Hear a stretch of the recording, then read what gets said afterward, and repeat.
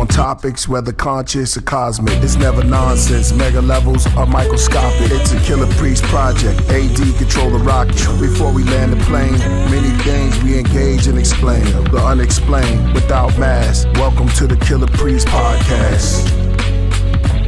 Killah Priest podcast.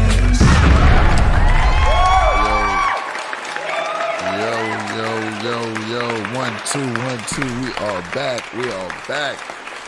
Oh man. Hello. How y'all doing, man? Welcome to another episode of Killah Priest Podcraft. I am your host, Killah Priest. I ain't Sheik from the Middle East. Running the rock is none other than AD. What's going on? Welcome back. It's gonna be a wild show. You already know. Let's go. Interesting week, man. Interesting week. Just got. Interesting week. Things been going down. Is you know, man, my heart goes out. R.I.P. to Hurricane G, for real, and her family. And my condolences goes out to her family.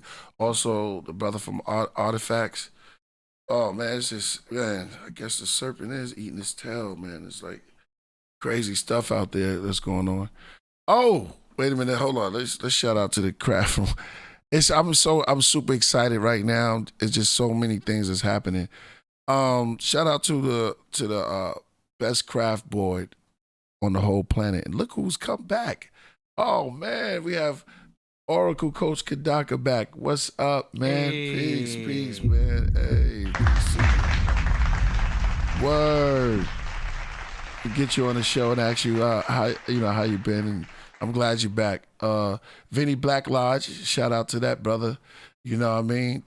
We call him the architect, man. Yes, indeed. Shout out to Napah Shadah too, man. I went to a show over the weekend to sit down. Yeah. Had a discussion with brother Sanchez. You've been busy, huh? Yeah, I've been busy, man. Been busy, man. It was dope, man. They were going in, dropping some real good jewels and stuff, and it was very, very deep and enlightening. You know what I'm saying? Very heavy. I also did Lord Jamal. For those who don't know, I did Lord Jamal last week. Lord Jamar, huh? Yeah, Lord Jamal. That's what I said. That's what I say. Shout out to Lord Jamal, man. It was a good interview. Shout out to Born, you know what I'm saying? Knowledge Born, you know what I mean? Shout out to everybody that's in the fam, you know what I'm saying?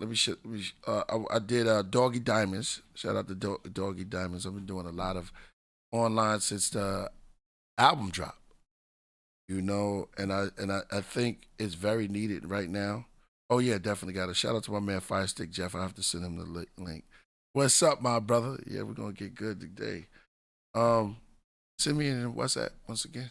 We'll have discussions, man. There's so many things have happened, going on. An album like Mr. Universe is definitely needed now. We know this is because the frequencies is like on fire.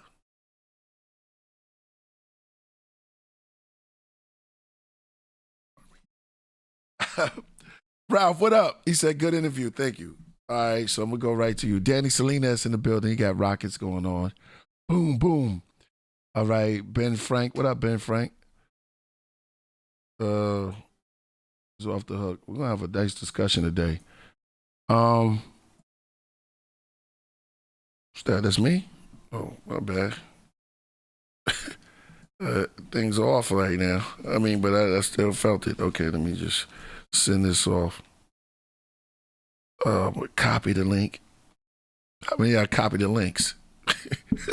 Yo, we in the digital world, man. You have to copy the link, put it down. Also, I mean, you're wearing several hats. You're not only the host, but you're the executive producer, and you handle your own booking. Hey. So you're doing several things at once for the show.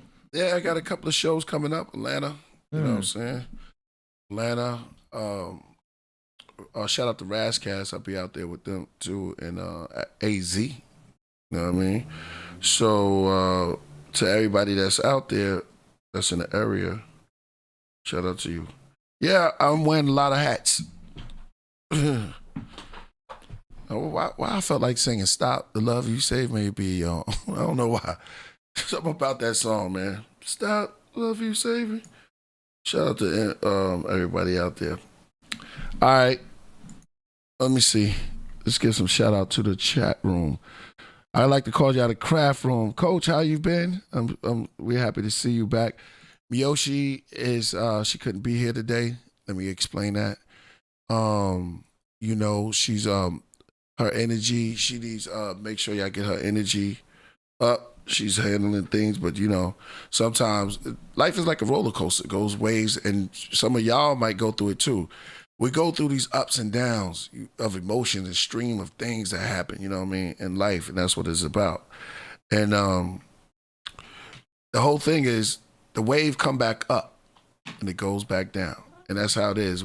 Everything moves in frequencies, you know, and waves, sounds, and energies, and it comes and you know, it comes to show us something, you know, so we need to all be together and learn from things because nature itself and the universe is trying to tell us things. We're always trying to tell nature and the universe what it is. I'm going to take this apple, take this fruit, and make it blend it into a smoothie because you want to drink to get your nutrients on. But we didn't know, you know what I mean? What about the animal that eats the seed? I mean, eats the whole fruit, goes somewhere and poop it out. Spread the seed of the tree. You know what I mean? It goes back to the ground and that cycle goes on. They're using us as we use them for good use. They have to spread their species. The planet is alive, yo. And you are too. Yeah. Indeed. Yeah, it's going to be a good discussion, man. We're going to open up the boards and we're going to have a discussion today. I was thinking about a lot of things that were going on, man. There's so many, there's Cass who got, can I even say David Icke? You heard what happened to Dave? David Icke? What happened? Oh, they banned him from Europe. They banned him from, I think he was banned from the planet Earth almost. It's almost like they banned him for everything, you know what I mean? It's like freedom of speech. Speaking too much truth. Yeah, it's freedom of speech, man. Sometimes it makes you want to think. You want to go back and be like, is it really freedom of speech? I mean, it depends on where you are, too. Yeah. I've been watching a couple of films from way back, like from the 1950s and stuff like that. It's kind of crazy. Like Twilight Zone-ish. They had a lot of subliminal messages back then. You know, they were kicking it with us, and the things that they were saying, I'm gonna share it with y'all one day. You know what I mean? I'm just going deciphering it, and we're gonna share it soon with y'all as soon as we break it down. I'm looking at y'all. Oh. How can I forget this? Shout out to Voltage, man. Today is Voltage's birthday. What? Happy birthday, Voltage. You might be joining the panel. You might be joining the panel too today. We might have Napah joining the panel. We might have a couple of people joining the panel. We have Vinny going to come and join the panel. We're just going to have an open discussion. You know what I mean? Ben Frank, that's right. He said, God is infinite. Balance is key. I love, man, this is some good words. Magic words that'll put you in good moods. I'm going to shoot a video soon for, I'm thinking Throne Seed. You know what I mean? I was going through it from Mr. Universe. Shout out to Jordan. We're going to have him back and we're going to talk about Mr. Universe and why we need 432 hertz right now. And that vibration going over us because we need certain frequencies. We need it turned all the way. What's the higher vibration than 430? I know it's very peaceful, very kitchen. So that's the tuning. 528 is the universal one. That's where I'm at. I'm pitching higher. Yeah. Word. Yeah. 528, and there's another one 920. There's a bunch of them. There's the whole solfeggio. You could rise above anything. Anybody put you in a box, anything, you could rise above it. So you can turn up your pitch Turn up your pitch a little bit. Like you turn up your volume, you can turn up your energy that way. You know, certain people want you in a box and they put you in that box. You know how it is. We view you as just this. So I see you. Aren't you the carpenter? Aren't you the carpenter? I know you. That's that dude from, you know, they said, yeah, that's that guy. We know him. He called the name Jesus of Nazareth. That's like saying, nah, man, you the carpenter. I know you. I know your family, man. Take these nails and get up there and do what you've been doing. You know what I'm saying? You got to be leader of souls and spiritual things. The third eye. You know, I was reading something about the third eye, how the lamp is the light of the entire body. Mm-hmm. The body of light. Oh, I'm going to save this for y'all because I know when they come on, man, this is going to be crazy. How I say if one single eye be the light of the whole body, it's like a lamp. That's esoteric. That's third eye. That's talking about other things here. And I know I got some cats going to come in. Killah B, good looking. Make sure y'all hit that super chat. He says thank you. He put from Australia. Put 5 in it. Put 5 on it. He said, the more you observe yourself, the more your future is created. Wow, we have a bunch of great minds up in here, and that's lovely. Without further doubt, I think we have the return of Haru coming. Also, we're going to have a nice, beautiful, open discussion, man. It's going to be good, man. Shout out to Gustavo, and shout out to John. John Newsom. John Newsom, man. Shout out to you, my brother. I love the cover. I love the artwork, and we definitely going to show up. We have an event coming soon. I'll be going out to what he said it was. Well, anyway, somewhere. It's not over the rainbow. So somewhere under the rainbow. Well, we're going to be there, and it's going to be an exhibit. It should be real nice. Well, happy birthday, Voltage. Happy birthday to you. All right, without further ado, we got 188 in the building. Says peace. Oh, there he goes. Voltage is in the building, man. Shout out there. He says Scorpio season. Sting us up. No doubt, man. No doubt. Yeah, shout out to him, man, and all the Scorpios out there. Oh yeah, 528. Oh yeah. Napah says 528. That's right. Then you got 7.83 hertz. Same frequency as the earth and as humans. We're vibrating today. Oh, man, my man is back. We're going to go in. We're going to talk about it. Without further ado, so everybody's coming to the panel. Come on. Without further ado, let's bring on Vinny. And the crew. Oh, yeah. Come on, man. Everybody through, man. What's good with you? Man? There's a lot going on, man. What's good with you? First, I'll say happy birthday, Voltage. You know, shout out to Vinny Black Lodge and the chat and everybody. You know, everybody in the Podcraft. Oh, you brought my main man with you. Was you sipping on coffee? So, pumped, getting ready. Oh, nice. Hey, Johnny. Yeah, Killah, you wanted the same panel you were saying. Yeah. So I tried. D-Marble was busy today, but I know Elijah's. He's on his way. He's going to be a little bit late, but Elijah's coming.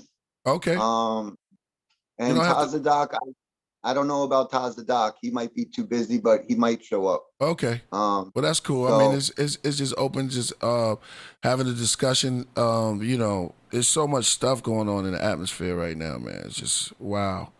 We got this, Killah. There's more than enough to talk about, brother. There's so much shit going on. We will light this on fire, I promise you. Fire time. That's what I'm talking about. Fire time. And yo, I fire want to say 528. I hear you guys talking about 528. And Killah, you remember when we met and we talked about Anthony Hilda and all that stuff that I was involved with? Right.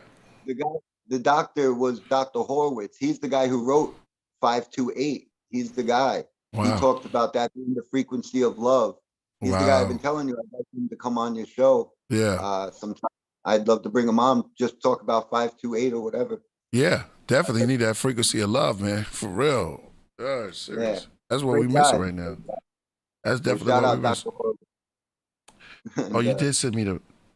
Did I send it to him? Hold up. Yeah, I did. Okay. Okay. All right, man. Somebody said it's atmospheric pressure. I do feel that. It's definitely a pressure going on. Okay. SK says, welcome back, my beautiful Empress Coach Kadaka. Heart. No doubt. Word. Yeah, I said Philippine. Killah, I wanted to say something to get it out the way. All right. Because I know you want to talk about the agenda, the New World Order agenda, the Bible and stuff, but something that people weren't ready for is, like you're talking about the change of the atmosphere and this and that. Well, we just had this time shift, right? Where they made us change the clocks back. Right. Now all of a sudden it's a lot darker and this and that. And I've talked about in the past where I've made comments, I didn't really get much into it about what people label it as Pac-Man or Square Earth, things like that. Right. This is part of the reason, and I'm going to say this to flat earthers too. I don't understand how the sun and the moon could jump dramatically in the sky in one day and it not be seen anywhere. That couldn't happen on a ball or a circular dish. To me, the only thing that makes sense is actually the Book of Enoch, which the Book of Enoch describes it as the sun and the moon are going in straight lines, and they go for like certain days. Like he'll talk about, well, I seen the sun go through the third doorway or portal for 30 days, and then it went into the fourth doorway, and then it goes into the fifth doorway. So it's literally going through doorways. And the fact that I've been watching the moon in the south part of the sky for weeks now, and all of a sudden the other day I wake up and the moon's coming at me way further in the north, like at least 30, 40 degrees change in the sky. That's not gradual, and nobody explains that. Right. Nobody has a valid explanation for me. And that is why I believe it is the Book of Enoch. You could also call it the simulation theory. I know you got into that with David Icke and people, but the simulation theory is going to basically be saying the same thing in the end. So it is, to me, almost like simulation of Pac-Man, where it's going and then it's coming up on the other side. That's why nobody's seeing the dramatic jump. Everybody, whether you're in Japan, Africa, America, we're all seeing the same thing, right? We're all seeing it start to get bright, and then the sun starts to come to us. But all of a sudden, you're seeing it in a different part of the sky. You froze on us? And it wasn't gradual. Yeah. And there's enough evidence. And, maybe Elijah might jump on that later, that topic. I mentioned it to David Weiss also. I mean, I think this is something that people need to look into. Right. I talked to Lord Jamar about this months ago. Right. It's something that all of us can do. You don't need to listen to anybody else. Everybody go outside and study the moon and the star, look up at the sky and do your own research. And to me, it's common sense. And I just wanted to throw that out there because I feel like they do this, taking the hour away and adding an hour to kind of hide this fact that there's a dramatic change. Right. It's not a gradual one of a minute or two a day. It gets lighter. No, it's a big jump because it literally went through into another portal. And that's what I'm going to stick with until someone proves me wrong and can explain. I think the most important thing, Vinny, I think the most important thing in Killah, the most important thing going on here is to realize that all of the trusted institutions are frauds that push a bunch of BS and lies for the purpose of enslavement. And the stuff that Vinny is talking about is things that we are trying to arrive at on our own by being our own scientists. We have been lied to. So you look up and you're your own scientist. What is real science? How many times have they said this? How many times have you heard this? Trust the science. Trust the science. No, what you have no idea what we're talking about because there is no trust in science. The purpose of science is to be verified. It's observable, testable, repeatable. There is no trust. When there's trust in religion, and that's what it is. Science is a fake religion. You look up at the sky at night, pardon me, you look up the sky during the day with both the sun and moon present, and they're the same size. They're the same size. Now, the experts say, don't trust your eyes. You are the scientist. You've made your own observation. Sun and moon, they sure look the same size. That's how an eclipse works. An eclipse wouldn't work if the sun and moon weren't the same size. You know what? It's just an optical illusion. Trust the experts. The experts say that it's actually the sun is 400 times bigger than the moon, and just by coincidence happens to be 400 times further away. And so it's just an optical illusion. Well, we can either believe what the frauds in the white lab coats tell us and the BS they feed us, or we can make our own observations and throw the BS flag on the experts and say, are you kidding me? Even if that were true, that occurring by random chance, it's impossible. Killah. There's no way that's occurring by random chance. So if that's what they claim, then they have to admit some sort of an intelligent designer. You don't have to say God, but some sort of very powerful being that did that, because there's no way that's happening by random chance. And that's not even the case anyway. So bottom line on any of this stuff is you've been lied to. You've been lied to. So, and I've got some proof of that on the Russia-Ukraine war when you're ready. Right. Oh, definitely. Yeah, I do believe that we've been lied to, man. I mean, we definitely. Hey, Priest, can you hear me? What's up, Jeff? We got Jeff in the going building, on, man? Shout out, Jeff. I want to add something to what the brother just said, and I want to talk about the sun really quick and the stars really quick. I won't get long-winded and go crazy with it. But you know about the lines of longitude on the globe, right? And I'm mocking tonight. I'm wearing a SpaceX hat, mocking them because I don't believe in that. You know that. But so the lines of longitude, basically, if it's 12 o'clock in a certain area in Alaska, it's also 12 o'clock in a certain area of Antarctica, if you follow those lines, right? Right. Okay, so they tell us the sun is 93 million miles away from the Earth. Right. The word away pertains to horizontal. If you say, get away from me, you want me to walk horizontally away from you. You don't want me to vertically fly up above you. So something 93 million miles away is shining light down on the top of the ball and shining light up on the bottom of the ball at the same time. That's impossible. I mean, and I'm not going to tell you to do nothing crazy, but ball up both your fists right now. Ball up both your fists. Okay, one fist is the sun and the other fist is the earth. Separate your arms far as you can. Okay, do you see what I'm saying? How can your left hand shine down on your right hand? Wow. Yeah.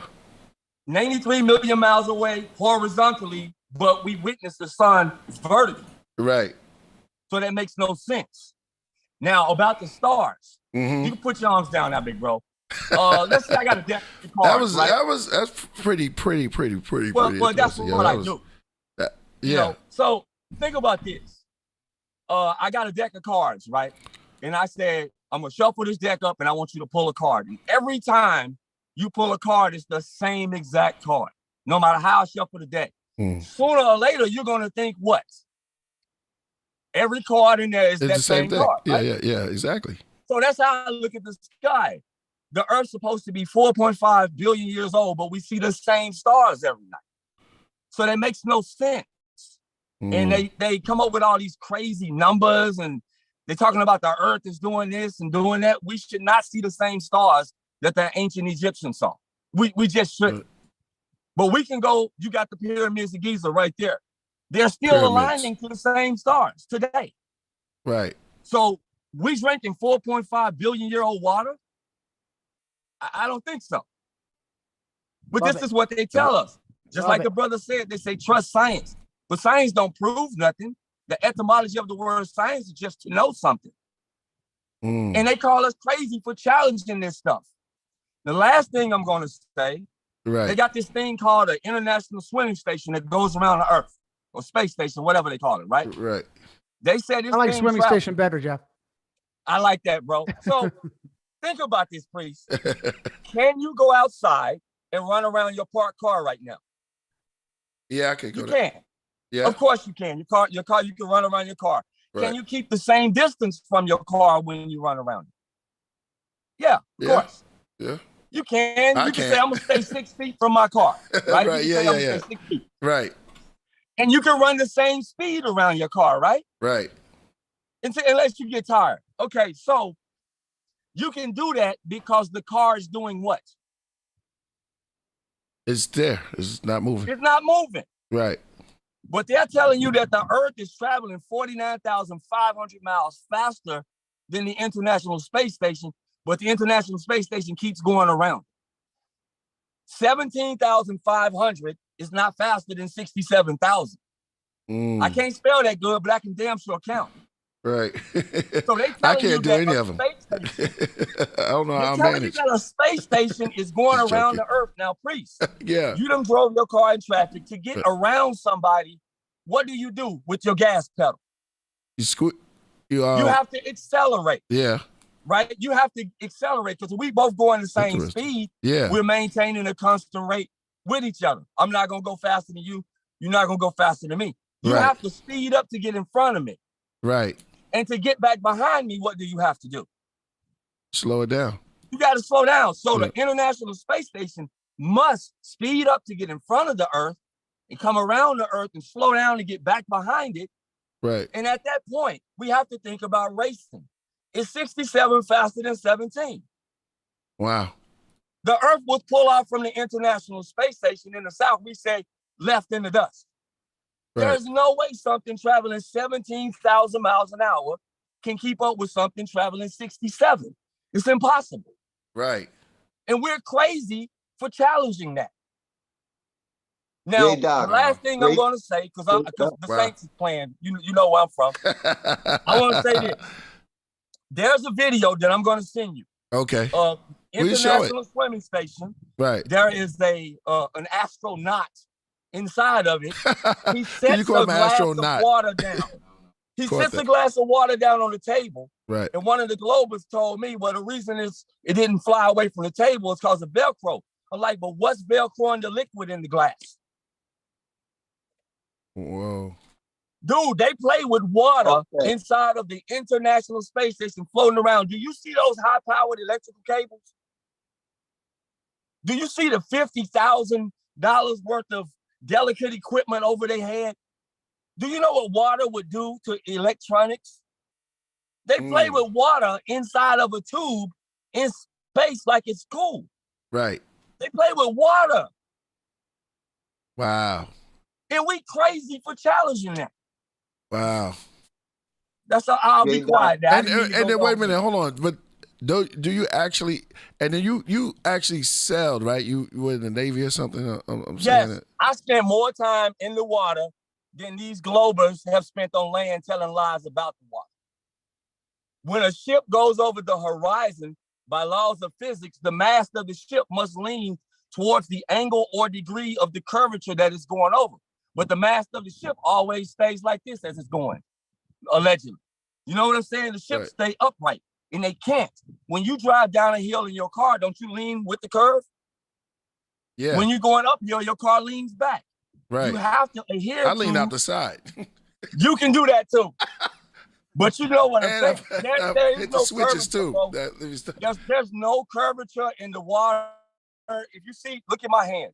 Right here is the high point of the water. Water would roll this way and that way.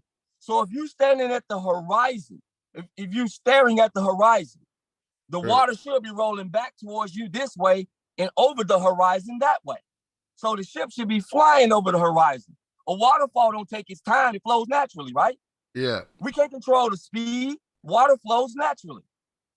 Right. And I spent many years in the Navy. I can assure you, our submarine maps, they look exactly like flat Earth maps. Our navigational maps look exactly like flat Earth maps. But, you know, it's going to come a time when we can't even put this on like Instagram. They fact checking us. But I posted something about Santa Claus and reindeer and delivering toys, and it never got fact checked. But if I say the Earth is flat, I'm getting flagged. So they believe that Santa Claus is more real than the shape of the Earth they actually live on. That's crazy, bro. No, it's slave checking. It's slave checking. They do the same thing with the vaccines. They do the same thing with the false flags, the mass shootings. Anytime that you have a chance of breaking free, anytime that you have a chance to think for yourself, where you're catching them on lies, they fact check you and crush you. Yeah. So just we're gonna need our own platform soon. Just a disclaimer. We're gonna have to come up with something. Just so that we're ahead of the platform. Those that are listening and everything. We usually call it like the Maxine. We got to speak in code because we actually got in trouble with the episode we did with DI. With David Icke. I said DI. With DI, yeah. So we're just trying to be cautious. I know you guys already know, but we'll gotcha. No.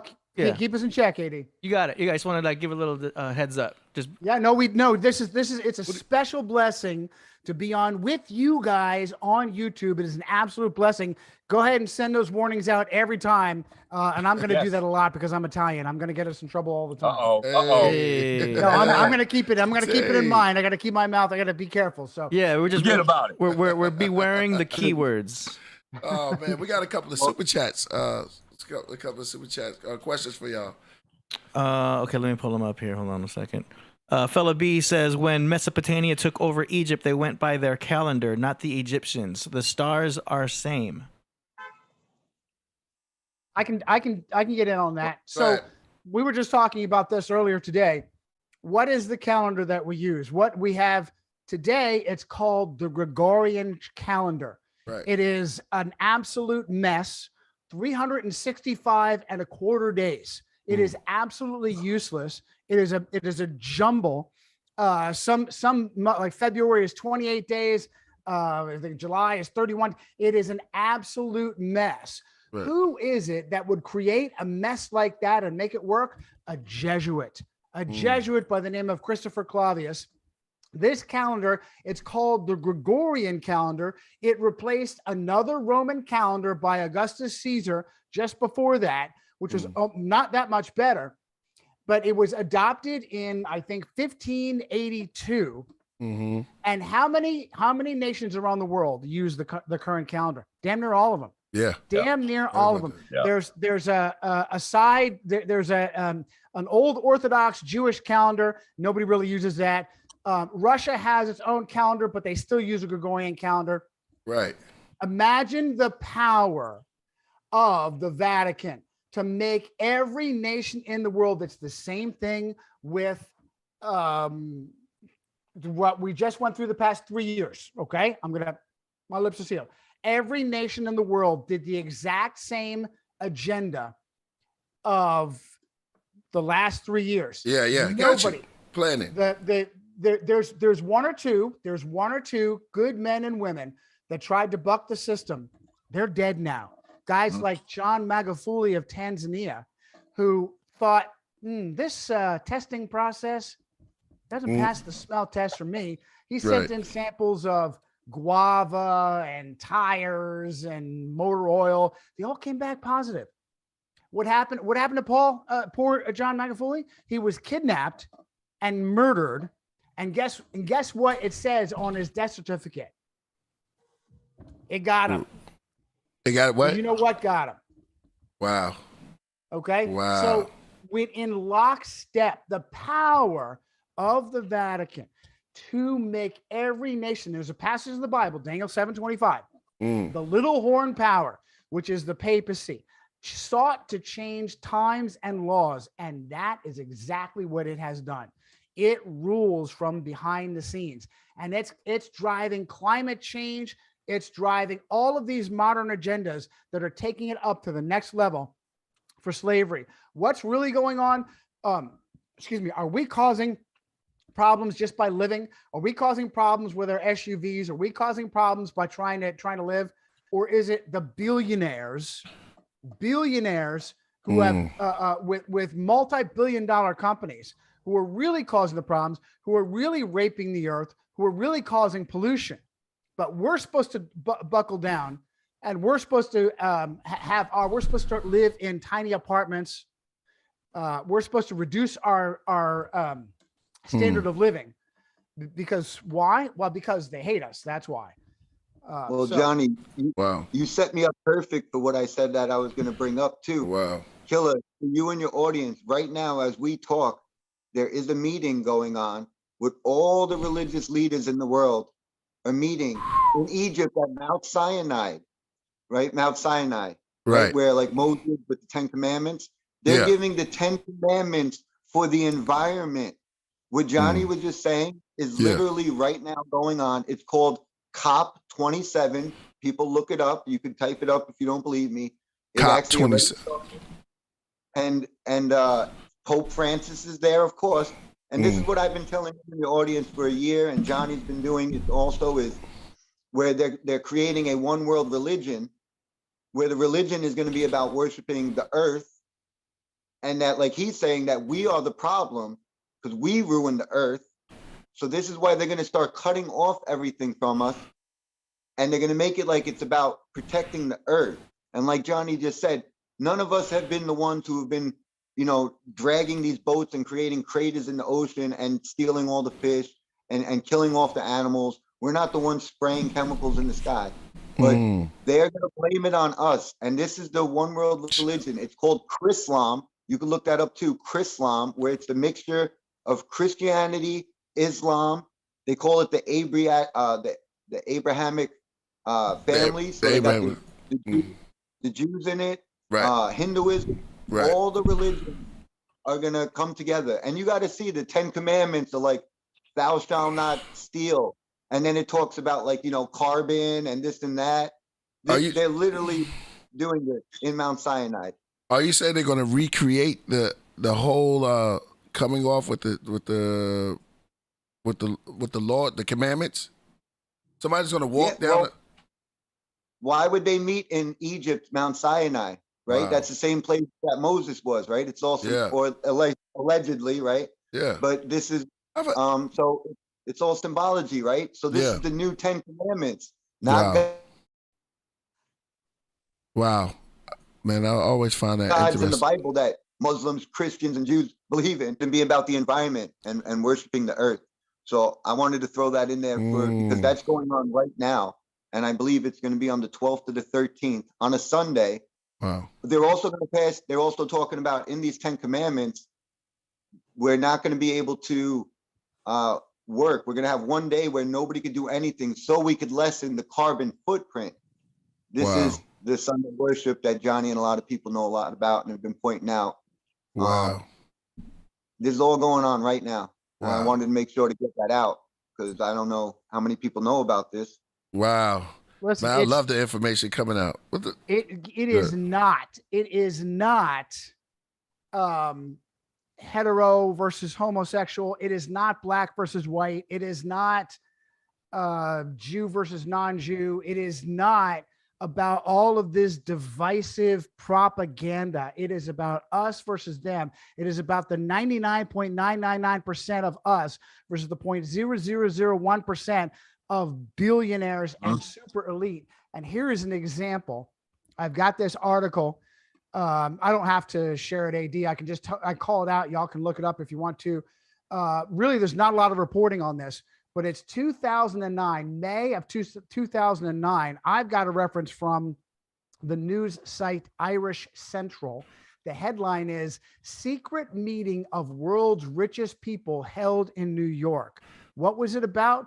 Well, the original story says, hey, they had a secret meeting so they could figure out how to conduct philanthropy. They all wanted to be Santa Claus and they needed to do it in secret.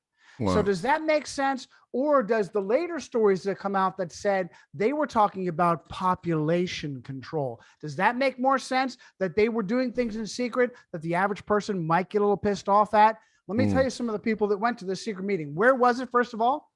It was at Rockefeller University, and the Rockefeller family are about as bad as it gets, but they're still only managers.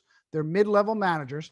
And the people, they were all super rich. Here are some of the names. Some of the names, not all the names. Warren Buffett, Bill Gates, David Rockefeller Jr., Oprah Winfrey. Pause. Now, if anybody thinks that Oprah is with us, if Oprah is with blacks, if Oprah is with minorities, no. No, she is with herself. She is with them. She is with their group because she's got the money. George Soros, Ted Turner, Michael Bloomberg, Rockefeller University. And they had all this stuff, all this secret meeting to get into what's the next scam where we can mass murder human beings. And we just lived through one for the past 3 years. Look into homes, particularly in New York, elderly homes, the hospices. Look into the mass death at the hospices. When people foolishly said, you know what, mom, dad, grandma, grandpa, they're just too much responsibility, too much trouble. They need to be driven around. They need constant care. They're not able to be on their own. I've got to find some place to kick them off. We're going to put them in a hospice. Oh, by the way, the hospice concept created by the Roman Catholic Church, Nathaniel Hawthorne, the great author, the great short storyteller, his daughter was a mother, a nun in the Roman Catholic Church. She created the concept of going someplace to die with dignity, kind of like where Mother Teresa mass murdered people and trafficked in children. Wow. The murders and this is Andrew Cuomo, Roman Catholic, far left Andrew Cuomo, son of Roman Catholic, far left Governor Mario Cuomo, son of Cuomo. Nobody else was qualified to be a governor in New York. Either that or elections are a fraud and we live in a feudal tyranny. Oh yeah, by the way, their brother, we jokingly call him Fredo Cuomo, would never have gotten on CNN if it weren't for his brother being there, whether they're fired or not. Right. Where did they go? Did they go to jail? No, they went back to their mansions, kicking back champagne and baby bodies. So the mass death of the elderly homes, so bad, Killah, so bad, AD, thousands of elderly were murdered. Thousands. They actually had to hide the numbers. You can look this up on the internet. New York State hiding numbers of deaths at elderly homes. They were murdered. They were mass murdered. And what happened to Andrew Cuomo after he stepped down? First of all, another far left Roman Catholic, a female this time, took his place. She's even worse than he is. Right. He didn't go to jail. He's not waiting for sentencing. He got a $5 million book deal. What's the book about? The book is about what a great job he did during the past 3 years. The word I won't say. Can I say pandemic? During the past 3 years. $5 million. And a judge said, you know what? That's good. There's nothing wrong with this. You will get all $5 million for what a great job you did mass murdering the elderly. Wow. This is crazy. Whistleblowing time. I guess it's coming in hard. That was a whistleblower. It's crazy. Well, it's like when you look at it, it's like, okay, it's not too. That is like right on point because what we're doing, we're speaking up. We're speaking up against things that have been happening the whole time, and control. It's like they control the way we think. They control the way, they put the words in the books and stuff. I mean, this thing is happening in classrooms, outside the classroom, right?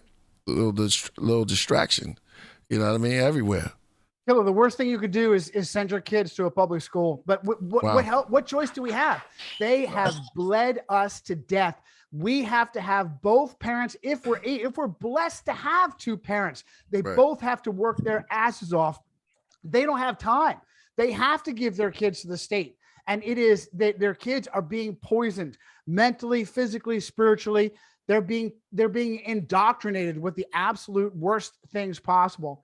Right. And it has nothing to do. Every time we start to wake up, they throw in some sort of divisive outrage of, like I said, men versus women, gay versus straight, black versus white, and they create these false flags of, whites being killed by blacks being killed by whites, blow it up in the news, and a lot of times it's completely fraudulent. A lot of times you have these players, these Freemasons, helping to make this stuff happen, to keep people distracted with emotion and hatred so that we don't see what's really going on. And it is the chance for us getting together to break free of this prison that they desperately are afraid of. That's why they have this so-called cancel culture. That's why you cannot make these statements on Facebook or Twitter or Instagram. You will be crushed because you are extremely dangerous. And the good news is they would never do this if they weren't deadly afraid. They are absolutely in hysterics over the fact that people are starting to wake up, that people are starting to see through all this. Let me give you a quick example. Two quick examples, either Tuskegee syphilis experiments or AIDS. Both of them, particularly AIDS. Why is Anthony Fauci the poster child for what we went through the last 3 years? Because he proved himself with AIDS. AIDS is 100% a scam. There is no such thing as HIV. Right. There's no such thing as AIDS. What was going on was back in the 80s, gay men were being encouraged to let it all hang out, to really revel in these no pun weekends, intended. To really get into it, go have parties and orgies, and the sky is the limit. Right. No limitations. Listen to me. They were being told no limits. And any normal, mature human being knows you've got to have limits on what you're doing, no matter what it is, whether it's chocolate or love or sex, you've got to have limits, because you put no limits on and you're going to pay the price. And that's all that happened. So you've had these gay men starting in New York City, and they were just going all out, drugs, alcohol, smoking, cocaine, and worst of all, they were taking something called poppers, which is amyl nitrate. Right. And poppers would facilitate particularly homosexual sex, help you to get high, help you to relax your muscles. And that what Jeffrey Dahmer, sorry to cut you off. Is that what Jeffrey Dahmer was, that was his thing, right? I was just thinking about that.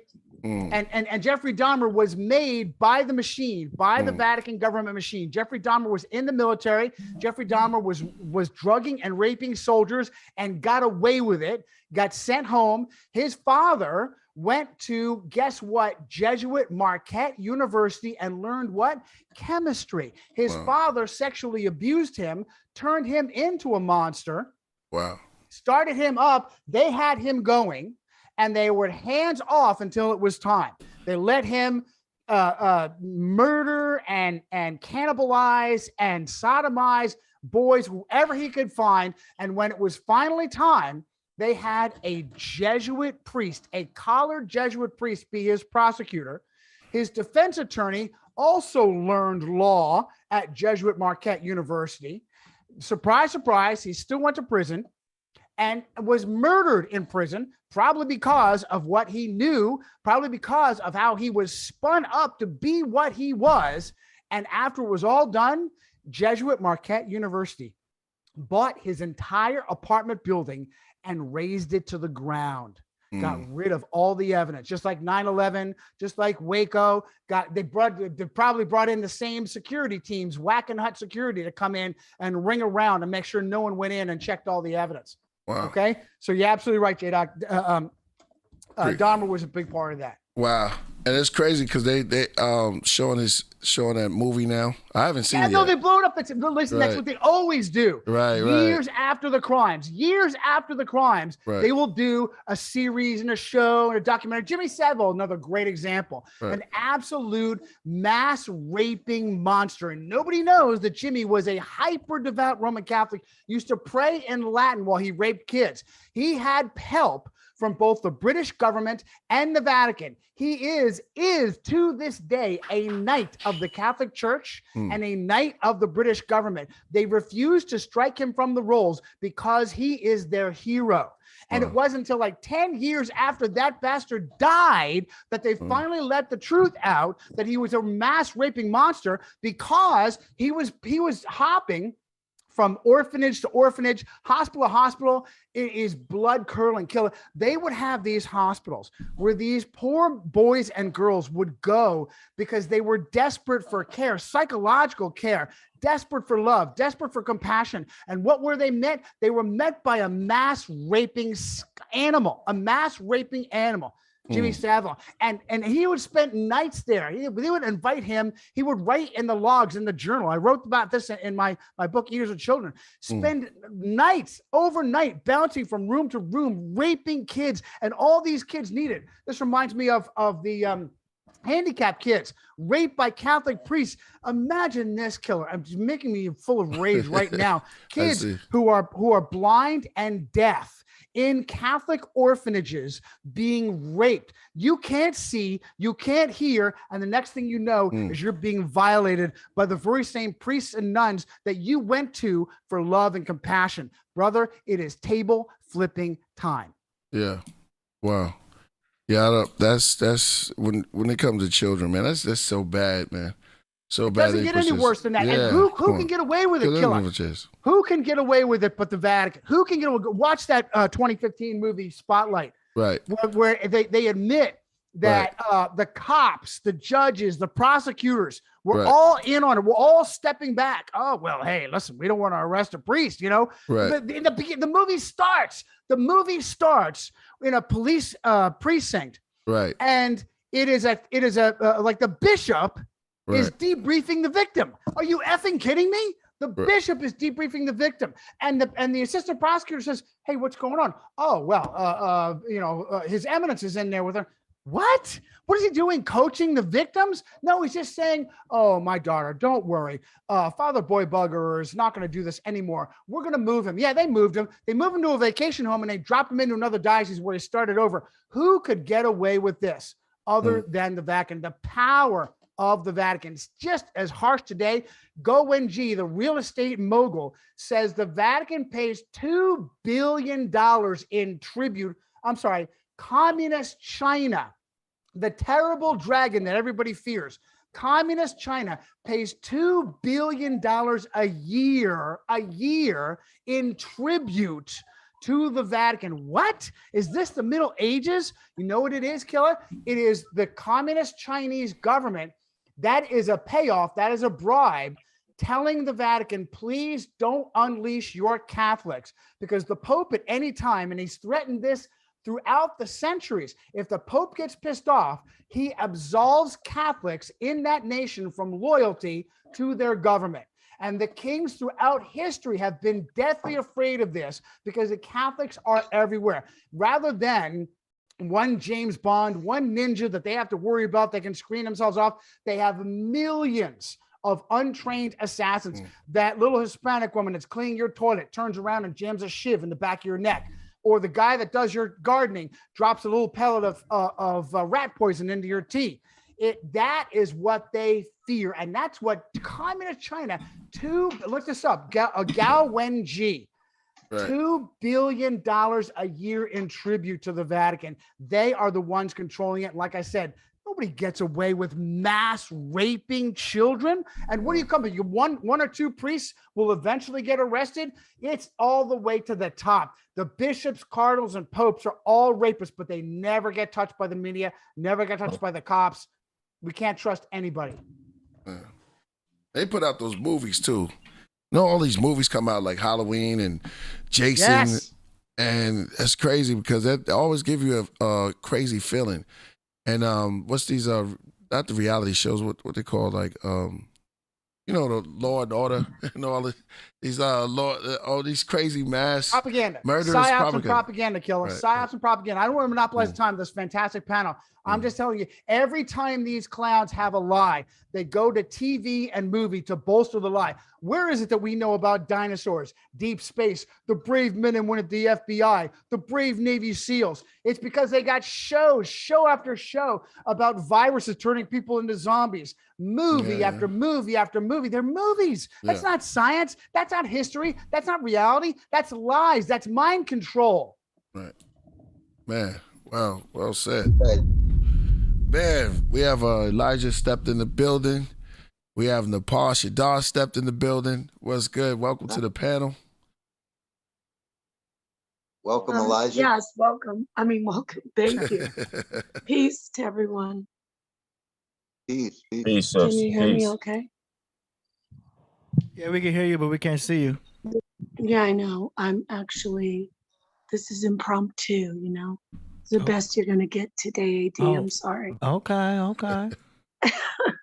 You can't see my picture? Yeah, we see your picture. Hey, it's on and popping. All right. It's on So right now. I'm listening, and Yeah. wow, this brother's on fire. He's going in, decoding all of the what do you call it? The Illuminati? Yeah. This is the power. Yep. Yeah, Yeah, the Illuminati. Why they didn't change their name yet? He's a red-pilled soldier. He's crazy though, right, Vinny? He's crazy. What up, Love you, Elijah? Elijah. We're Definitely, crazy. absolutely crazy. I'm crazy. I'm local. We're all crazy. We it's all nonsense. The things that we sense with our actual senses, at least the ones for the physical, that's insane. But the things that we can actually experience, and all of these other stories and narratives that these people have, like that stuff is real. Sure, I'm crazy. That's right.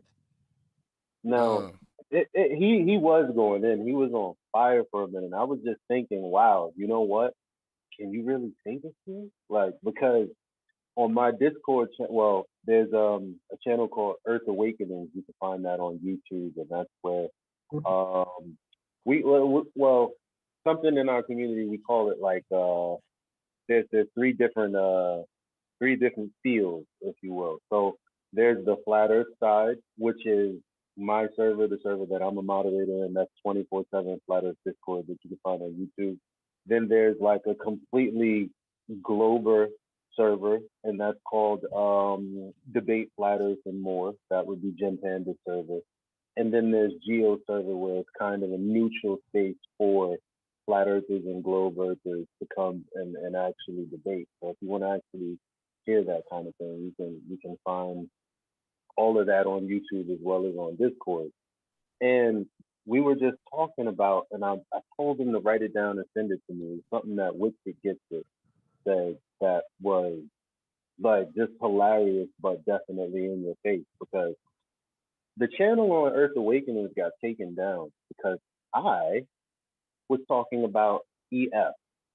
I know those are the initials of my name, but I can't say it because I don't want your channel to get taken down. Right. EF. Okay, let me put the camera. Think about what's going on right now. What are we having right now? A discussion, dialogue. No, I'm sorry. I mean geopolitically, what's going on? What time is it? Damn, it's time. Oh. Election. Look at this. Yeah, I need election. That's right. Right. Got you. So I go too deep, man. I'm trying to figure out. I'm thinking of that. So there's a lot of stuff going on. Go ahead. I mentioned EF, right? Because in 2016, and I'm just a young buck.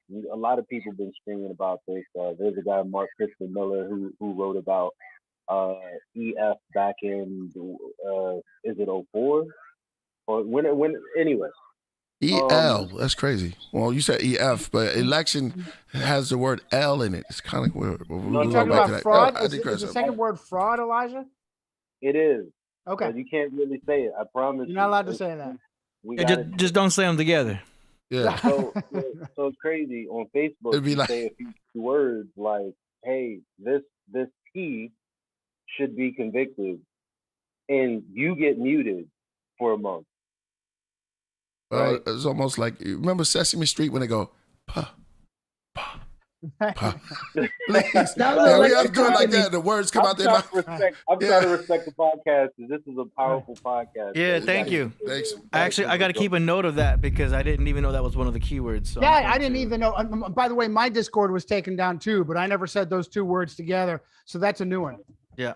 Probably because I was bringing the real shit. All right. They talk about VF. You could talk about that till the cows come home. You could point your finger at the other side and go, no, you're doing this. No, you're doing this. And really, brother, hello, from the other side, let me shake your hand. It's them doing this. But the problem is people don't pay attention long enough. So they think it's like this side versus that side, when actually, if you pay attention, regardless of what side you're on, you'll realize there will be an inconsistency with what they promised you and what happened. And then there's always some justification that you can't validate for yourself, but it's their justification and you have to eat it, you know? So the channel got taken down because I wanted to bring up a real lawsuit that got dismissed because the judge specifically was like, I don't want to, look, I can't be the one to do this. I'm going to have to pass this on, basically, you know? Yeah. So you in my house. You play a ball on their court. It's like, you know, and it's funny, it is a court that you go to. Shout out to the late great Jordan Maxwell. It's a court. It's like where they play a game at. You know what I mean? So it's like when you go up in there, you got, you know, it's part of that game that that they going back and forth, wearing costumes and suits and stuff like that. But I want to get want you. It's WWE, Killer. It's World Wrestling. It is the same fraud. The reason why Elijah would be beat down over that is because they want us to stay in the system, stay on the plantation, stay and believing in vote, pay your taxes. You really should be doing neither. Do neither, because no matter what you do, you only get two choices, and they're both utter frauds. I love to use these examples. There's actually something that I'm to the so-called right of the spectrum, and yet there was something I absolutely believed in for Barack Obama. Pause. Does anybody know Barack Obama was a community organizer? Does anybody know that he was trained in community organizing by what? A Jesuit priest named Greg Galuzzo trained Barack Obama in community organizing. One of his campaign promises was to close Guantanamo Bay. Guantanamo Bay, the vicious black site, the rendition site where innocent people, I have seen it myself. I've seen it in Iraq, people getting arrested without proper cause, without due process. And what happens? Innocent people get sent to these hellhole prisons. Why do they have it there? Why do they have it in the, why would communist Cuba, our enemy, the home of the Castros, oh, by the way, Castros, all of them, Fidel in particular, trained 3 times by Catholic institutions, 2 of them by Jesuit institutions. Mama was a hyper devout Roman Catholic. Brother Raul was a good little altar boy. Why would our enemies in Cuba allow the CIA and the Navy to put a prison torture hellhole there at Guantanamo Bay? It's because Cuba and America all answer to Rome and the Vatican. The purpose was, is to this day, is to take innocent people, torture them, make them miserable, make them hate the United States, then release them onto the battlefield where they become terrorists and perpetuate the fraud of the global war on terror. I believed in that, and guess what? It never happened. And I told people that Donald Trump will close the borders as fast as Barack Obama closed Guantanamo Bay. Never. What the purpose behind that? You think about it. It has nothing to do with Hispanic. It has everything to do with Roman Catholic. The vast we got 2 cats up there. I see a cat back there. As soon as you said cat, right? It's like Catholic. It's like 2 cats. I see your cat, but Hito just came through. Shout out to Hito. What's the name of your cat? Not to change the subject, but I know it's on and popping right now. That's Nicholas. Oh, St. Nicholas? Nicholas, yep. Oh, okay. Man, I did kind of want to, like, I kind of probably was spiraling, but I just wanted to make a quick point, and I wish I could have written it down so it could be much more concise. But the point is, I'm a grown-ass man, dog. What am I doing with a group of other grown individuals sneaking around about what we can and can't speak? Like, that's insane. Wow. Hello? Anybody thinking about that? So there are things that we can't say now in 2022, obviously. Right. And they just say reason. But for the people that believe them, have faith in them, the justifications that they give you make sense.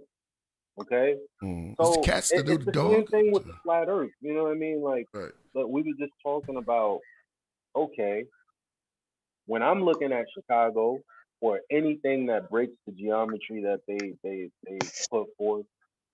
All I say is, wow, there's something in my line of sight. I see it. But they have to say, oh, wow, I see a mirage, illusion. I say, I don't sense any movement. I see things moving in the sky. They say, actually, it's us moving, and the things relative to us in the sky are not moving. Illusion. I say, well, what about the eclipse? The eclipse is happening literally. It begins in what, an hour, and you can watch that sucker until it's actually a stellium eclipse where you can watch both the sun and the moon in the sky at the same time. They're in the East Coast, right here in New York City. If you're here, get somewhere high if you can, somewhere unobstructed where the horizon is where you can see as much of it as possible.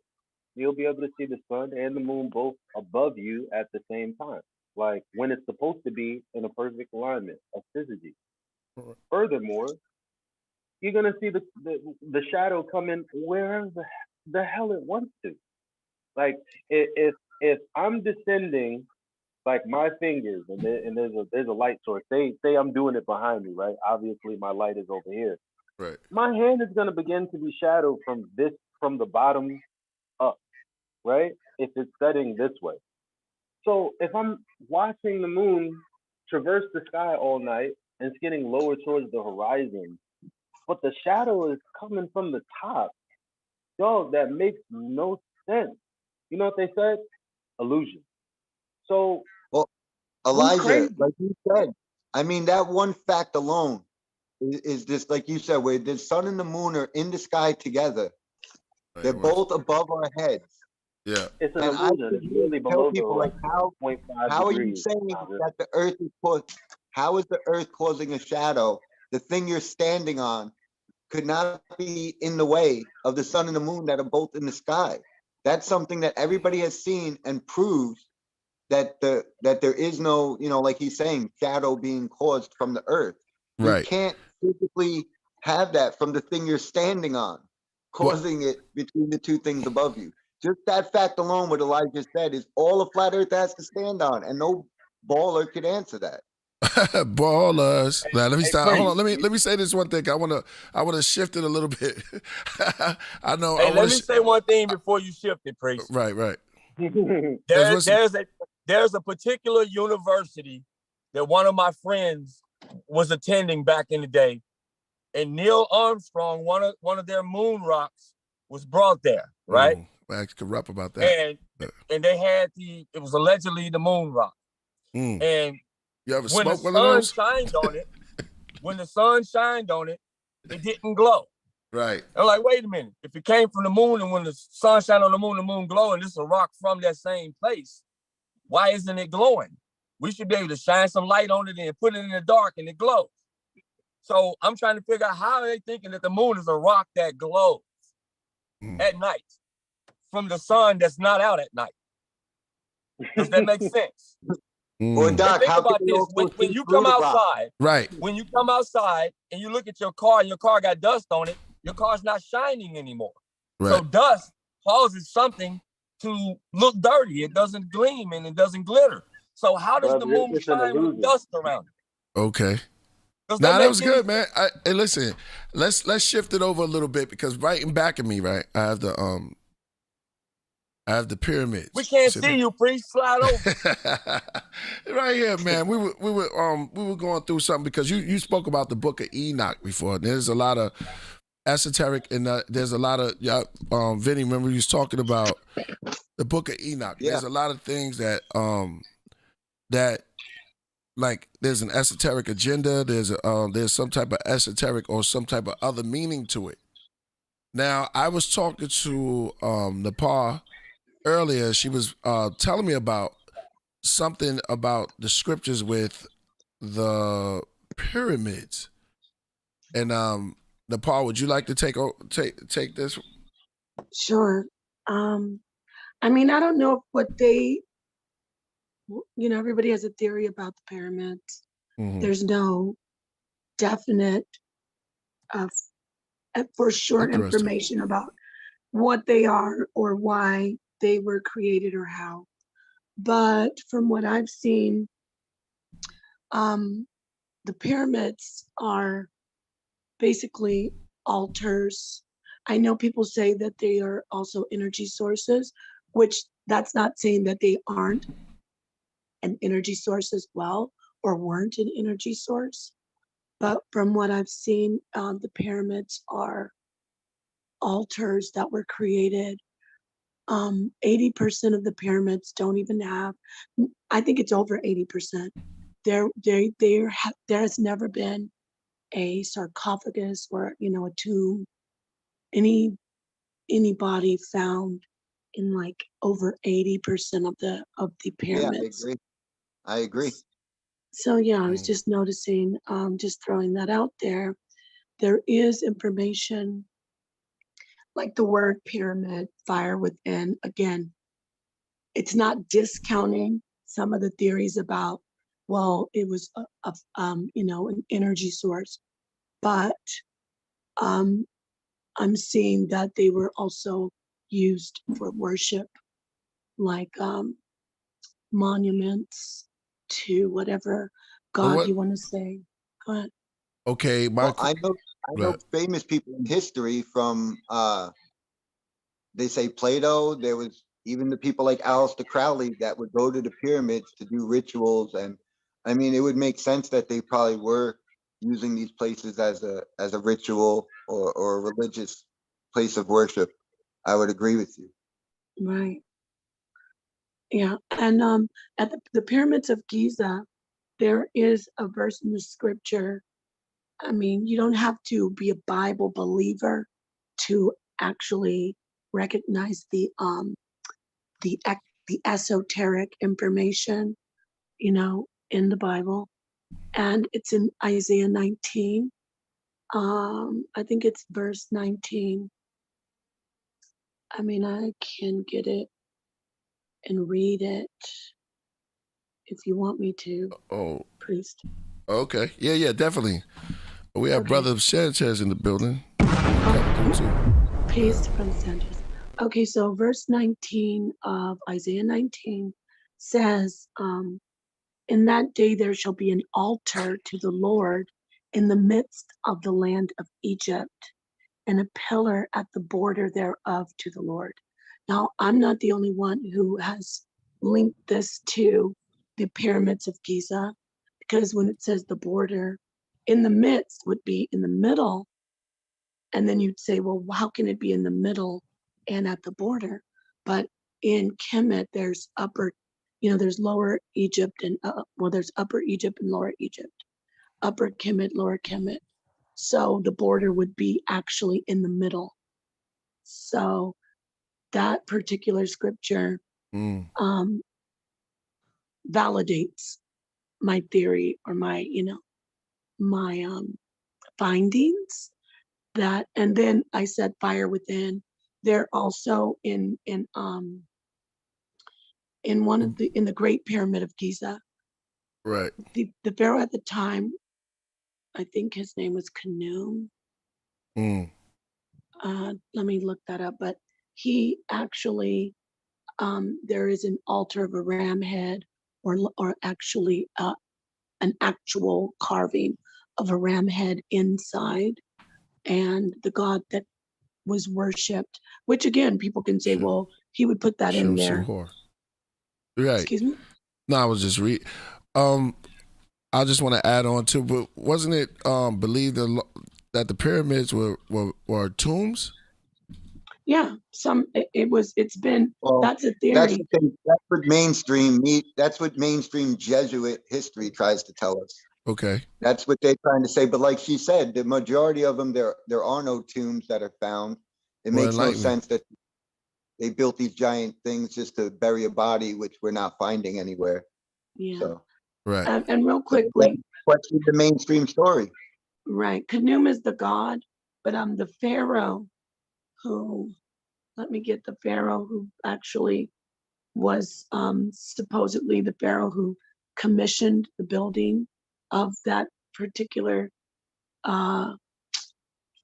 I call it a temple or altar, but it's a pyramid. So let's see. There's somebody in the crafters. They said they feel a little warm light on them. That's good. It's a good thing. It's a good. The lamp. Khufu. Yeah. His name is Khufu. So Khufu worshiped the god Khnum. That was the god of Khufu. And the ram god is linked to Khnum and Ra. And then we look at in the Torah when we go forward, that God is, said the Lamb of God, which is still Ram, the Lamb of God, the horn. They always refer to the horn of what is it? The horn of Zion. Or always references to to a ram or a lamb. So basically, I was just pointing that out.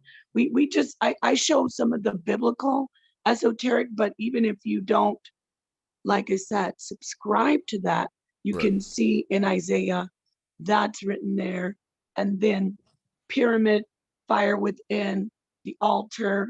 And then also I spoke to Sophia Stewart a couple of weeks ago, and when I interviewed her, she was pointing out that the Ark of the Covenant was the actual battery, right, for energy, and that was in the tabernacle. And whether or not you subscribe to the story, we're talking about what's written in the ancient writings, right? I like to repeat that because you don't have to subscribe. This isn't about you. I'm not proselytizing. This is what has been written in ancient text, and that particular tabernacle, there's a fire at night coming from the tabernacle, from that holy place, and in the day it's like a whirlwind. So that could be an indication of some type of energy being either emanating from it or being pulled to it.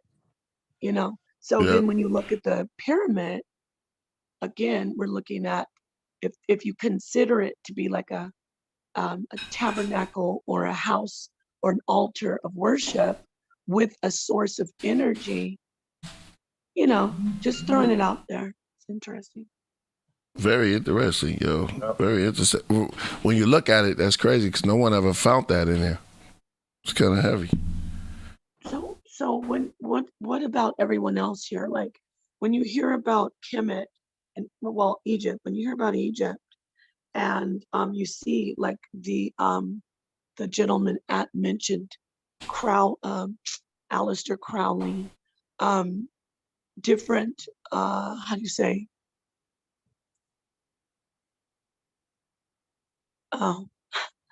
Different. I have to read this text. Right.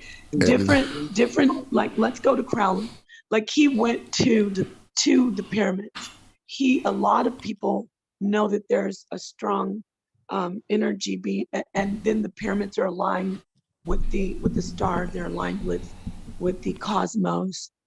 I want to hear from everybody else about the significance of that. What you think the pyramids represent? I will tell you that I'm going to connect the dots. That all that great stuff that Vinny and JDoc and Elijah were talking about before we went to pyramids means we need to question. NASA has 2020. There was a $22.6 billion budget. But that's not right. No, but you went somewhere else. I think she wanted to. On that no, I'm going back to the pyramids. Okay. I'm going back to the pyramids. Okay. So connecting the dots, we have been lied to. Look at the pyramids. The structure of the pyramids. You can't even fit a razor blade between those stones. The pyramids haven't shifted in hundreds of years. Zero shift. There is a technology that went into the way the pyramids are perfectly aligned with the rising and setting of not just the sun, but also very specific stars. I think Sirius is one of the important stars. There is a technology at play. We have been lied to. There's no way. Where do we get our knowledge of how the pyramids were built? Movies of just thousands of slaves trudging up and one brick. There's no way. There's no way. We have been lied to across the board. It is us versus them. It is a slave system. And this information, this critical secret information, has been kept from us. And only good people like the ones on this panel will help us get there. Stop trusting the system. You have to ask questions. You got to be your own scientist, your own journalist, your own healer, you name it. You have to, your own pastor. You have to do it yourself, because every time you boot your responsibility to an expert, they're lying to you. Wow. Well, there might be a caveat. When you're like thousands of slaves, the caveat is that they were willing slaves, like we are today. Well, I don't see any evidence that they were slaves pulling them on ropes. I think it's another made up story. And the thing I want to add about the pyramids is I've brought this up a bunch of times, but maybe some people didn't hear me say it, but there's pyramids all over. It's not just in Egypt. You know, I think that we always focus on the Egypt ones. They're always pushing the Egyptian ones, but there's literally pyramids in every country, you know, all over the world. Over 200 in China. And none of these countries, when you look into the history, take credit to building it. They all the countries and people that we deal with right now, none of them take credit for building them. They all say that it was here when they showed up. That goes for Egypt also. I mean, I've seen a guy, he was like a high priest who like lived right by the Sphinx, and he was like, yeah, these are made up stories that the church is pushing. None of them take credit. They weren't pulling them, you know, it wasn't slaves pulling these on ropes or anything like that were building this. This stuff was here. So that's why I get into the old world a lot. And I'm saying that this had to be, like Johnny said, a high technology these people had. A lot of these things look like they were built for giants. I still don't understand building 20-foot archways and this and that for 5-foot, 6-foot people. You know, so to me, that's the Babylonian old world. I don't think anybody in the recent world has built these pyramids with slaves. This was before. Then to answer her question, to get into the reason, yeah, I agree. These weren't burial tombs. Nobody says that either, other than these liars who control the narrative. There's no bodies being really found in them unless they were stolen a long time ago and we just don't know. I would assume that it was for rituals, like she's guessing, and that's why you got these occultists like Aleister Crowley, Jack Parsons, a lot of these people that went to these pyramids and they do rituals for 3 days and taking drugs and are having these experiences. So I'm sure they know that because in the past that's what Babylonians were doing, and that's my guess. I can validate what Vin. I can validate Killah. I can validate what Napah has said, particularly about Isaiah 19:19, connecting the Great Pyramid of Giza to Isaiah 19:19 and an altar and pillar of God. Why would that be buried? Why would that be kept from us? Why would that not be allowed? Because it gets human beings in tune with their divine spark, with who they are. The same reason we get told that we are a cosmic accident. The ridiculous theory of evolution, which is not real science. The ridiculous idea of spinning globes, a big accident, this ridiculous concept that slaves put together, this magnificent altar that is used to get in touch with the Creator, that they want desperately to keep us as slaves, as mindless factory fodder.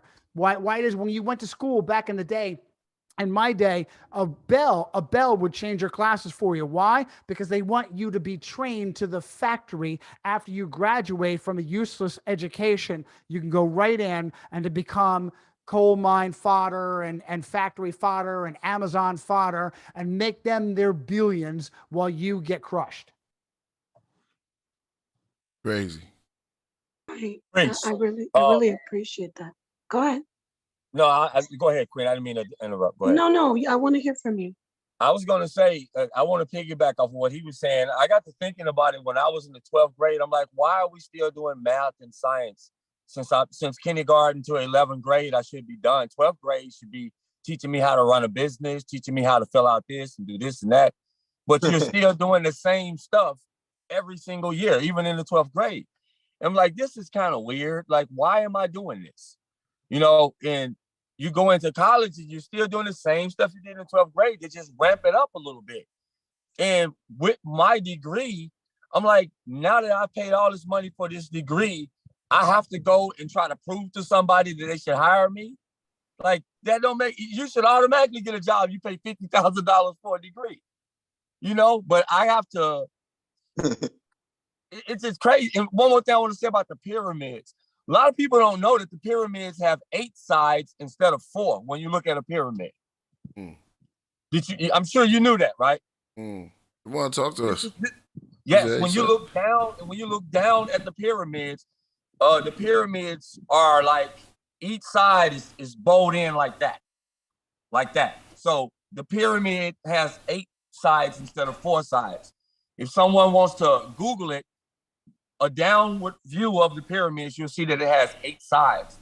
And the photographer realized that when he caught the shadow hitting it just right. And I never knew that until like a few years ago.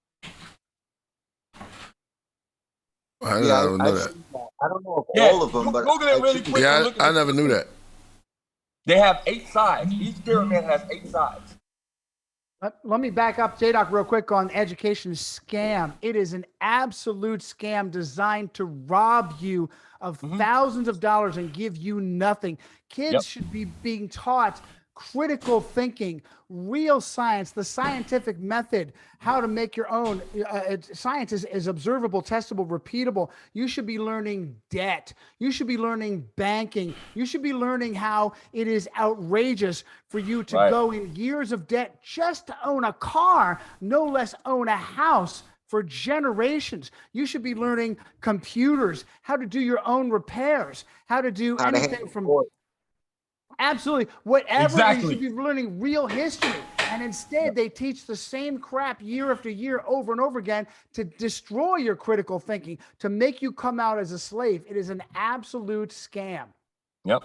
They trained us to work for somebody else. They just want you to write papers on prolific individuals based on the story. And they pick them, Elijah. They pick the classics. They pick the brilliant people. You know why they're brilliant? Because they say they are. Well, can I jump in and talk to you about, if we're going to talk about the school system? I did a debate on Head Start and how damaging it is to the psyche of adults. What happens is, you know, we hear about the damage that institutionalization does to the young mind. But school is an institute. You're institutionalizing children even from birth. People are encouraged, women who are impoverished, like you know, Black women, African American, whatever you want to say, migrant working, Mexicans, Latinos, and Native Americans. They're encouraged to hand their children over at, birth, when the child is as early as a week old. If you can, you hand your baby over to an institute, like a foster care, not a foster care, excuse me, what's it called? A child care, a daycare. You hand your child over to a daycare, and then, you know, the child's in a group, and the child's not getting what is very important we need to focus on. It's called secure attachment. If you go research Piaget, the psychiatrist who came up with the theory and discovered that children, even in the womb, but especially from birth to age 5, all of the, I call it the scaffolding of the mind with the neurons and neurotransmitters, all of that, your psyche is being developed from age 0 to age 5, right? So if you don't get that secure attachment, which is love, attention, special care from a parent, from a caregiver, a primary caregiver. If you don't I get heard that, they have physical contact too, right? Doesn't the baby also need to be held? Perfect. Yeah, that's all secure attachment. The touching, it gets deep, right? The touching, not even just the touching, being there when an infant looks around, they need to develop that attachment with the parent, knowing the parent is there and responsive and caring. So what happens is, and this is a program, what happens is the children are put into these institutes, daycare, parents go to work, they're in there all day long, and then they don't get sufficient secure attachment. And then that creates what's called, I think it's called radical attachment disorder. And that develops later on into a psychopath, like psychopathic behavior in an adult. These are intricate programs that are being set in our society to make the Jeffrey Dahmers and all the school shooters. Their children are insecurely attached. And I'm going to throw this in here, just the cherry on top. Remember in I think it was the 70s and 80s, when women were being super discouraged, like, do not breastfeed. Here, the doctor's prescribing like these medications to actually call dry up breast milk. Like, don't breastfeed. Breastfeeding is such it's a substantial way to securely attach. I'm talking about the mental, the mind. So every adult that you see everywhere in the world, from 0 to 5, if you weren't securely attached, you are 100% going to have some type of psychosis, some kind of behavioral disorder. And yeah, we can all deal with mental illness. But what I wanted to say, going back, and then I'll wrap it up and hand it over. We're talking about institutionalization of children. And that is what is going on with our society. Put your child in daycare early, put your child in school, make sure that 0 to 5, the child's not securely attached. Boom, we have a lot of psychopathy. So yeah, I just want to throw that out there. Well said. They force it, Napah. They force us into this situation we were talking about earlier, how they crush families. They make it impossible. I tell my audience all the time, check your payments. Make sure that everything that is bleeding you every week, every month, every year, you're actually using. They have payments upon payments. That I have to make a payment for their freaking PlayStation. I can't just have a freaking game. I can't just have a system. I have to pay tithe. I have to pay tribute to the PlayStation Network because Sony in its billions doesn't have enough money. Check everything that they do. They bleed you. With these payments of things that you don't even need or use, they live off of that. Anything that you think you need, anything to use, from gasoline to alcohol, we're still paying $5 a gallon gasoline for this ridiculous phony war in Russia, Ukraine? No, so they can make billions. Yeah, they doubled up. They doubled up on the Chinese buses. If you want to travel, it's like double the price now. Like that. Wow. They are bleeding us, Elijah. They are bleeding us, and they are making billions at our expense. And it is this process that Napah was talking about that forces us to give our kids into this disgusting demonic meat grinder that destroys their creativity, destroys their critical thinking, and gives them nothing of what they need. It's so important to understand that. And then when you want to talk about your discrepancies, and you actually get to the bottom of what's causing it, if it happens to be a particular, I can't even. Come on, Elijah. They give you Ritalin. They give you Ritalin, Elijah. If it happens to be a particular people that you can criticize, and you can't do that. So I don't know what else to say. We got to find some type of code or something. Sometimes I don't know. We're like running out of codes. It's like the reason I'm so scary is because like I said, I'm all over Discord. It's like it gets shut down left and right. I'm like, Man, like how do we speak without speaking? You making the internet hot. Hey, but look, at least you're doing it for a real cause and something, you standing up for something that's truth. You know what I'm saying? You speaking your truth. And like you said, you're a grown man. It's like we shouldn't be hiding and jumping and diving. It's like they're trying to put a hold on freedom of speech. And this is what we're doing. Everything is freedom of speech.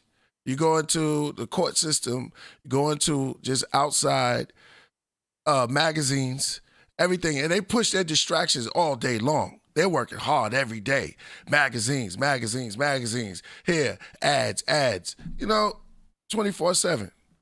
So yeah, you're right on point, Elijah. Can I ask if anybody knows? Because I promise you, I actually haven't actually looked into it for myself yet. But I want to see if I can glean from the public. Anybody who knows what Kyrie did. What did he do? Like, and what I mean by what did he do is like, I know that he shared a link to a particular video. Right.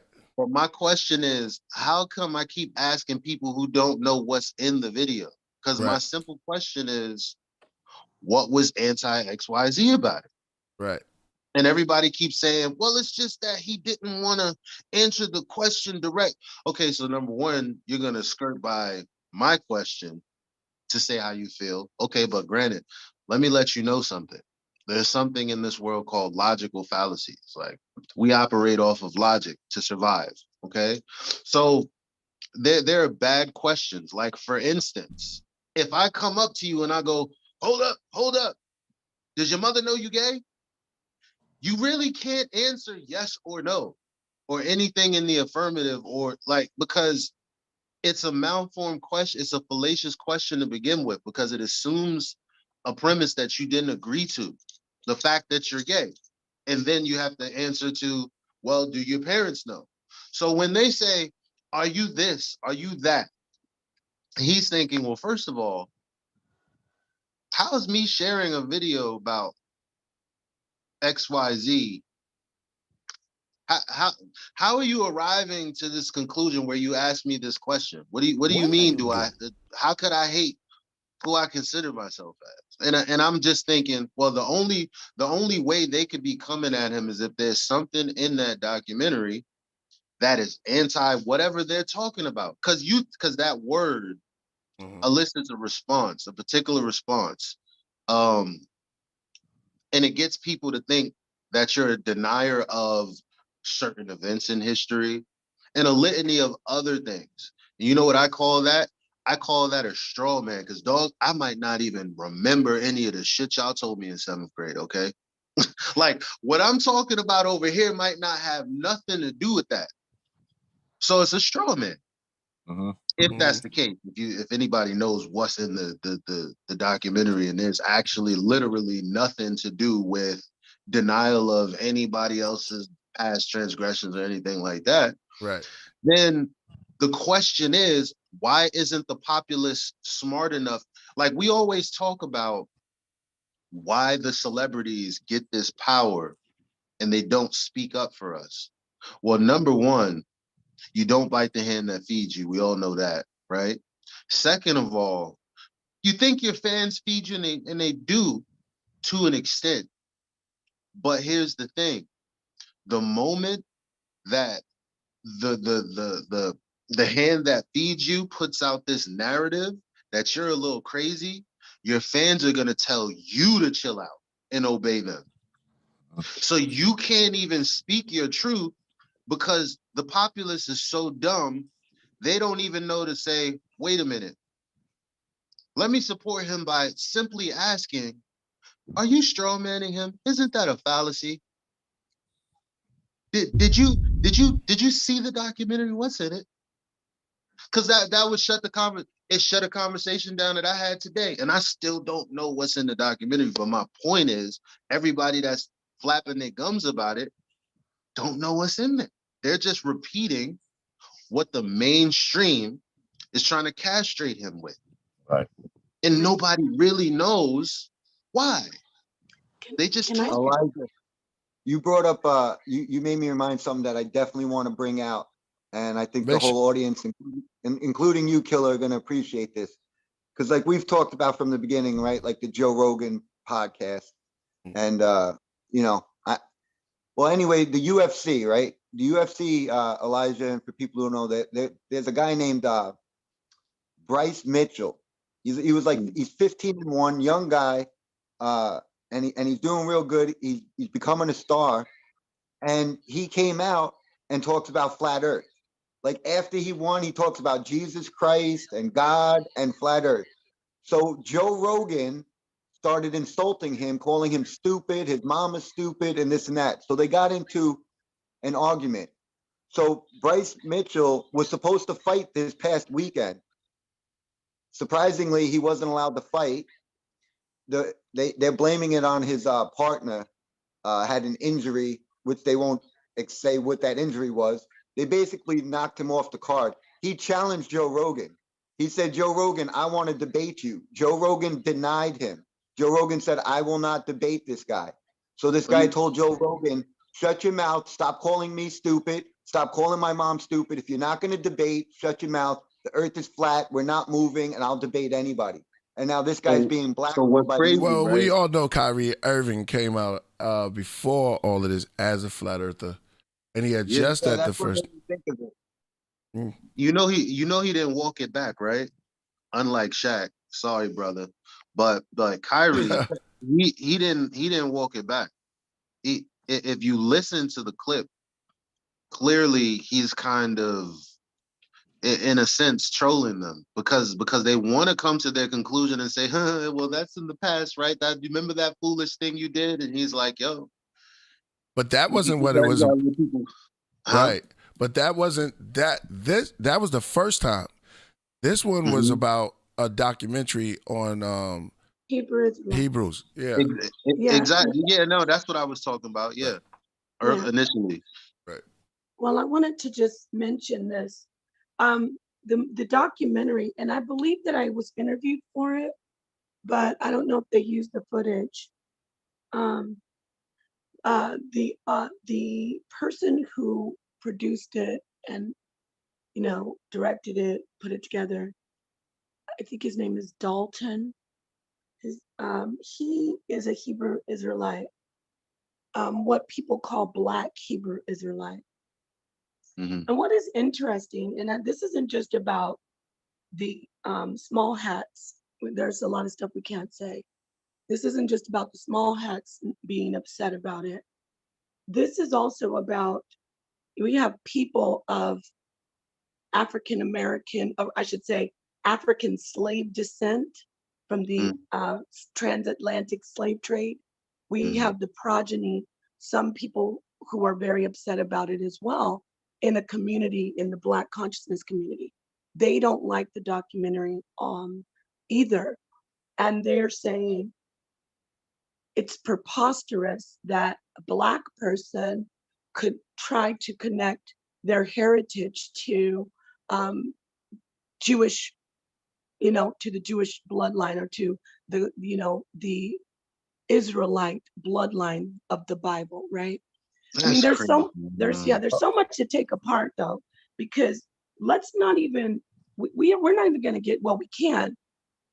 Why are we even entertaining converts, admitted converts who came from Europe to a land that they weren't, from, basically? But let's not talk about the Balfour Declaration or anything like that, okay? Let's not talk about Zionism. Let's talk about the issue with Kyrie. When people say, how could you even consider being a Hebrew Israelite, to a person who is a descendant of the slave trade, which took people by the, hundreds of thousands from a land, from their homeland, to, distribute, no disrespect, these people as a commodity throughout the world. They were told, you cannot practice your religion. You cannot practice your culture. You cannot do anything that makes you you.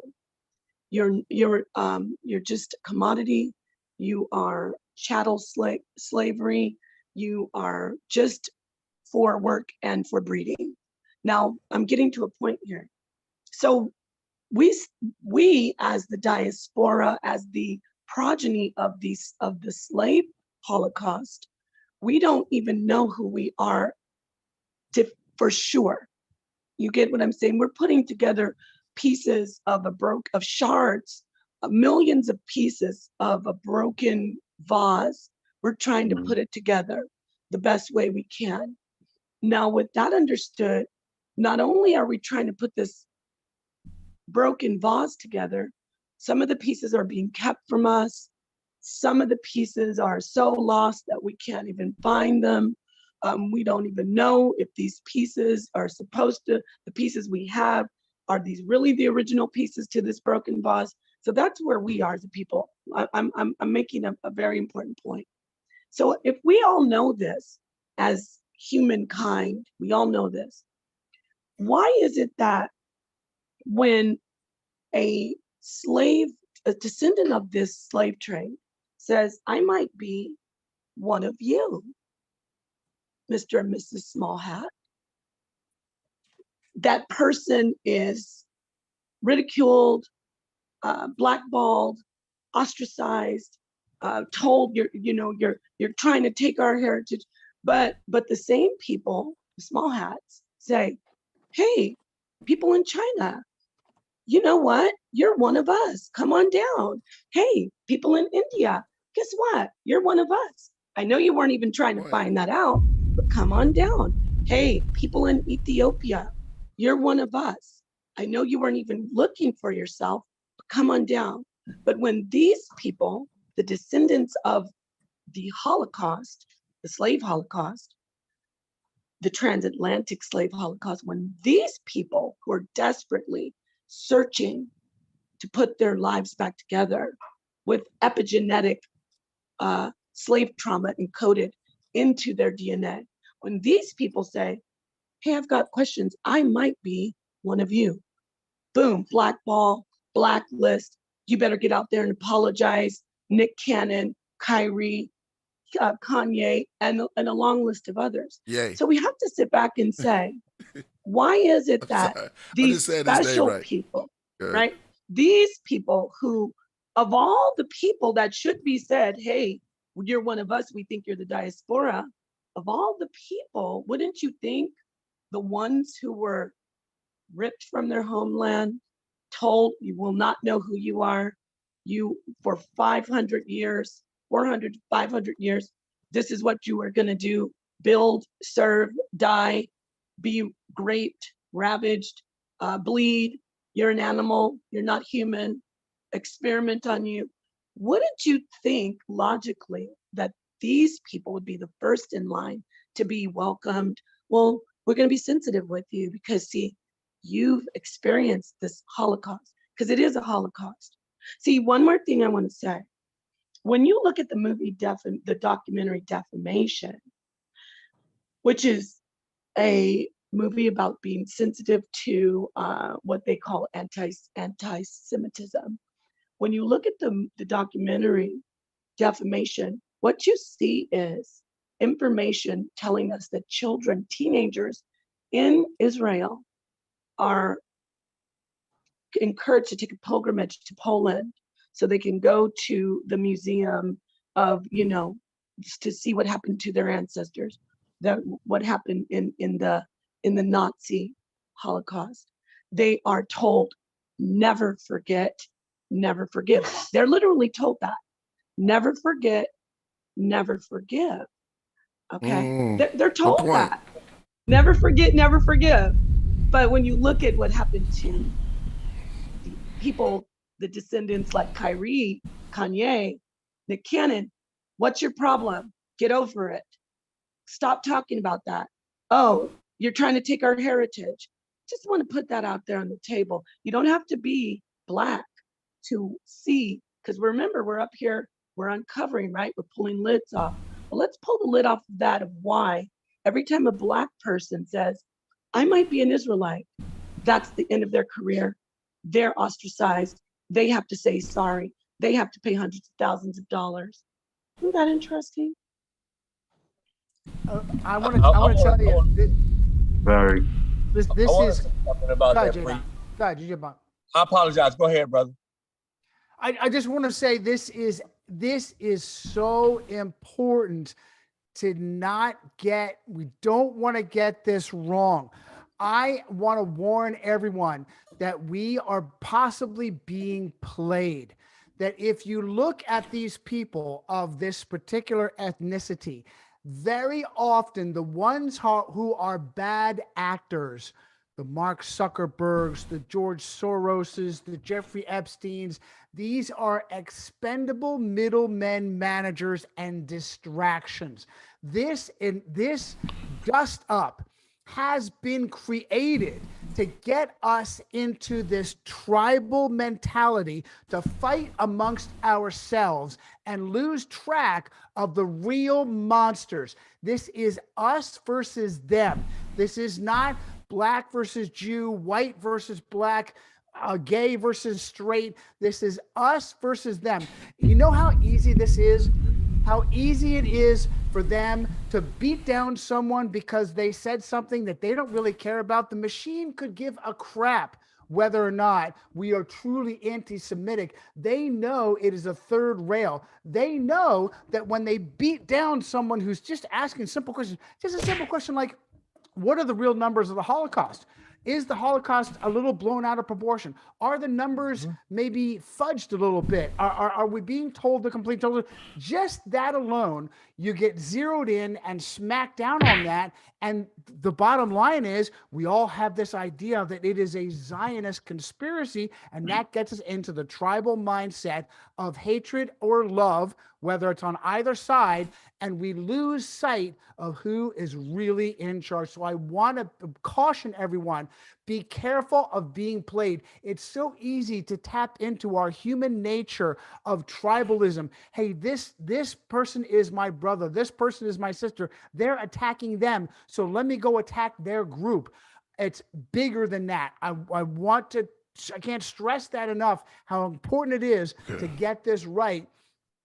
Give you a quick example, Donald Trump. Okay, Donald Trump is a fraud for those people who are conservatives. But hold on, let me say this. We can't say that it did not happen. I can't say that it's real just because of, certain things. So you can't say that the H word didn't happen to them. You know what I'm saying? So, just for absolutely. And I'm not saying that either. I'm not saying that either. I'm just saying that it's okay to ask questions as to whether or not the historians and the journalists are giving us the complete truth, which they're not. But as soon as you ask that question, you get beat down, and that in and of itself is actually a trigger to make you think that it is a specific ethnicity that is secretly controlling things, and then you automatically fall into that trap of racial hatred and prejudice and division, rather than having critical thinking, looking past the emotions of either hate or love, and seeing the big picture. My concern is we are being played. The easiest way to get played is to take a fraud, say they're on your team, and attack them. It happens all the time. I was want to use an example of Donald Trump. Not that he's standing behind me. I'm just pointing in that direction just for no reason. Donald Trump, as a fraud, did nothing for 4 years, and yet the Democrats attack him. The FBI goes and raids his mansion and gets his Nixon telephone tapes because he was there collecting data, blackmail data on other people, the way he himself has been blackmailed as a pedophile. He was just playing the same game, and they went and they raided. Oh, have sympathy for him. Why? Because they attacked him? And certainly not because he's on our team. My biggest worry, concern is, please don't let yourself be played because of tribalism. This is bigger than that. It is us versus them. It is not one tribal group against another. And when they play this, that's exactly what they're doing. They're playing us to make us devolve into this group hate or group think. Divide and conquer? Yes, always, always, AD. That's what they've been doing for centuries, divide and conquer. You got something to say, JDoc, before? Because I didn't want to. Wouldn't it be also considered as divide and conquer to have a book that you call your holy book, and in the book it tells you that you are not who you claim to be? They have a book known as the Torah, which is the first 5 books of the KJV. Okay. And in a book called Deuteronomy, inside of there are curses that apply to a certain people who would be considered the real J's. Right. I'll just say that word. Okay. So if you're saying that you're the authentic people, but you don't align to your own book, then how can you say these people over here who do fit all the curses are anti-Semitic? Like, that makes no sense to me. They didn't say that Ye lied. He basically hurt somebody's feelings. He didn't apologize for lying. He apologized for saying something that they didn't want him to say. So it doesn't make a lot of sense to me to have a book, and in your book, it tells you what your people look like, and you don't look like the people your book is telling you that you're supposed to look like. Your book tells you that you're not supposed to be in the land that you're in right now, that your land is not supposed to be a state. They have the biggest pride parades over there, like, and to look at the history of this book, you're the ones responsible for putting the original people into slavery. Like, you funded that. So you say you're the chosen people, but your book says that you're not. And it doesn't make a lot of sense to me to get mad at somebody else for saying, hey, we believe we're the same people of the book too. Oh, that's impossible. It's crazy. What's wrong with you?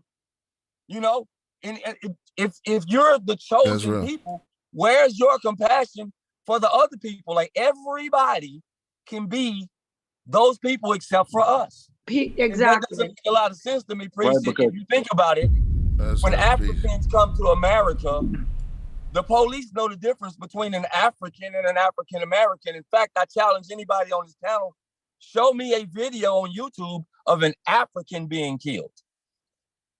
Show me one. I'll wait. Take your time. Well, we do have Amadou Diallo, though, brother. Don't forget Amadou Diallo. No. What I'm saying is, Africans are treated different than African Americans in America. 100%. Yeah, I agree. Okay, they have their own communities, and you don't see the police hanging out over there in their communities. When something happens to us, they don't march with us. They don't march for us. So somebody knows that there's a difference between an African and an African American. They know they from Ham and we from Shem. So how can we be anti-Semitic when we are the original Semitic people? And there's only one group that has a problem with us being that. And that's the group that will tell you they are Ish. When you put Ish on the end of something, it's disqualified from being original. So you can't say I am a Jew, but you say Jewish. If I say you got on a greenish shirt, that don't mean it's a real green shirt. It's sort of kind of green. So just calling yourself something with Ish on the end of it, you're not the original. I said the same exact thing a year ago. That you are not the original. And can I jump in and just someone else was saying, hey, even your book says that, I fit some of these things. It says yokes of iron around the neck, that happened to us. Working in the fields from sun up to sundown, that happened to us. Changing your name to the name of your master, that happened to us.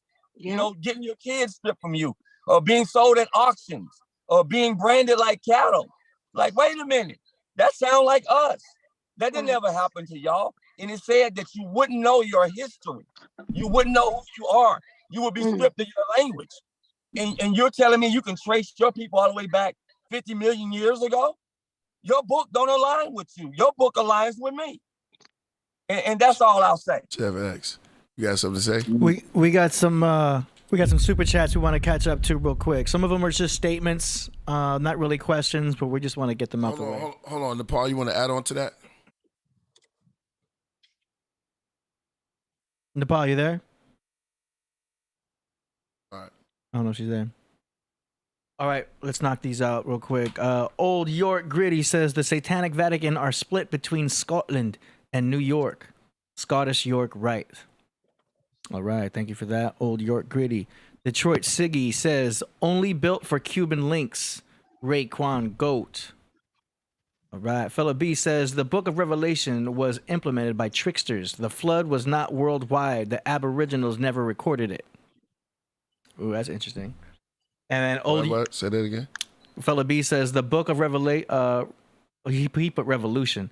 The Book of Revolution was implemented by tricksters. The flood was not worldwide. The Aboriginals never recorded it.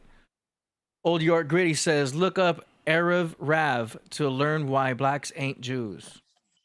And then this recent. Could you bring him on the show? Could you give him the link? I mean, he's watching. Could you give him the link right now? He's a super chatter. He just sent that in a super chat. I want to challenge him on what he said, and I will triple the chat amount that he gave. Okay.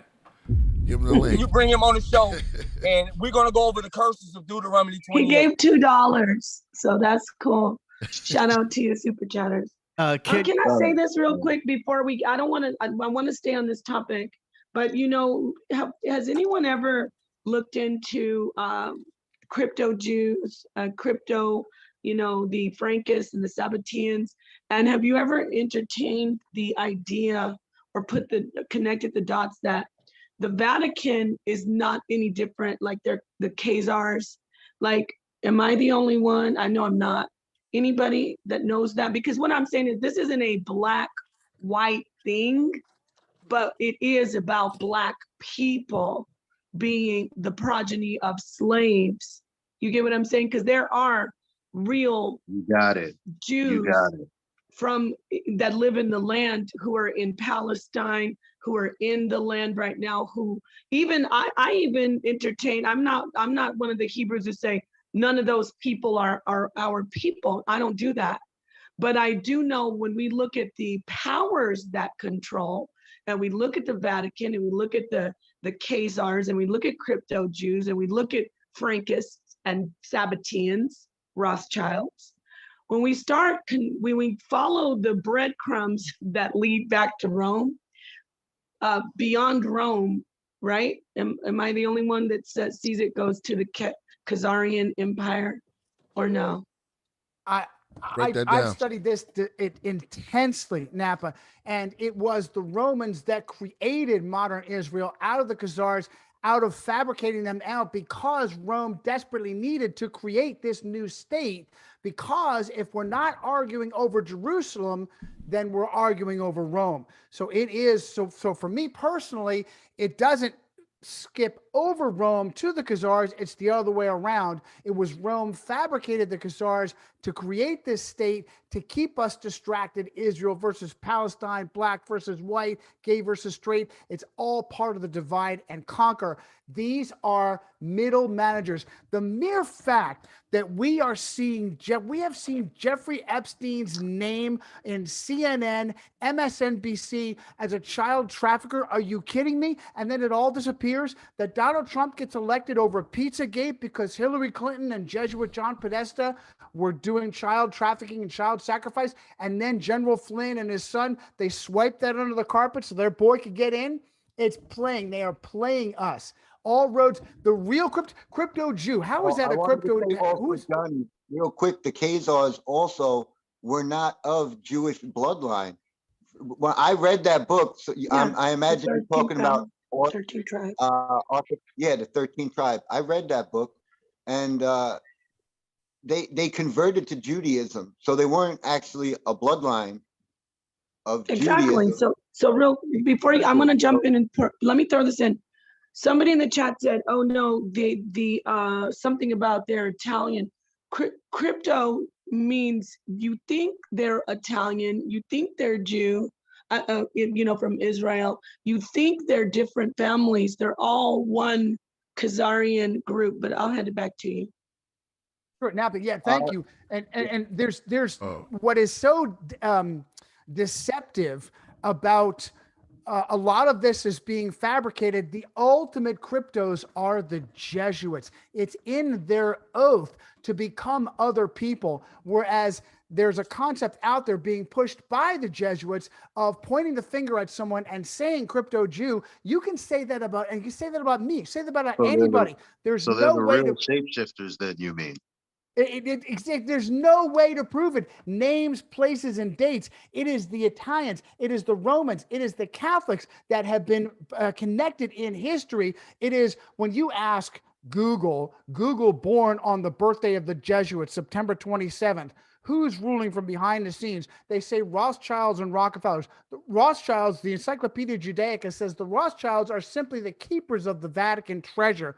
The names of Medici, Aldobrandini, Orsini, Colonna, Borgia, these are the real power players erased. It makes perfect sense that if they really were the ones in charge, they would erase themselves, and that's exactly what they have done. How do you think the Rothschilds are really in charge if they're constantly being brought up in these circles?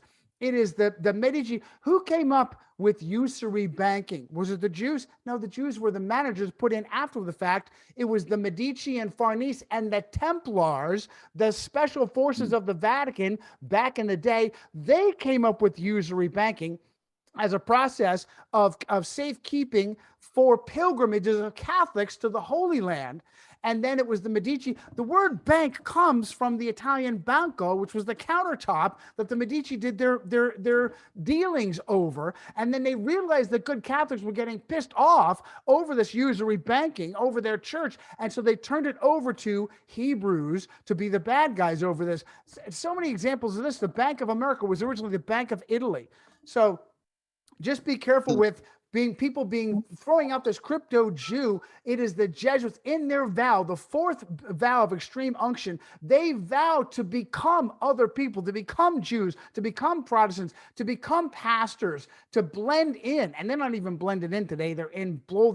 Anthony Fauci is a lay Jesuit. In your face, Joe Biden, Nancy Pelosi, all of them lay Jesuits, far left in good standing with their church. Oh, real quick, it is the Catholic Church that runs infrastructure. The Jews don't have confessionals. The Jews don't have hospitals. The Jews don't have orphanages. And each and every example, the Catholic Church is committing heinous crimes of mass rape and mass murder and getting away with it. The relationship, I say this, whether you want to take this, believe it or not, I say the relationship of power is exactly at the crucifixion of Christ, where the Jewish leadership went yarmulkes in hands and begged Rome to kill the Jewish rabbi Jesus. And that is exactly the same dichotomy of power. Still to this day, they are managers. Let's stay focused on the head of the Hydra that won't go back, and let's cut that off.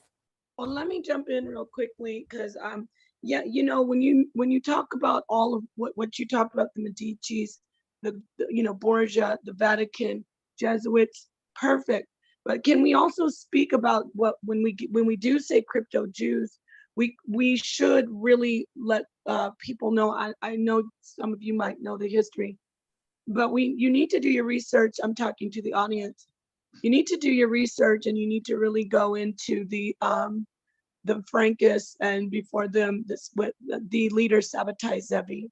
Sabbatai Zevi was I guess you could say, messiah of a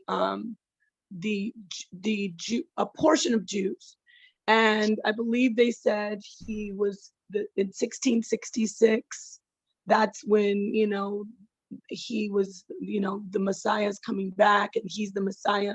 And they said to do everything, this is according, don't quote me, but this is just according to Kabbalah, like Illyrian Kabbalah, where they were like, okay, we're going to bring the Messiah in. We're going to bring basically the apocalypse, the end of the world, the change. We're going to bring it in by doing all this debauchery, everything that under the sun that you could do evil, so-called evil, you need to do it. Pedophilia, child sacrifice, you name it, just do it. And that would bring in, that would bring in the Messiah. So Sabbatai Zevi was considered the Messiah. Once he died, I forgot his first name, but the last name is Frank. So Frank, another rabbi or Jewish Messiah comes in, and so we go from the Sabbateans who were following Sabbatai Zevi to the Frankists. Now the Frankists were more organized, and they, from what I know, the umbrella of the Jesuits, the Vatican, everything, that's connected to the Frankists. And out of the Frankists, they started to delegate, those groups delegated like the Rothschilds, working with, yes, I agree with everything you said, working alongside the Vatican. Everything goes back to the Jesuits at the Vatican. Our Pope now is the first Jesuit Pope at the Vatican. So I really wanted to put that out there because, see, the crypto Jews, the Sabbateans, the Frankists, they're the same group basically. They are the Jesuits. They are the Catholics. They are the Baptists. They are the bankers. They are the theologians in the universities. They are the professors. They are the scientists. And haven't you heard that about the Jesuits though? That the Jesuits are all. I've heard that from Jesuits. I've heard the Jesuits claim we're not really Jesuits, we're crypto Jews. 1666, the Roman Catholic Church was dominating the world for 1,000 years before they found this clown in 1666 to help string up this fraud of how it's really the Jews are running things. Like I said, it is the Roman Catholic Church that has been owning people, owning souls, owning the confessionals, using priests, sitting there, taking the sins, hearing the sins. Jews never even dreamed of the power of the confessional. You jumped in. Let me tell you this, though. This is what I'm trying to say. There's no separation from Jews and Roman Catholics. There's no separation. It's the same family. There's no separation from crypto Jews and Roman Catholics. That's what people don't realize. There is zero separation. They're just making real quick, and I'll hand it over. You need to know about, right? I'm just gonna say this. You need to know all these factions, all of these schisms. That's for us to think that they're different. So yeah, I'll hand it over. It's not different though. Okay, but so if those families who are Jewish, as you're saying, had the power, then why didn't they make the church become Jewish?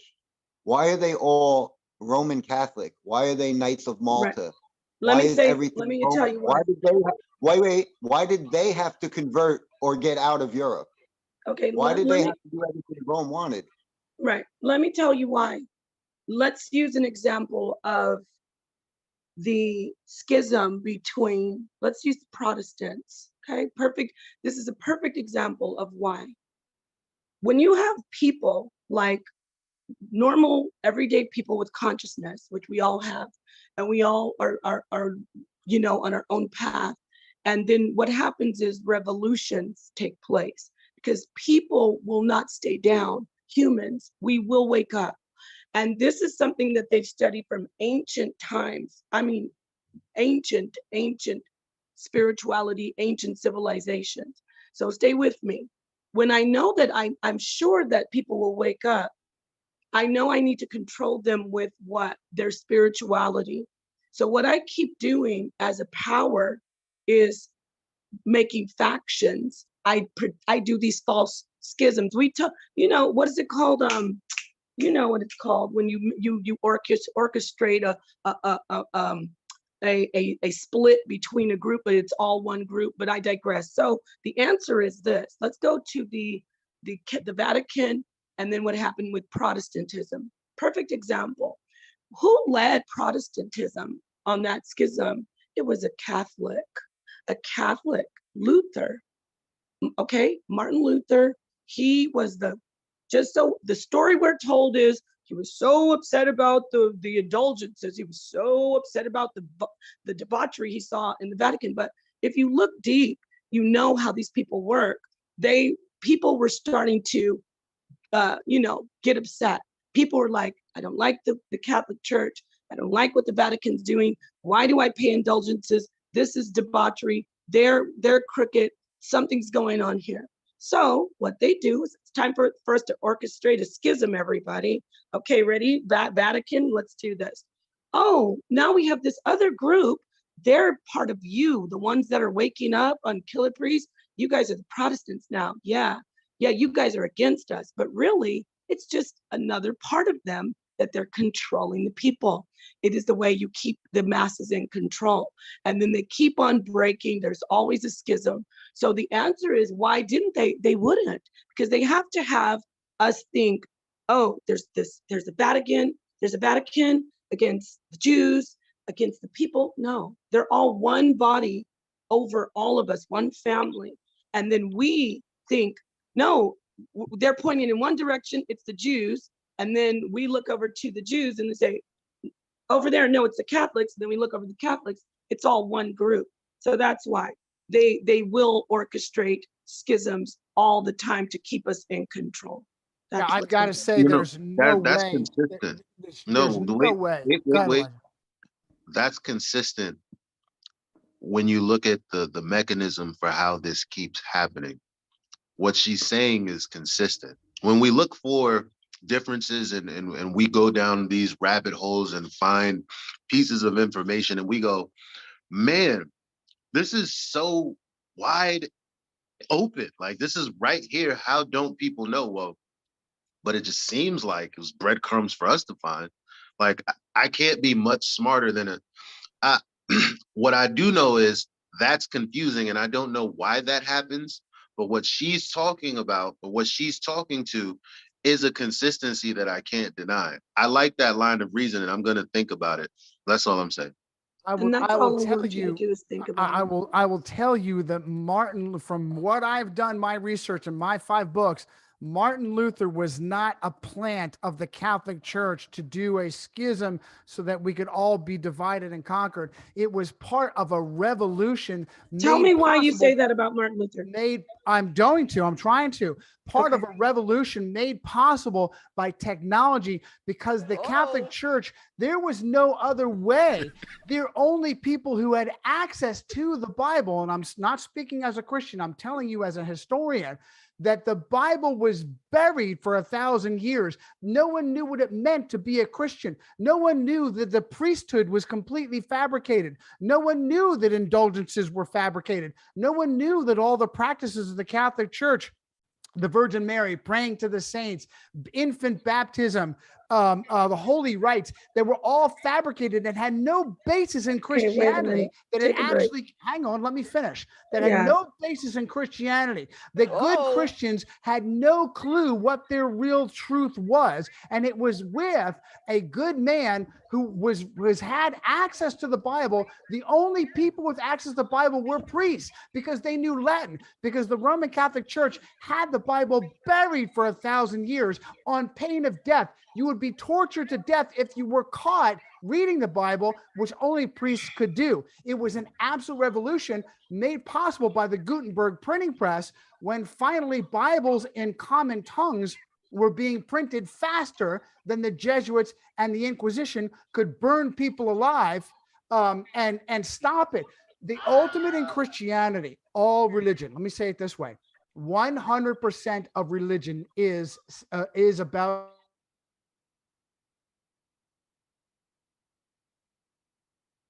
Is it me? Or is it slave relationship with Jesus Christ back to the people. He took the religion. What a surprise. I can't talk, right? My internet's going on me. Martin Luther took the faith in Jesus Christ back from the slave state of the Catholic Church and gave it to the individual. You read your own Bible. You have your own relationship with Jesus Christ. There's no way. I vehemently disagree with that, but that's okay. Let me get in here. Okay, first off, everybody knew about the indulgences. Everybody knew about the corruption. The printing press was in 1400s. The 95 thesis was in the 1500s. So you're 1498 was the Gutenberg movable type printing press, and not everybody knew. Not everybody knew about the indulgences.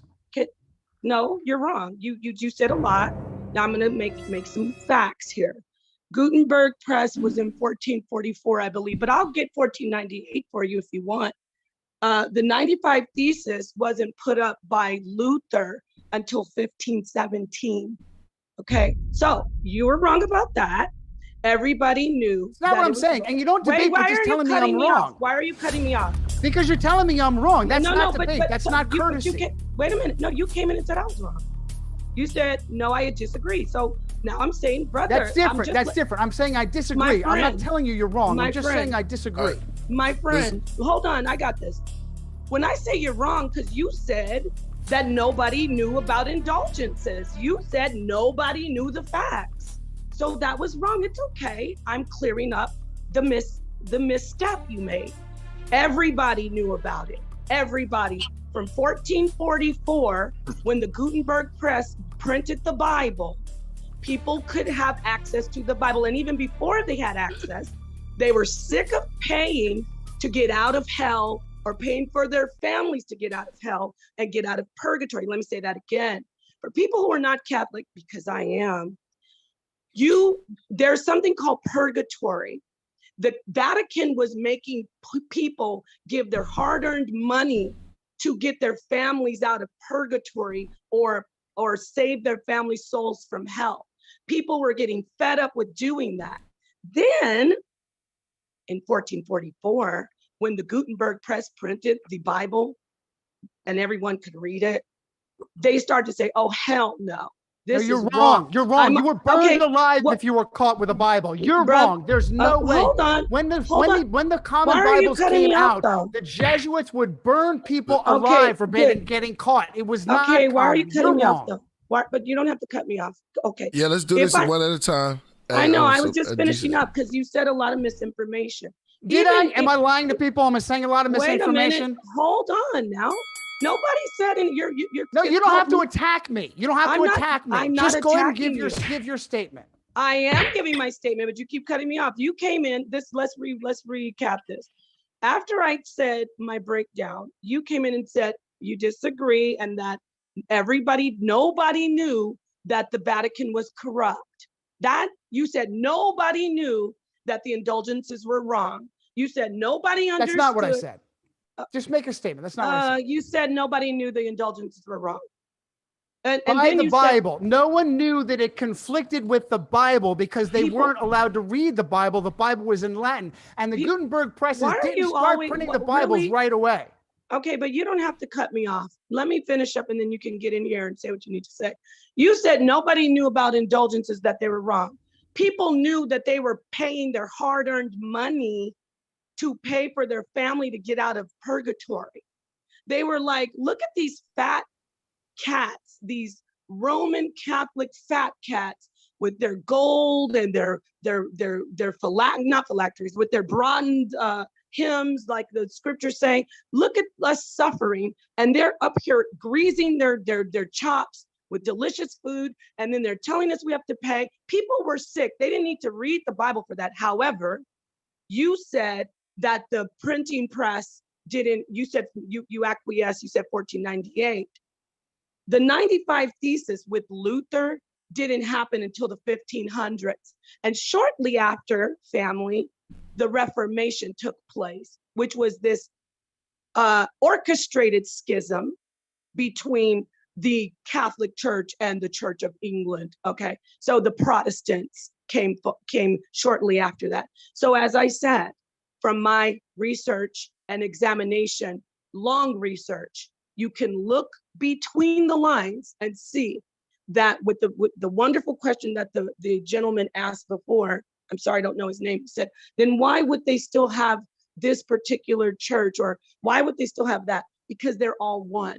So I don't want you to get triggered by me saying you're wrong, but you were wrong when you said nobody knew about that this was wrong, what the Vatican was doing. They were oppressing people. And you even admit that. You say the Jesuits oppressed people. They were oppressing people. 95 Thesis was until the 1500s, October 31st, 1517. Okay, just look that up.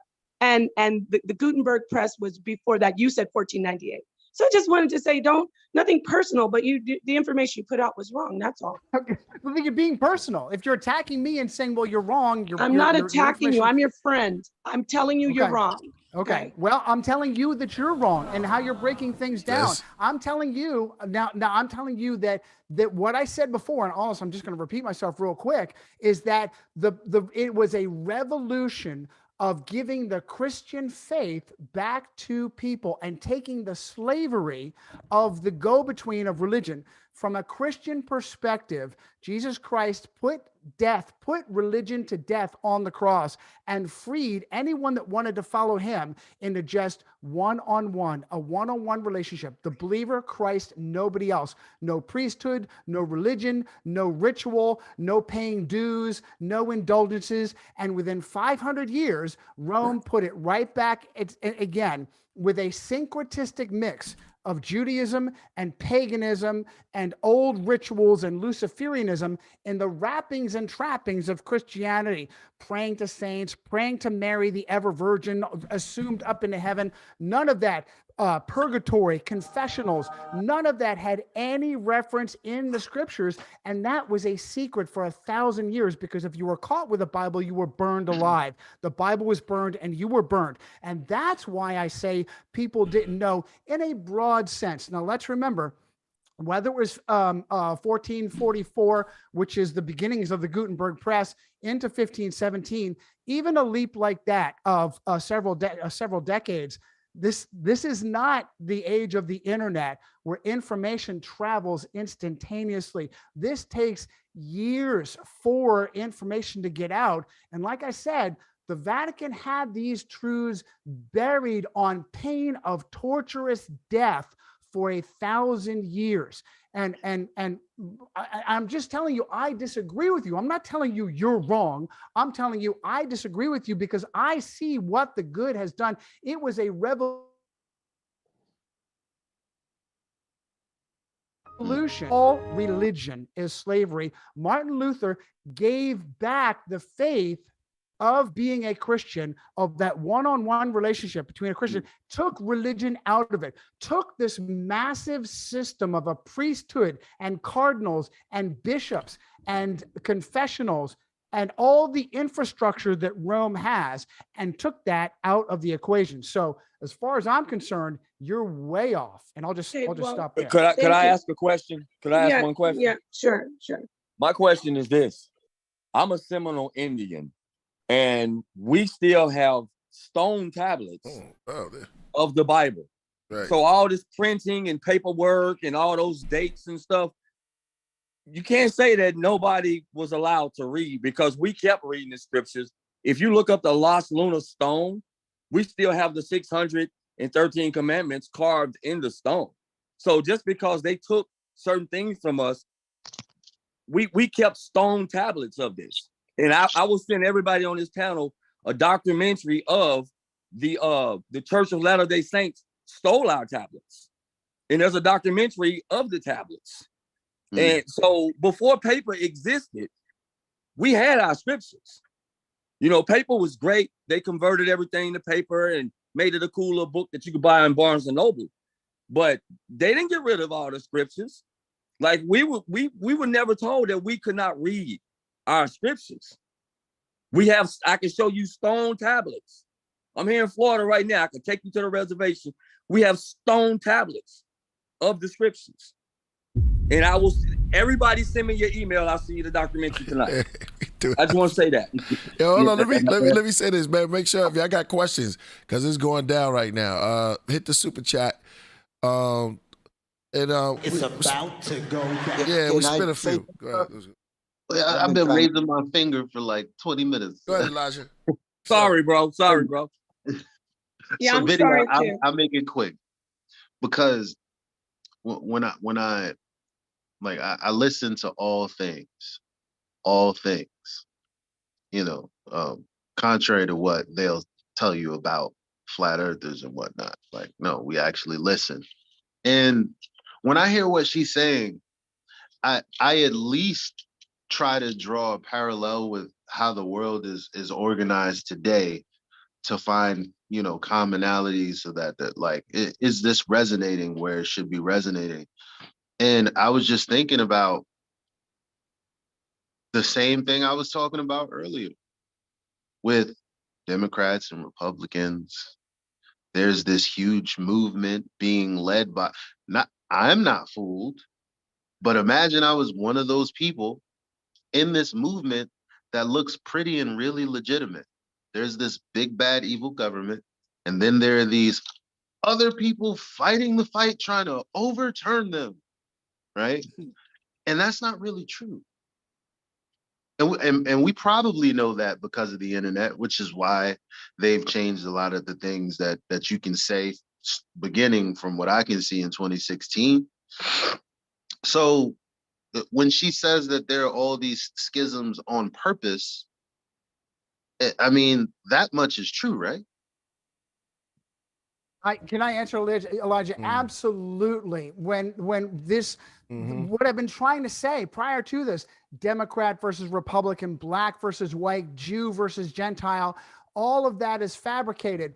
But in relation to what Martin Luther did in 1517, is it was a system of slave control run by Rome that was severed and given back to the people. There's no real alternative. This idea of Protestant versus, that is created by the system. There is no Protestant versus Catholic. It is Christian versus religion. It is a decentralized someone who has a personal relationship with Jesus Christ versus a slave system of control that says, no, you need a priest, you need a collection plate, you need a church, you need a confessional, you need all this infrastructure to be controlled by. Even in the Protestant, the so-called Protestant denominations, all denominations are slavery and control. Don't, as far as I'm concerned, I say stop going to church. Read your own Bible, worship at home. And what is also critical about this is that we have to know who the real enemy is. We need to think like soldiers if we're going to win this war. Who is it that we're truly fighting? Because if we go after the distraction, we cut off the head of the hydra that grows back, we're not going to win. If there are people out there that say crazy things like, it's the Zionists, it's the Hebrews. And so my response to that would be, well, what is your plan for victory? Wipe out all the Hebrews, wipe Israel off the map. I promise you, if that happened, we would still be just as much a slave, whereas we know where the Vatican is. We know the catacombs that are underneath the Vatican. We know the control the Vatican has, and the Vatican has been overcome and several times in history. Napoleon Bonaparte had it done, and Philippe le Bel, Philip IV of France, went in and took over the Vatican, put the Pope in jail, and had justice for a very short period. He also suppressed the Templars for a very short period of time. So when it comes to this, who are we fighting? Have a real strategy. Don't fall prey to Killah, you said earlier, why didn't they change Illuminati? Because Illuminati is a boogie term. It's a buzzword. It's like deep state. It's like globalist. It's like crypto Jew. It tells you nothing of who the real enemy is, so that when you focus on this battle plan, you're going to go nowhere. We need to focus on the enemy, that once we vanquish them, we actually do win, rather than going after the distraction. I agree, man, and that's why I'm so heavy on what I talk about. Perhaps I'll make a YouTube channel one day. I don't know. There's a guy by the name of Myeoshe who actually did a critique of Dave Weiss and Professor Dave's debate, and actually called out like over 200 fallacies. I know, he could do some work, but then again, I'm also in my journey too. I don't know everything about all the fallacies ever. But you said Dave Weiss and who? Dave Weiss and Professor Dave. Why do you call him a professor when he's failed 3 times at trying to get a master's degree?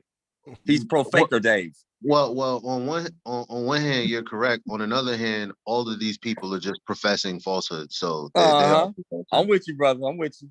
But I got you though. I refuse to call him Professor Dave. I refuse.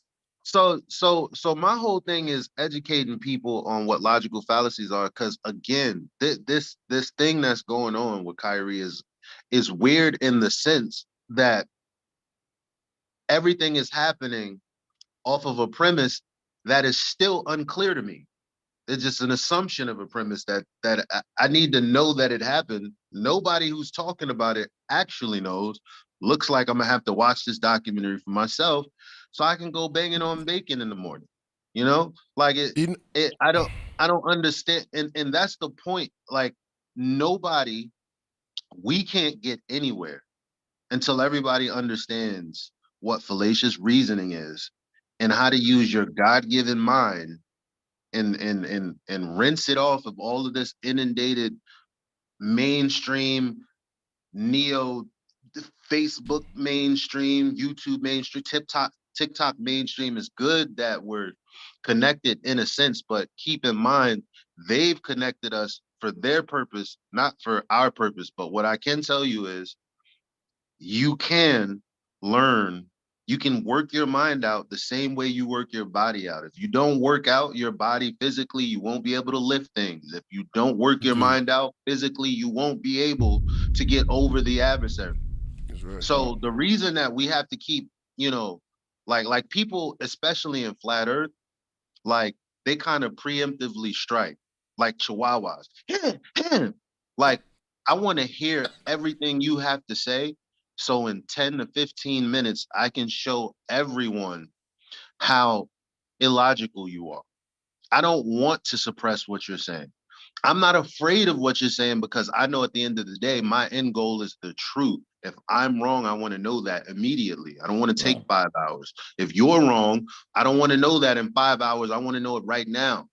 The only way we do that is staying consistently logical and not allowing fallacious reasoning. So I would encourage everybody listening to look up what logical fallacies are and do your best to whether your cousin, your mammy, your daddy, your grandpa, anybody, if they're committing logical fallacies, when you have straight up questions for them, you can practice with them. Say, Ma, did you know that was a logical fallacy? It was a formal logical fallacy or informal logical fallacy, being something that has nothing to do with the argument at all. You know, such as deferring to the expert. Napah, I want to. Napah's up here. She's been quiet, and we've been going on. Respect to the lady. Napah, you want to finish something?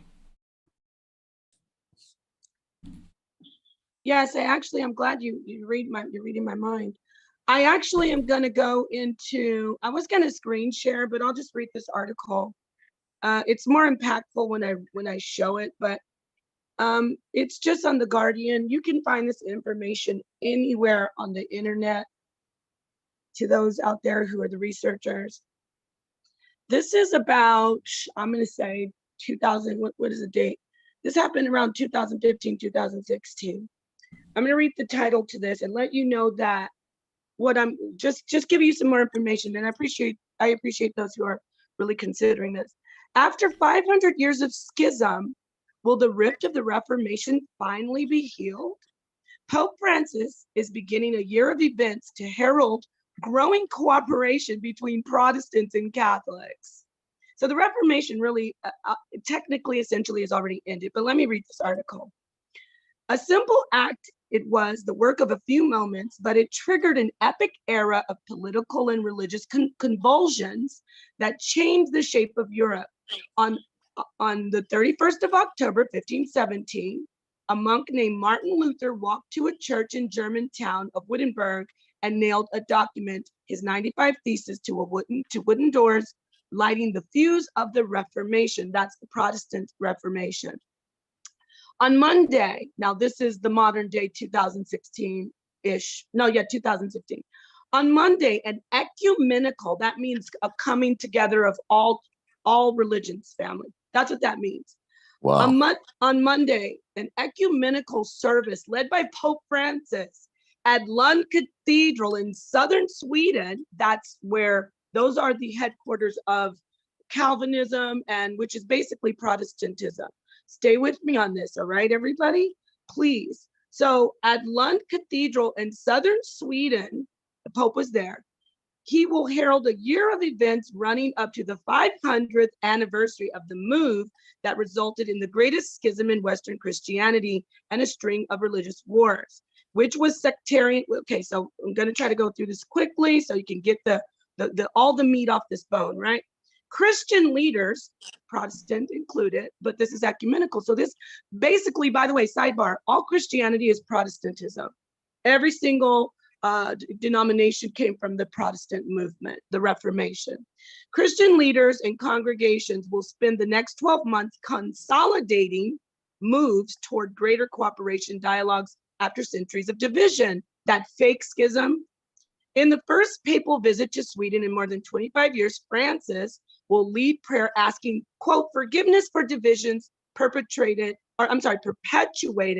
by Christians from the two traditions, Protestant and Catholic, on Tuesday. Okay, moving down, it says in Germany, leaders of Catholic and main Protestant churches have issued a joint text calling for, quote, healings of memories of past divisions, an ecumenical pilgrimage to the Holy Land aimed at highlighting common roots despite separation had just concluded. So moving down, I'm almost done here. We're getting to the point. Well, the point is being made. The commemorations are the latest steps in the slow rapprochement between the Catholic and the Protestant tradition, meaning they're going to reunite, basically. Pursued by Francis, who has put ecumenicalism and healing past wounds at the heart of his papacy. So they're supposedly coming back together. Let me skip down here. Quote, there are right-wing Roman Catholics who find the whole thing profoundly distasteful. They are fringe. They don't matter, right? So let's get here. The Reformation history, but they are the sort of people who hate the present Pope anyway. So, okay, let me get to the end of this. I don't want to make anybody upset, but I'm showing that this is, Luther didn't free any Christians. He was doing his part. Let me read this. On the other side, you've got remnants of high temperature Protestantism in Northern Ireland, for instance. You'll have preachers saying how dreadful this is. Again, those are the fringe. Now, the main people, okay, the main group of the Protestants, Baptists, all of the ecumenical movement coming back together with Catholics, a recent document signed by dozens of Protestant evangelicals and entitled "In the Reformation, Is the Reformation Over?" says, although cooperation between the two traditions should be encouraged in areas of common concern, the issues that gave birth to the Reformation 500 years ago are still alive. So let's move down to where it says, according to historians, Luther never intended his 95 Theses, which may or may not actually have been nailed to the church door, to spark a revolution. He started by wanting reform. He never planned to split away from the Latin church. That wasn't where it began, says Bishop William Kinney, the Catholic co-chair of international dialogue between Lutherans and Catholics. Nevertheless, Luther's thesis, written in Latin, we know what happened. So moving down to where it says the Reformation is over, this was indeed a revolutionary, swiftly translated into German. It's just giving you the history on what happened with Luther. So let's see. Let's get down here at the end. Let's read where they came back together. It took Catholics some time to see the merits of the challenges posed by Luther, but the church needed reform. So all of this article, which you can read, is saying in Sweden in 2016, the Pope and basically those who are a part of the Reformation, the Protestants, Calvinists in Sweden, they all came together and they said, you know what, we have to end the Reformation. We're not separate. They never were separate. They never were. It was just, now this is my opinion from my research. And thank you, I'll shout out to those who said the Hegelian dialectic. That is that's where I'm going from. I just wanted to put that information out there because anyone saying that Luther was some messiah and some revolutionary, no, he was just a pawn in the game, maybe he didn't know, but he was a pawn in the game. And he was the one who sparked the schism that needed to be sparked, because whenever people start waking up They need to be put back to sleep. Whenever we can move away from the Reformation, if you want, let's talk about the Hebrew Israelites, bring it full circle, and then I can say thank you to Killah Priest for letting me come. I've been waiting a while. Can I I know comment? I said a lot, but I'm going to finish up and then I'm going to get off. Okay, because I'm responding, and I appreciate your patience so much. I'm responding because we don't want to say we're waking people up and then tell them, oh, go back to sleep. I appreciate when people say, I don't agree, but I'm going to look into it. For anyone to say that Luther was some hero and some great guy who broke Christians free, that's absolutely not true. Why? How do we know that, family? You don't even need to know this history. How do we know Luther didn't wake people up? Because we still have religion. We still have the Lutheran Church. We still have Protestantism. We still have the controlling force of people telling us, this is the God you must follow. These are the tenets you must live by. These are the rules. This is the doctrine. If you don't follow it, like the man said, the brother, you'll get burnt. So no, he didn't free us from anything. What he did was rocked us to sleep, whether he knew it or not, because the Vatican was controlling it. And then they gave us something else to do, which was Protestantism. And now look at them. They're coming back together, or they already came back together in 2016. Do what you want with this information. Thank you so much, Killah Priest. I'm going to go ahead and head out. Thank you so much to everybody. This wasn't to offend. You're not even going to listen. No, of course I'm going to listen. Yeah, I'm going to drop off and listen. So that way, I won't chime back in. Peace to you. Thank you. Peace. Good to hear from you. Before you go, I do want to say thank you. Thank you for calling me your friend. Yeah, thank you. That was dope. That was dope. That was hard. Okay. Well, I would like to address some of that.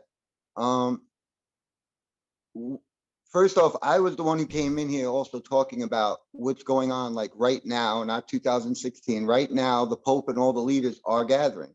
So me and her, we're actually agreeing on the same thing. Like her point is the same point I've been making, right? That the church and all the religions are going to be coming into this one, Chrislam or whatever. Okay, so we agree on that. Nobody here is saying, and I don't believe Johnny was saying that Protestantism is at this point like legit and against the church. What I think it is that maybe you guys disagree that the original thing, like you said, maybe he was a useful idiot, maybe he was just being used. But Johnny and some people might disagree, including myself, because I also wanted to bring up the Jesuits. You kept throwing in the Jesuits. Well, the Jesuits were after that. And for everybody who wants to know, go look at the Jesuit oath. The Jesuit oath says specifically what the Jesuits were created for and what's the purpose. And that was to wage war against the Protestants. Okay, that's just facts. Okay, so the Jesuits were created to go to war with the Protestants. And eventually they did beat the Protestants. And that's why the Protestants are under the Catholic umbrella and are no different and are just as corrupt, like you were saying. I agree with you. I think Johnny agrees with you. And the points like I've been making are saying the same thing, that it is all of the religions coming together, not just Protestant and Catholics. You're getting Muslims, Hindu, they're all coming together into the one world government. So I think that was the point that Johnny and her disagree with, is just the beginning. But we all agree that Protestantism was conquered. Johnny's not making it like Protestants are fighting the church now and are the answer. But was it genuine? I mean, that's a debate. You know why? Because it happened 500 years ago and nobody here actually knows. We're all just going through other people's words. So when you're ready, Killah, I've got notes, but I'm going to keep shut until you tell me. Go ahead and respond. I'm ready. Okay, so I disagree that in no way, I don't even think your typical historians will say Martin Luther put people back to sleep. Martin Luther lit fires. Martin Luther had to go around saying, stop burning the churches. This is not time for revolution. I wouldn't agreed with him. I wouldn't have done it that way, but it was a smart thing for him to do. He tried to keep it peaceful at the time. There were people running through Catholic churches, taking the idols and the gold and smashing them and melting in them, burning them. And he was actually talking against that. He started an absolute revolution. In no way did he put people back to sleep. And I am convinced that he, like I said, he took the faith of Christians based in the Bible and gave it back and tore out the slavery of religion. I don't even think that was fair for Napah to say we still have Lutheranism. You bet we do. Martin Luther in no way ever intended to create another religion named after him. Do you see how easy it is to take someone that is a quote unquote hero and to fabricate a movement that actually attacks what he stood for? There's not a single individual that I know of, certainly not John Calvin and Calvinism and Martin Luther and Lutheranism. No way did they intend to start religions. Religion is slavery. I would hesitate to use any mainstream newspaper as a citation or a source for anything. They're all a bunch of liars in the first place. And Vinny, home run. The reason why, in no way does she prove her point by reading that article. What she proved is what Vinny said, is that all of religions, all Protestants are healed and slaved and are scurrying back to the mother church. It's absolutely true that Martin Luther started off as with a desire to reform his own religion, and he changed that. By the end of his life, he was making statements like this: if you do not contend with your whole heart against the impious government of the Pope, you cannot be saved. He questioned your salvation unless you attack the Pope, the papacy, as the fourth and final beast, the great whore of Revelation 17, drunk on the blood of the saints, clothed in scarlet and purple. There is no way that at that point in his life he wanted reform. He was burning the decrees, burning the papal bulls in response to them being written, and calling all popes antichrist, just like Christ did in Matthew 24. Many will come in my name, and then those you will believe. In the, let's see here, many different times, religions.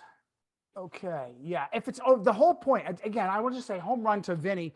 No one is talking about this. Guys, who is talking about the Jesuits? Who is talking about the control of the Roman Catholic Church outside of brave men like Killah Priest and AD that have whack jobs like me come on their show? Mainstream, no big time televangelist, mega church. No one is saying anything about Jesuits. No one's talking about Fox's Book of Martyrs and volumes of Christians being burned alive, tortured to death by the Catholic Church. Crusades being run by the Catholic Church into Europe to mass murder Christians. No one's even heard of that. They only know about crusades against Muslims and Jews. No one's talking about this. It proves the same thing as the ecumenical movement, not that Protestantism put people back to sleep.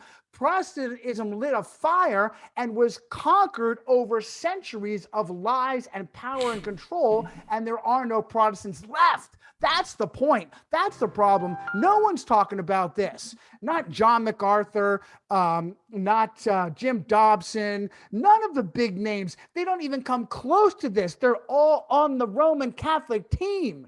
And it is all one world religion under the papacy. That's what he wants. That's what he's pushing for. It is ultimate slavery, ultimate control, and that is the head of the Hydra that won't grow back. It's interesting you say Hydra, because that makes me think of when the Nazis were portrayed on Marvel. And they would say that's the model for it, AD. That's the model. The Jesuits are the model for it. When you have the guys whispering, leaning in, whispering to Hail Hydra, that is part of that Jesuit secret society connection. Absolutely. Yeah. That's what those guys know. They always incorporate that in like so many, with Captain America especially. That is what they're telling you without telling it to you, because if they told you directly and actually had collared Jesuits in the movies, they wouldn't be allowed to. They'd be crushed. Yeah. Wow. Yeah. Elijah. Man, we got some super chats to catch up with. Okay. If y'all down. Let's see. Vinny, you got yours off, right? Did you get the Elijah? Yeah. I want to hear from Elijah. Yo, JDoc. Jeff. Oh man. All right. It's one of those days. Here we go. Kid Grabo says 100% a lie. Cops only see a black person. Who cops? That's what Kid Grabo says. What he said? He said 100% a lie. Cops only see a black person. Cops. Yeah. A lie cops? Was it? He said 100% a lie, comma. Cops only see a black person. That's what he said. It's on screen. Okay. Oh, a lie. 100% a lie. Yeah. Okay. African, he's saying. Yeah, 100% a lie.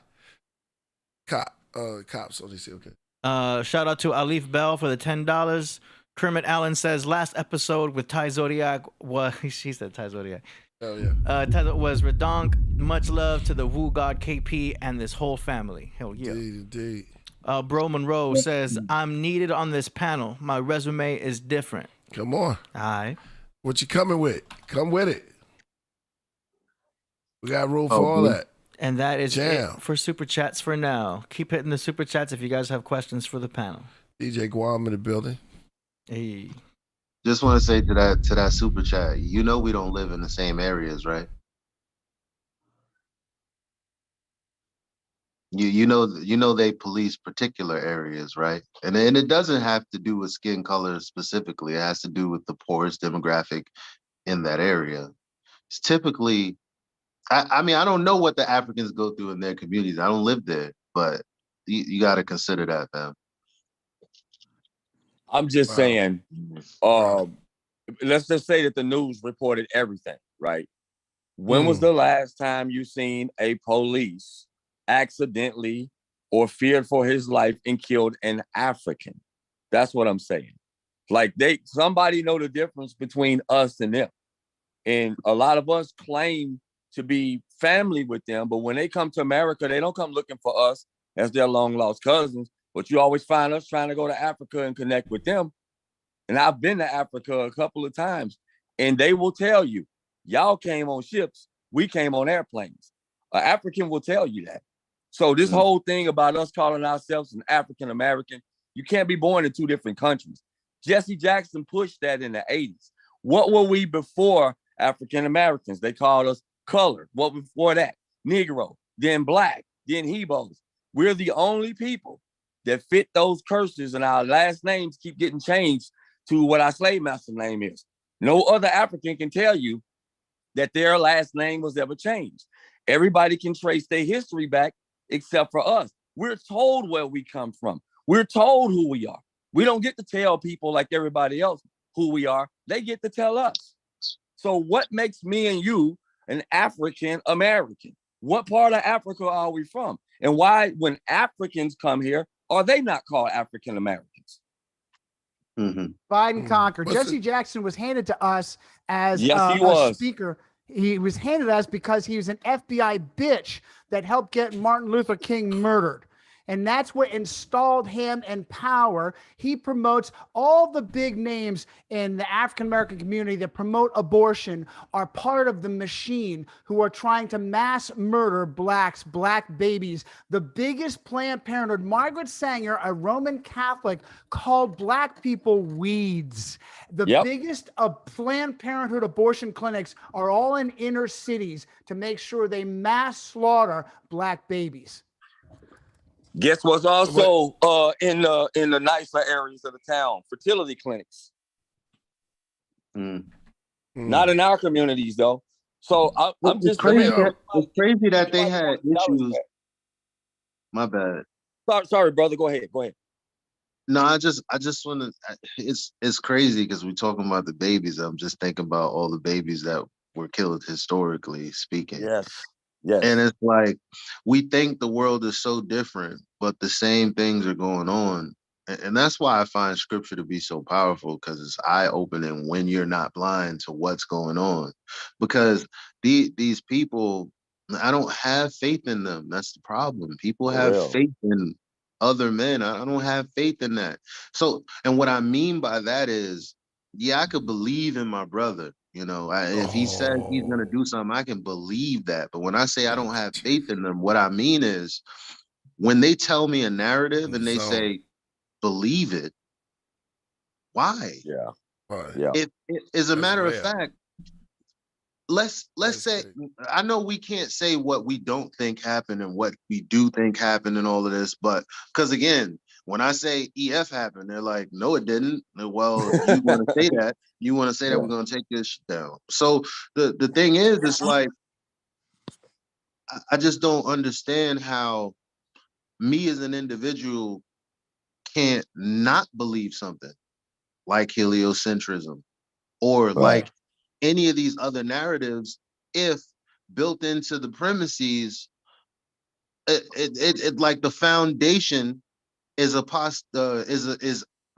priori data, meaning meaning it's secondhand information.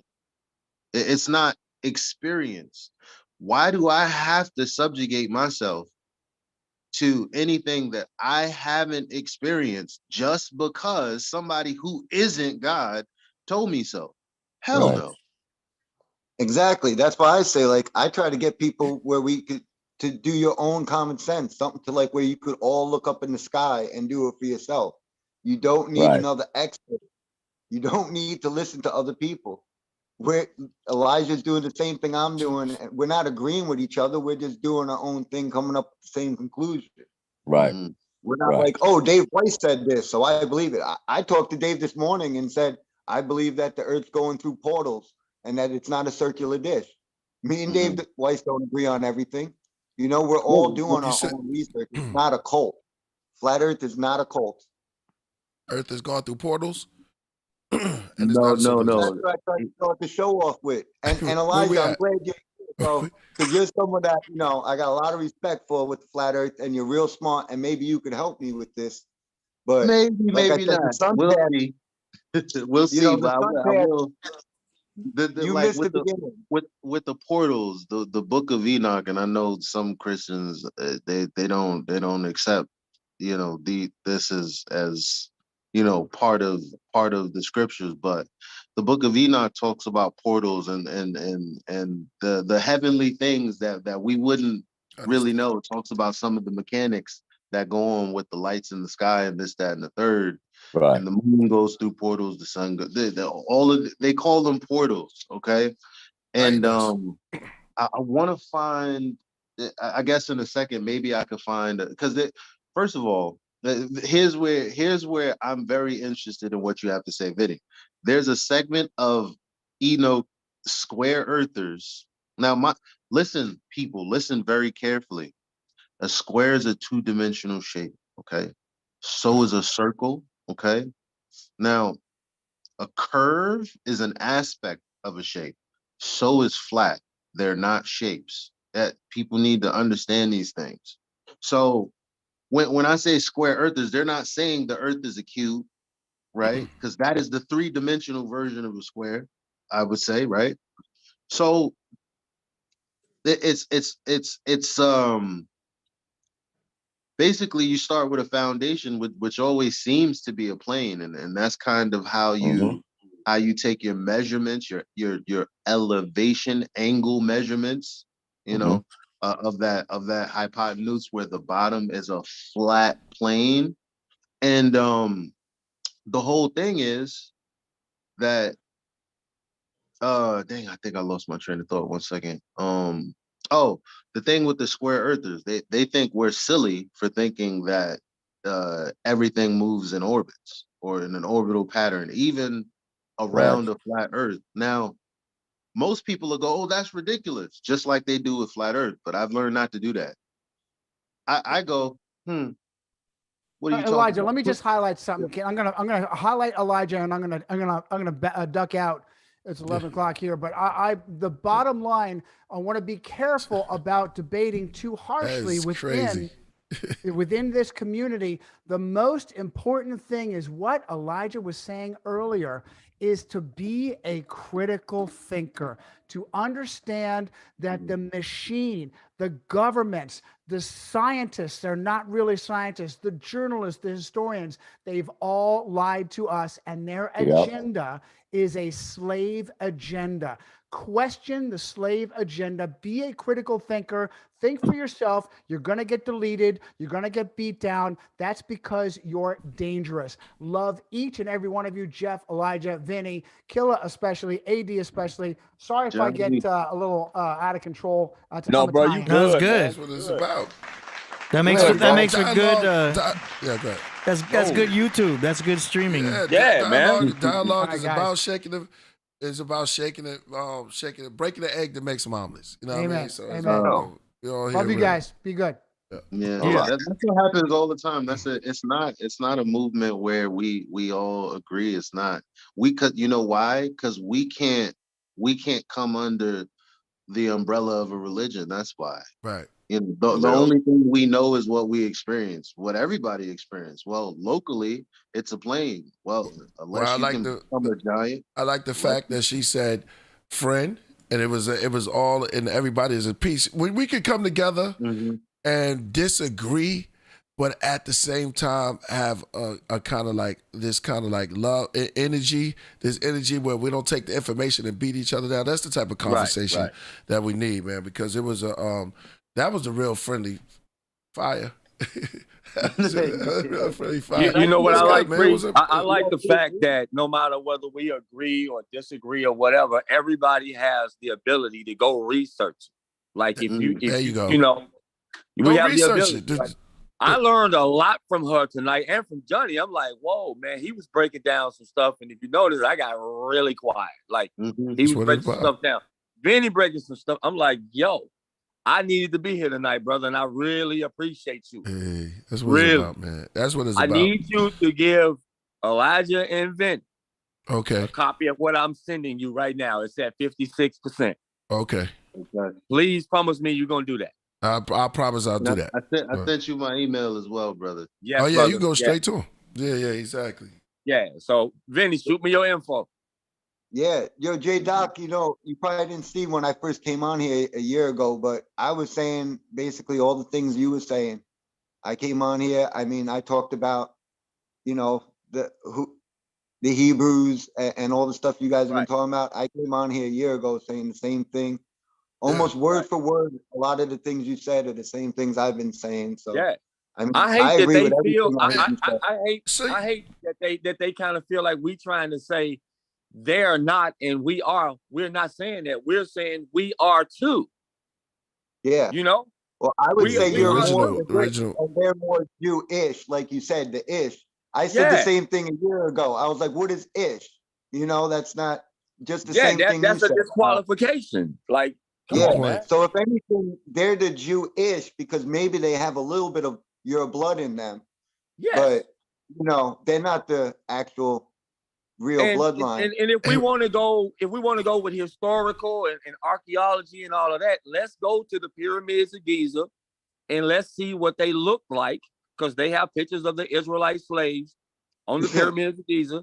And let's just take a look. Right. Let's just see. Yeah, well, let's see what history says. The Book of Enoch. Look at, we keep mentioning. Oh, I got it right here. Yeah. Yeah, the Book of Enoch is a black man on the cover. He's got, so. But I want to ask you this: blonde, blue eyes. There's a Bible that is. I want to see it right here. I want to see if you guys got this because I want to send it to you. It's the 1526 Bible. Do you have that Bible? No. Damn. Okay. Wait, hold on. I never even heard. What year was this? 1526. Wow. Well, check this out. Check this out. The Bible is called the Tyndale Bible. 1529. Yes. I'm sorry. Yes. It's Tyndale. Yeah. Okay. And it specifically says in the scriptures, flat earth. No way. Yo, you gotta send that. You gotta send that. And it also has about 7 more books that are not in the KJV. Do you know that, AD? Oh yeah, I'm sure. Now somebody showed me the picture. Show me the scripture. Somebody did bring up a point about the word earth in the Bible, because specifically the word what was translated to earth, at times it meant universe, at times it meant cosmos. So I'd like to see the context around which they said that. Like that would be super interesting. Yo, I'm sending it to you right now. How's Full Moon in there, man? Oh, he's good. He's good. I just saw him. Yesterday or the day before. I always bump into him. Indeed. And Tiny. Yeah, Tiny. I love. Shout out to Full Moon and her. Tiny. I just bumped into today. Yeah, man. See y'all rock out. I might get some music going too. Who knows? We might get some music going. Indeed. You know, me did. The reason that I've like stopped doing music because I did music of the world, and then I found out about all this stuff, and I know this stuff isn't popular, so I don't really know how to do music and enjoy it anymore. You know, to be quite honest. But I do have music that is kind of around this subject. But does it make you? Which music makes you happy? Makes you feel better? Like what subject? Well,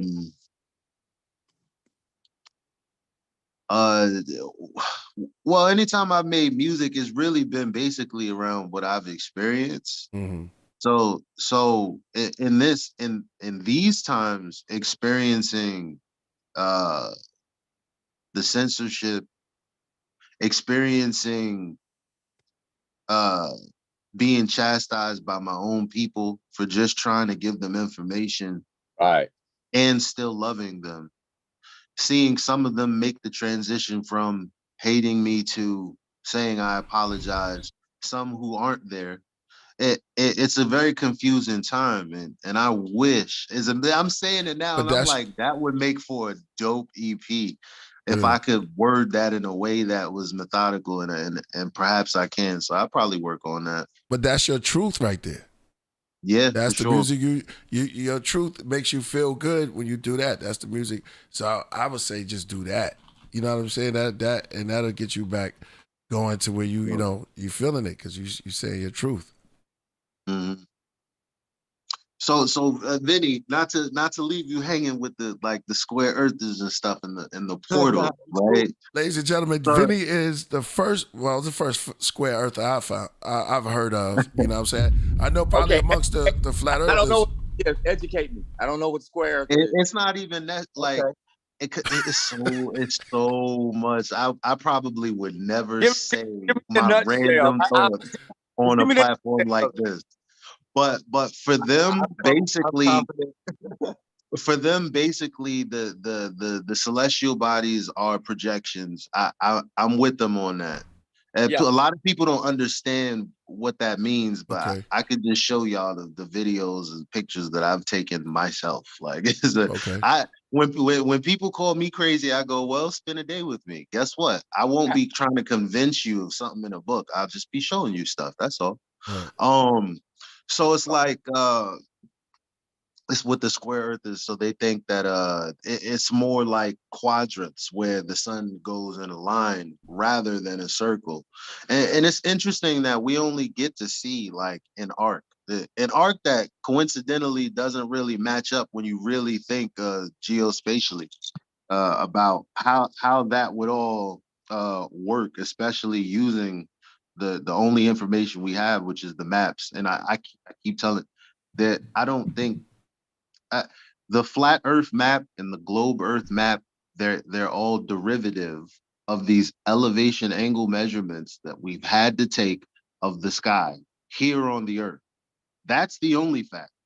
All of these projections of shapes and that's not real. Like looking at a map and saying, okay, based on this information, I know the shape of my Earth is a reification fallacy. You can't do that unless you're going to be involved in fallacious logic. That's what most globe people, they're, oh, where's your map? Where's your this? Where's your that? You can't even get an elevation angle off of a curved Earth, dog. So I don't know what we're talking about.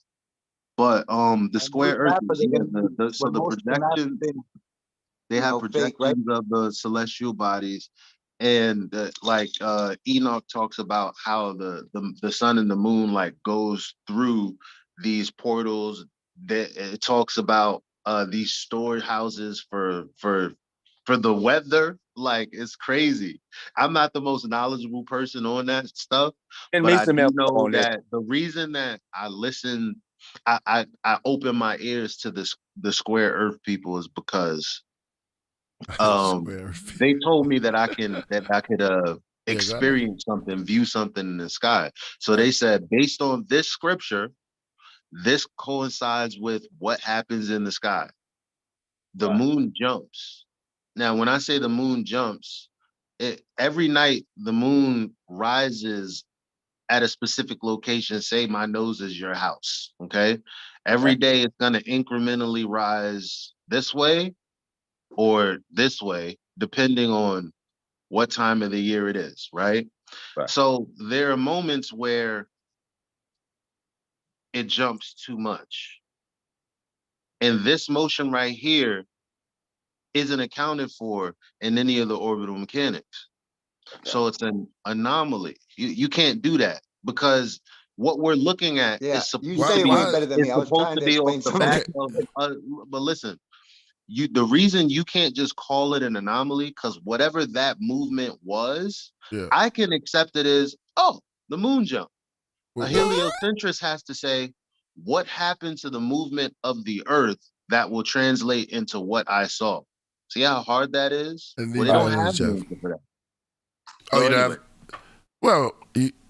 Okay, now, all right, I'm going to just leave that alone because you said there's moments that the moon jump. Mm-hmm. Okay.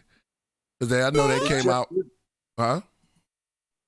They just did, like I said yesterday, with this whole time change, the moon was way to the south, and that's what I was saying. And now all of a sudden, yesterday, it's like way to the north, jumping, like he said, it jumped over a big amount.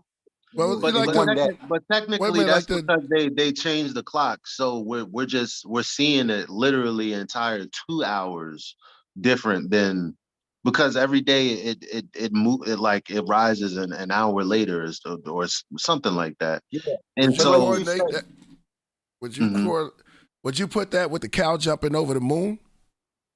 Remember they did say that the cow jump. Oh, is that something? Well, see, when I started looking into this, I could add to this a little. When I started looking into this stuff, here's a couple of stories that we've heard about. All right. Some of the stories, like we've heard about the turtle and the hare, right? And they racing. Right, yeah. That's okay. about the sun and the moon. That's actually based on the sun and the moon. Right. Where the sun but also the bull is okay. The cow has. The sun, okay. Yeah. I digress. Go ahead. Okay. So like that story is actually based off of the sun and the moon, where sometimes the moon is literally like behind and forward. Like up until yesterday, the moon was in front of the sun. The moon would be setting and the sun. Now all of a sudden the moon is on the other side of the sun, behind the sun. That's a big jump in one day. And that's what just happened. That happens see, I'm not even paying attention anymore. That's now? That just happened, 2 days ago. The moon jumped over big in the sky, and then all of a sudden we have the change, and now the sun looks a little bit different.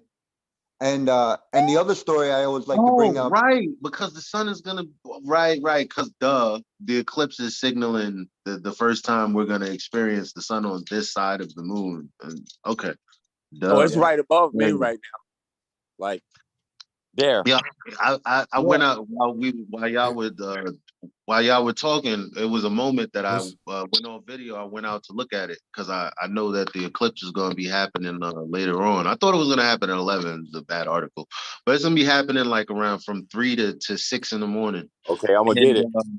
I put my binoculars on that thing and almost burnt my fucking eyeballs out my head. I have. Didn't know that it would be so I'm bright. bringing my P900 with me. Was that a telescope? Well, be careful. No, well, it's basically P900. Nice. The strongest digital camera. Yeah. So Priest, I got a couple of them. I'll send you one. And the other one is Pac-Man, right? It's Pac-Man. I got some binoculars, some Celestron 25 by 80s. So them some bad boys. Them some bad boys. I can see. I saw my first UFO through them things during the planetary alignment. Like, oh, you're a flat earther. You don't believe in space. How do you do UFOs? Well, hey, we need to have a UFO conversation, bro. Okay. I was in the Navy. You don't go there, bro. No, I know I don't know because you know why? Somebody just told me that Rob Skiba told people that they should actually get some night vision goggles because you have no idea what goes on in the sky. We seen some stuff in the Navy, bro, that did not make sense, and we was told you did not see that. And you know what's interesting? You know what I think that is? I think that we live in a heliocentric paradigm. And so when we see things not going east to west, or when we see things not going following what heliocentrism would dictate because of our spin, we understand everything that's accounted for in the movement of the clock up there. But what happens when you see shit doing other shit? How do you explain that?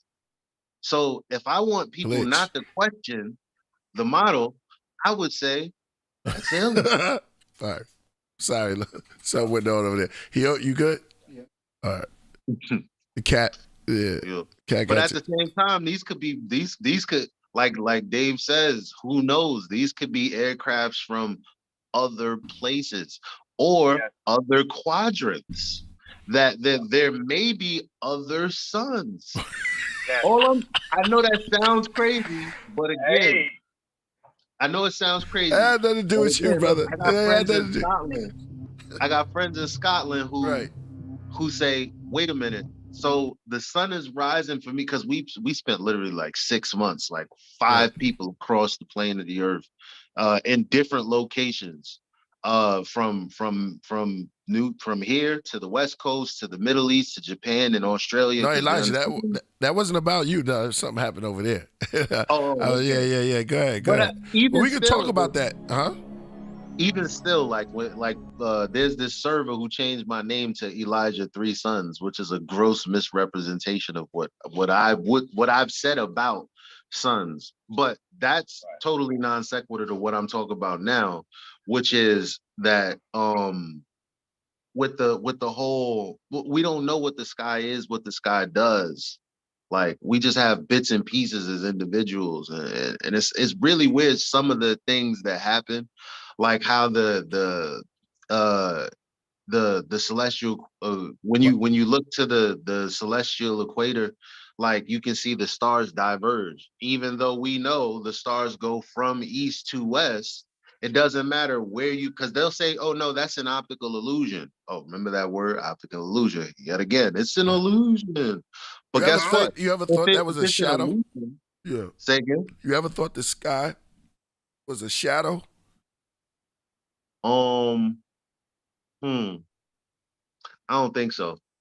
What if it's the shadow of the earth and you never even seen the sky, but you saw the shadow of the light, and what projected before you was just the blackness, but that was the shadow of the earth, and the sky is behind that. I see what you're thinking. I just thought. That's just a thought. I'm not saying it's true. Because the color of the sky, it really ain't jet black. Like, it really ain't the color's the earth. Light. Right. All different colors. It's the absence of light. You go in a cave. The sky is different than that. There's a lot of shit going on in the sky, man. There's 2 lights.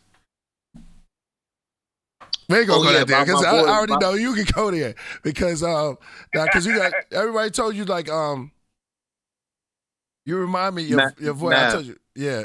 No, Kambata. Kambata. Your vocal, your tone is like with Kambata, right? When Kambata comes on and speak, I'm just saying your pitch. But brother. But listen, we could do this longer, but I can't. I have to get up out of here, so we're gonna have to move on. And I want to get you back on here, Elijah, because it seemed like something you have that I want to unravel. You know what I'm saying? Because I say it's like I got a whole presentation that I want to put together because and even a couple of people, if I could have on, definitely. One of them goes by the name of 10th Man. He's the one that's been kind of really looking into celestial navigation. Yeah, when honestly, most of us didn't really give a damn, to be honest. Like, he's like, no, guys, look. Every morning hitting us over the head until we finally understood. Right. Then you have like these people that call we call these engineers, like, you know, the phone, and we ask them if they could create a horizontal. Like when it comes to just practical everyday use of the language and what these words are defined as, it has nothing to do with the sphere, anything being equidistant from the center. None of that is real unless you want to have an argument about what the earth is. But when you're actually utilizing it, ain't no argument. You're using it as flat. Matter. Does it matter? Right? And everything's made up of matter. we be controlling these elements while we be talking because everything's made of matter. So we say a matter of a fact, matter is fact. You know what I'm saying? So when we speak in that celestial world, like I can sit down and talk with you, bro. I mean, we can sit and talk about metaphysics. I see you and you be talking to quantum, and that's dope because you have levels of flat Earth. Flat Earth is metaphysical, and it could be just surface. No pun intended. You know what I'm saying? Right? I feel that. Right, yeah. But yeah, we're gonna move on. We're gonna move on, and we're gonna re-invite you on here. Yo, Vinny, that was great, man, getting this panel together. And Jeff, I did not know. You always surprising me, brother. I mean, every time you speak, it's like, what? I was like, you Seminole Indian. Seminole Indian. I was like, wow, that's dope, brother. Yeah, man. You always. Yeah. And then you know we got to do that. How's I'm actually on Seminole Boulevard right now. No, you on the what? I'm on Seminole Boulevard right now. Beautiful, man. Beautiful. Beautiful. Yeah. Hey, what's the score though? Oh man, we lost. Oh, this we the lost Saints by didn't go. Yeah, we lost by 2 touchdowns. Oh, the Saints didn't go marching in. That's all right. It's all right. You're good, man. No, it's all good. Hey, check your email because I sent that Bible to you, and I want Vinny and Elijah to have it like right now. All right. Okay. Yeah, so check that. Thank you, brother. I appreciate that. I'm gonna send it. And in about 30 minutes, please check your email again. Okay. Because all the files that I sent you plus that documentary, I swear everybody, give them that too. Thank you. I look forward to it. Yes, sir. It's pretty dope. No doubt. So, Priest, hit me up later tonight so we can take care of that other problem. All right. No problem. All right, big bro. I'm out. All right, peace. Thank you. All right. All right, brother. Thank you for promptly asking me if I was available. Honestly, I wasn't. I should have been at work 2 hours later than I was. But he had asked a few times at this point, and I was like, nah, I can't say no. Let me show up and see what's going on. And I'm glad that I did. Before I even got home, I was listening to the podcast, and I was like, oh, why are they talking my shit? I gotta hurry up and get home so I can get on this mic. Hey, I was super excited. I always love the conversation. Vinny, you bring good people. I appreciate that. And you was an amazing host, Killah. I really appreciate you doing this. Hey, like shit gets real in here. I don't know how they let you slide. Because it never happened and we was never here. Remember that? It was an empty spot the whole time. We still small potatoes right now. You know what I'm saying? It's all a fragment of the imagination. Yeah, the more famous this show gets, the more cautious we'll have to become. But as of right now, we're still small potatoes enough so that we get away with some things. All right, man. Yeah. So I'll definitely stay connected, man. I definitely stay connected.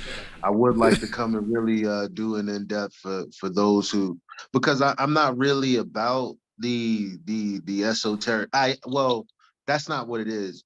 But you're speaking though. Of course, it's just that people don't understand that this subject isn't agree to disagree. Because there's only one claim on the table, and we can all verify if it's true or not. It really.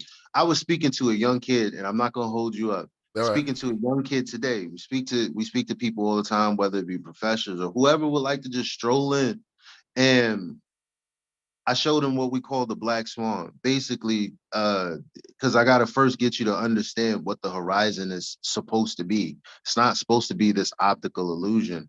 It's supposed to be a literal cutoff from the rest of the world. But in the sense that it's because you're on a sphere is curving away from you. So I showed him how that wasn't true.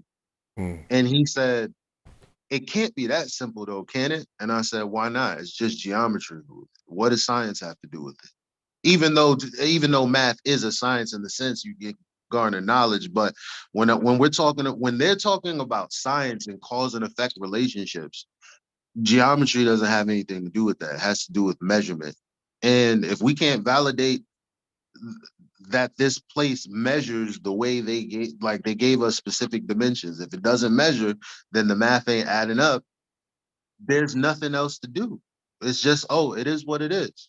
Now, moving on, I'm sorry that I've left a vacuum in your mind where you're like, how does this work? How does that work? I was there too. And that's when we get into the esoteric, because people do need that as well. You can't just leave them empty, but only when they're ready, you know. Yeah, that's how it goes. Word, that's how it goes. I was trying to thank you, Elijah, for coming. I was great job. We're gonna talk about the Pac-Man thing because I'm not gonna. And I'm not afraid of ghosts. Oh, Priest likes Pac-Man. He plays Miss Pac-Man. Yo, you notice when the ghost turned blue though? Saying that. Yeah. But they would hate me saying that. Right. But it's 4 ghosts. Oh, snap. 4 ghosts. That's we can build on that. Yeah, that's pill, they all turn one color. They different colors, but when you eat the pill, they all turn one color, blue. We talk about that. The Smurfs. I know where you at, so I have to meet you there. Though. That's all. Hey, on this channel, Killah, you can come in. Huh? Killah, I just wanted to ask you one thing before I get out the way. Is I got that guy, the mud fossil guy. I think a lot of people have been talking about that. I know you were interested. Do you have an open spot Wednesday? Because I could get him this Wednesday for you to do a great show about mud fossils with the dragons and all this stuff. Okay. Hell yeah. How everything turned to stone. This is a great topic. It's a big channel. Don't tell me you talking about John Levi. Rasul. Okay. No, not John Levi. Yeah. Or Levy, but whatever. it's like that type of stuff. It's okay. like that. All right, we can build after the show. Yeah, I think we have something open for that. Well, I don't like to say that because Wednesday is always somebody in this. Yeah, there's always somebody that's lurking in the. It's like in the shadows. It's just like, oh yeah, I forgot about that. Yeah, you know what I mean. But I definitely want to do mud fossils. That sounds good. But let me see first, just for like, we got 2 days to decide. Yeah. Who was it? It was somebody. I'm just letting you know. If you want Wednesday, I could get him. Just give me a heads up. Okay. All right. Let's do that. I'll get out the way. Ooh, it's so many bombs. Oh, it's so many bombs. I'm gonna be quiet for now. We got as long as we're destined to be here, fam. It's always good to have more to say when you're saying your goodbyes, because you always come back together. It's curses. There's no goodbye. You know what I'm saying? Somebody was saying that earlier. Yeah, they changed the words with things because English words are like curse. Curses and blessings are in the words. Like week in. I was saying is that there's no, you're not weak in the end, and that's when you get paid. You know what I'm saying? Most of the people get in the week, and there's different type of terminologies they be having. But we get into all of that good stuff, man. We can sit down here. I didn't even get no tea this time. But shout out to No Ideas Original. Also, because I did that Podcraft too. That was dope. You know what I'm saying? Yeah, shout out to them brothers too. Oh, one more thing. One last thing. Did anybody speak about the new Hibbler film? Nope. Hibbler? No, nobody did. Yo, okay. So everything that's going on in the last 2-3 years, right? Right. You need to watch this documentary. You can find it on Odyssey. You can find it on Rockfin. I'll send you the link. You know what? I'm gonna post it in the chat. Okay. It's called COVID-19. It's amazing. You have to watch it.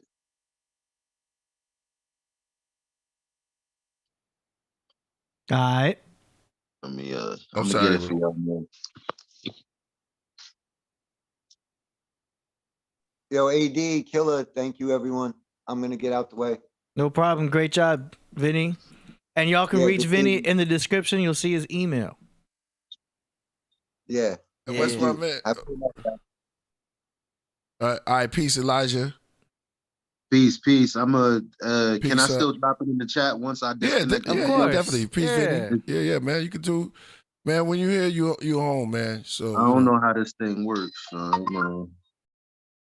All right, but send it directly to AD then. All right, good talking to y'all. Are you talking about your email? What you talking about? Well, right now I'm in the Zoom thing. Yeah, you can send me stuff through the Zoom chat. You know how to do that? I think you already sent your email.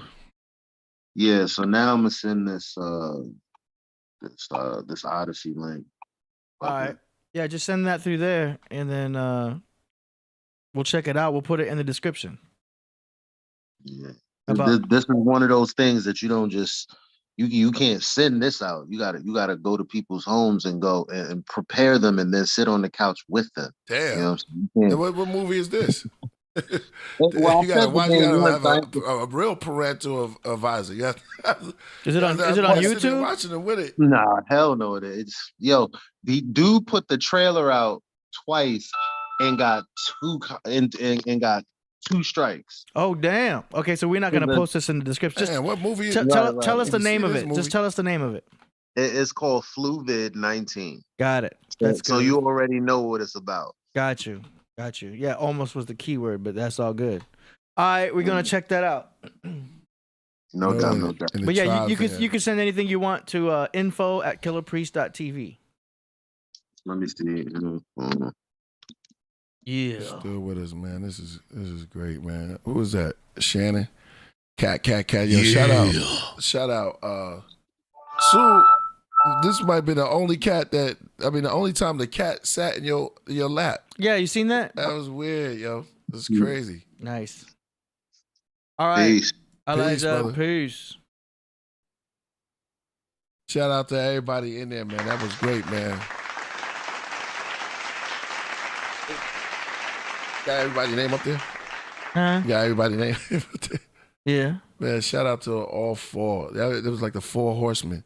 But one woman, one woman, four horsemen. That was dope, man. Thank you, Napah, Shadah for coming through. Thank you, Vinny for making it work. Thank you, Elijah. And come on. Oh man. Elijah? Oh, you're talking about JDoc. JDoc, man. Shout out to JDoc. Yeah. Jeff, my man Jeff. Mm-hmm. You know, when you have dialogue, that's what it's about. You know, we don't have. I always talk about conversations and having conversations that could take you to the next level, whether you disagree or you agree. The information that's out there, you can go look for it on your own, and you can just, it's out there. So research, redo it over. Somebody said, if you research, you're doing it over, but sometimes you got to do a do-over. You know what I mean? You can't just say you got it right the first time. Sometimes you got to back up and try it again. It was a song like that. You don't get it the first time, you back up. I think it's the JPs. No, Pastor P's like they used to do. That was what's James Brown group name? Oh man, I'm not ready for trivia. Damn, what's his bro? Come I'll on. Google it for you. James Brown. I should know his the band name. The JBs. My bag. Oh, here you go. The JBs. Yeah, the JB. Yeah, shit. They got a documentary on his drummer. So, like we said, shout out to Guam. There's a lot of energy that's out there. There's a lot of information coming out now. Cats are looking in books and discovering things, researching. And now I think back in the days that, you know, I can't really tap on that, but, you know, information, it's an information age. Mm-hmm. And it's kind of like mixed up with the ancestors. They didn't have certain levels, but they just had them. And I think, you know, with sometimes technology kind of slow you down, but at the same time, it could help. You know what I'm saying? But if you was just out in the forest all day long by yourself in the green land, just surrounded by trees, you write stories. You would start to create. After a while, that wind blowing through your ears and that breeze and that smell of that orange or some fruit around you, you're gathering up the whole vibration of the universe itself. You're inhaling it and then breathing it out. Facts. Where you at, Tai Chi? Grandmasters. I'm just talking that talk. Simple when you really think about it, right? So hard, but the master goes, no, grasshopper. And he puts the finger on your head. He might pluck you for some of you. You know what I'm saying? But it's simple as breathing. Try this. Saw this somewhere. I saw this one. What's that? Do this. This is a hand mantra. I don't want to do the wrong. If you do a hand mantra, what you scared? I don't want to do the wrong hand symbol. If you do this, well, you scared the devil might come get you? No, I just want to do the wrong hand symbol on camera and be like, you know. Oh, well, I'll show them. There's no wrong. Man, you had the Buddha doing it. You had all type of hand gestures. But watch this. See what you just said? How come when you do this, you can breathe easier? Check it out, y'all. But then when you let go, it's a little harder. Just mantras, just technique. You ever get a feeling in your head, your feet? You know what I'm saying? It's like you got a sharp pain up here and up here. So all of that stuff they put together. It is kind of deep, yeah. Mathematics. Yeah. At the end of the day, you know what I'm saying? So beginning.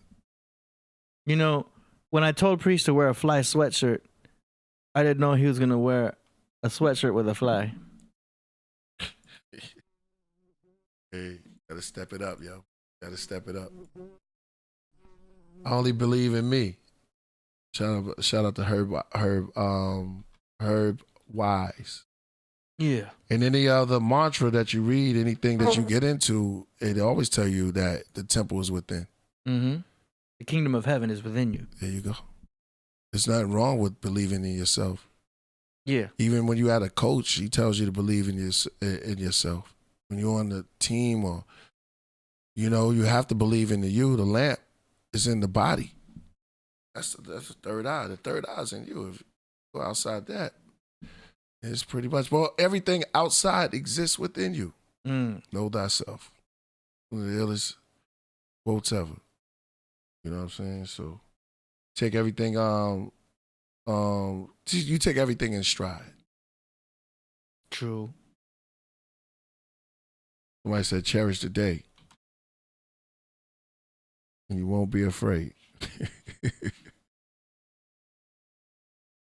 Thanks, Aurora Borealis. Yeah.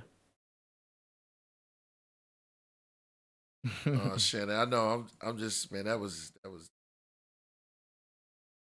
got me. It really got me thinking. Like I'm gonna go ahead and really I'm gonna look into some things. Just look into some things. Not saying anything. I'm just gonna look. You know, remember when you was little and you went like this? Nah, for real. Your parents ever looked in your room? You do it so you just see a piece of their head come over. Yeah. Around the corner. Shout out to you, man. Thank you. Oh man, it's dope. Good vibe, man. Therapy is good. It's good for the spirit. All right, let's go on. Let's move on to the music. Yeah. Now it's time for a segment we call Song Promotions.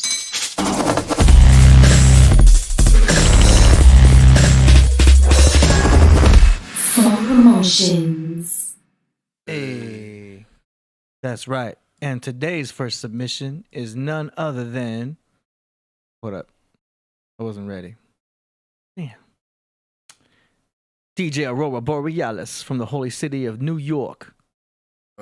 Name of the track is called The Rapper, the One MJ Figure Shit Out. That's what it says. And here we go. This is Band Lab. Here we go. Oh, Sunday Great. I can't figure it. I can't figure it out.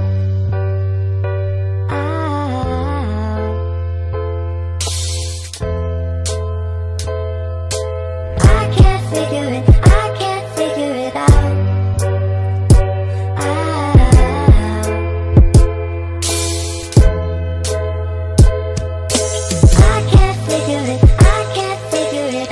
Why you took him, Lord? He was only 20. Hitters pulled up in a Hemi, let off the semi, then had the nerve to rob him, didn't leave him with a penny. No, I still love you, and I miss you, bro. Probably won't be long till I'm with you, though. God, why you had me thinking she was made for me, then took her right away from me. I did a bid, she didn't wait for me. I guess she couldn't live faithfully. How the hell we let Demon Trump get in office, controlling nuclear weapons and armed forces, descendant of the KKK? Oh, y'all forgot? Let me remind you how they was hanging us, murder us, and burning our crosses.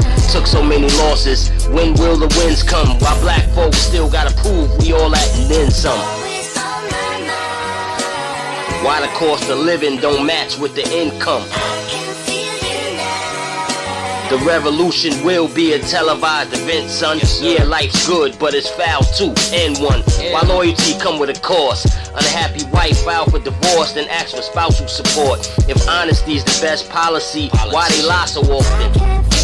I don't trust none of them motherfuckers. Constant war, maybe peace is inside the coffin. Streets grab parents, turn kids to orphans. I swam with sharks so my offspring could ride with dolphins. That's ill.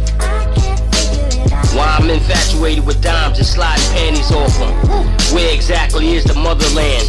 Why they brought my ancestors to another land? It's kinda hard to figure out, but easy to understand. The underhanded work of the government got us programmed not to trust, scared to shake my brother's hand. So many questions, it's not enough answers. Why mad innocent girls, strippers, and lap dancers? I need to holler at FDA and NASA. All right, that was cool. Cool sample. The vocals were a little loud. I would probably drop the vocals down a little bit. They're a little distorted, but I thought the beat was pretty cool. What do you think, Priest? Fire. Good. Yeah. Like it. Very nice. So cool submission. Thank you, DJ Aurora Borealis, with that. You sound different. Was that Aurora? No, that was the one MJ. Oh, okay. Yeah. That's his name there. Okay, next now we got an artist named 7 Digits from Virginia Beach. Name of the song is called 17 Dogs. Let's see. It says, Spin Mine won the Blood Moon podcast. If you can, that'd be dope. Here we go. The same war that we winning. Really, we already did it. We running all through your tunnels and coming back for the publishing. We on the hunt for what? The Ark of the Covenant. These underwater swamp creatures get away with robbing and killing and think that they can enslave us and hurt the children. What? Whoa, whoa, that's too much. Y'all done did enough. Must be out your mind, plenty smart, but you not smart enough. We on the hunt for what? The Ark of the Covenant. This is not at all a game, young and sound. And we gon' run the dogs on them. Dogs on them 17, and they all hunters. All hunters, ain't no way that you can hide from us. Hide from us, we gon' turn the whole tide on you. Whole tide on you, we gon' run the dogs dogs on them. Dogs on them, 17, and they all hunters. All hunters, ain't no way that you could hide from us. Hide from us, we gon' turn the whole tide on you. Whole tide on you. And when them dogs start running, I promise you getting punished. We running all through your tunnels and coming back for the publishing. You put the son of a chief up in the corner, now it's time to sink my teeth in your bones. Rest in peace, I'm a beast. 7 is speaking his piece. Freaking the beat, it's time to separate the weeds from the wheat. Nah, man, it's not a damn thing that's gonna stop me this time either. I'm on the mission versus the meteorite, so I'ma hit him with this meteorite.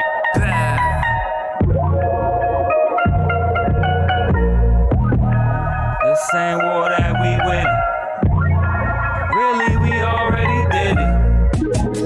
The same war that they started. It's the same war that we finished. The same war that we winning. Really, we already did it. And we gon' run the dogs on them. Dogs on them, 17, and they all hunters. All hunters, ain't no way that you can hide from us. Hide from us, we gon' turn the whole tide on you. Whole tide on you, we gon' run the dogs on them. Dogs on them, 17, and they all hunters. All hunters, ain't no way that you could hide from us. Hide from us, we gon' turn the whole tide on you. Whole tide on you. I get visions of the future, and the future looks sublime. We building houses out of bricks, so let your inner light shine. Light shine. And we done walked a long, hard road, but the roads only made us stronger, and now it's the right time. It's the right time. So pull your pants up, youngin'. Pants up, youngin'. Tuck your shirt in or something. We gon' protect Mother Earth. We gon' protect Mother Earth like she was church, and that's 100. That's 100.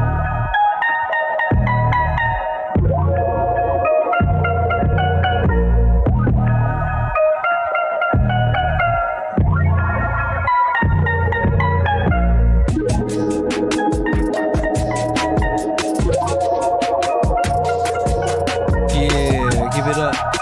That was 7 digits from Virginia Beach. 17 dogs. That was cool. The mix probably needs a little bit of work because in some parts I would want to raise your vocals up. You know what I mean? It needs to get mastered. But that's cool. I like it. I like the sound. What you think, Priest? I like that. I'm a fan of like singing hooks like that, especially like, and I like just real. No, it's real homie. I don't know. I like it. I like the whole thing. Nice. All right, moving on. Next up, we got a track submission here from Eli Sage. The name of the song is called Another Form.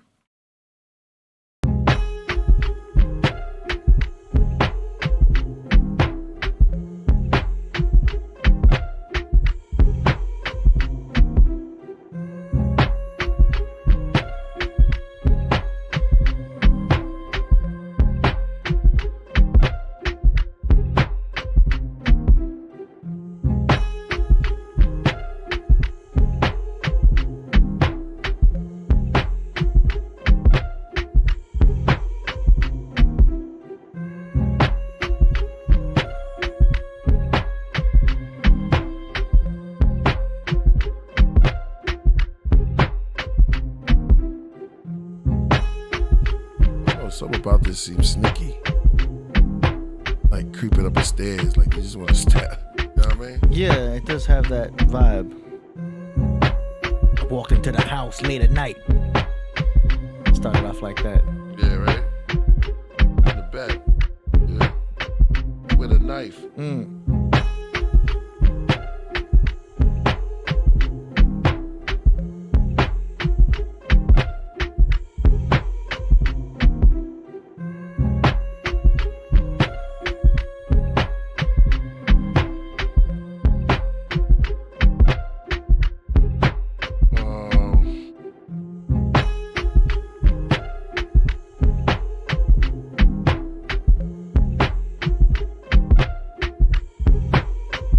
Someone said Pink Panther getting chased by the vampire.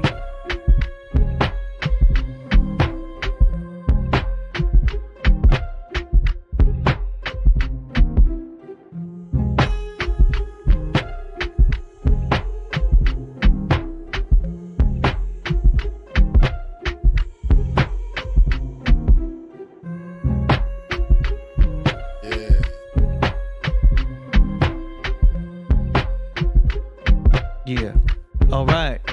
Give it up for Eli Sage. Called Another Form. That was cool. I think I'm going. What'd you think? That was dope. It was like this. Real smooth. All right. Very nice. Very nice. Moving on. Next now, we got a submission here from DJ from Guam.com. Hey. Featuring Fred Locks. He's from the beautiful island of Jamaica. Hey, what up, man? Name of the song is He Is. There you go.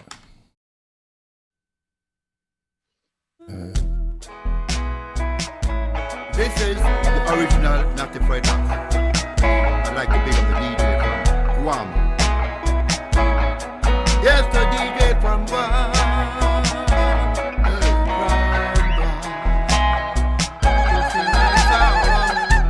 As it was told by the prophets of old, one shall arise from among the brethren, and we must dare in all things. I'm not telling you, and we must dare in all things. Let's move. For he's the King of Kings, Negus Negas, and he's the Lord of Lords, that's without lies. Said he's the King of Kings, Negus Negas. I'm spreading this message at home and abroad. Fred Locks, DJ Guam. Wendy Abuna, There's the is on the head at Triple Crown. You have it too. Rasul, All the nations came and bowed down. He's a descendant of King David's family. 225th, the might and the power of the Trinity. It takes, yes. For he's the King of Kings, Negus Negas, and he's the Lord of Lords, that's without lies. He's the King of Kings, Negus Negas. I'm spreading this message at home and abroad. Save the world. And one of the elders said unto me, weep not, behold, Lion of the tribe of Judah, the root of David, hath prevailed to open the book and to loose the seven seals thereof. For he is the King of Kings, Negus Negas. You got some weed? Yes, I do, but it's the kind that makes you hungry. that's without And I'm cutting.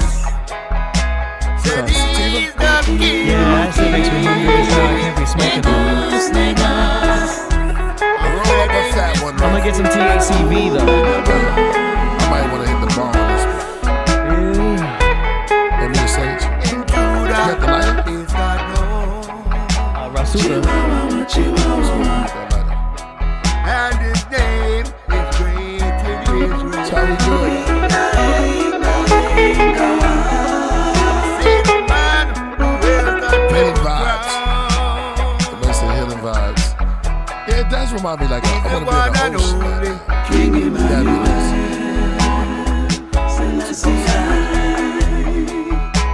For he's the King of Kings, Negus Negas. Yes, he's the Lord of Lords, that's without lies. Solomon, shout out to Solomon. You gotta come to the show, man. Look at that. Negus Negas. I'm spreading this message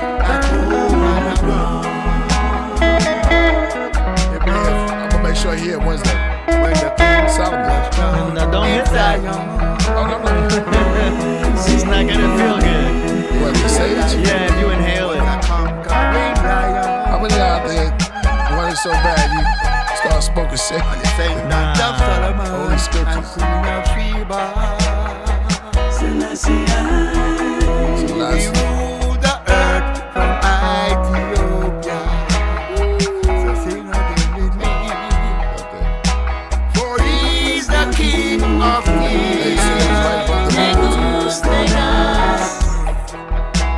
And he's the Lord of Lords. This is Sage. Yeah. And he's the King of Kings. I'm spreading this message like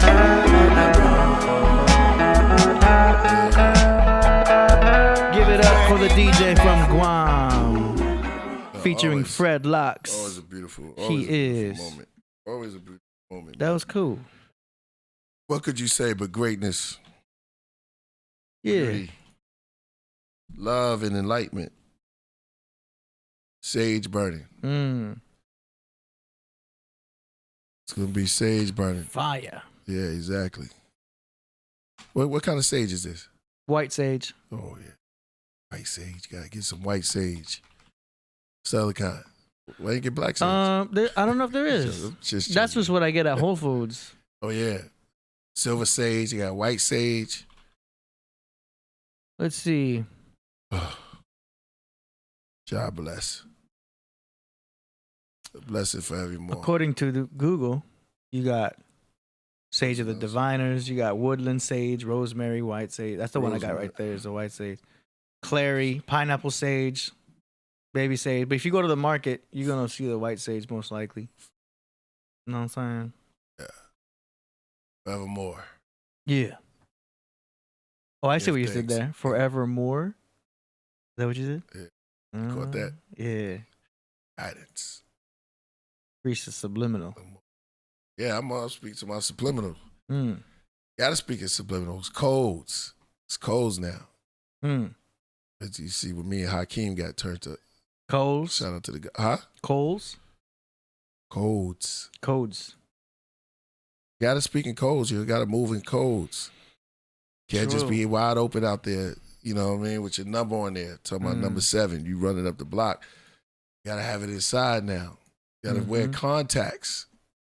Can't put on the big glasses out there. Everybody see you. And the hat. I don't want to go too far. No, because I be thinking, man, there's a lot of, if it going down like that. Guys be having a big joint. You know? What's that? Nah, I ain't. The I'm hats? just saying, yeah, but, I mean, it's what's inside. You got to be strapped up inside. Heavily armed inside. Yeah. That's right. Then you can line up the devil. Damn. How my man said, Son of Grace said. Got the gunshot right Come there. on, bro. Let's chase him. Where you running at? Come to the door. Catch him at the church door. Damn. Chase him out the crib. That was a semi-automatic right there. Exactly. Stand him up.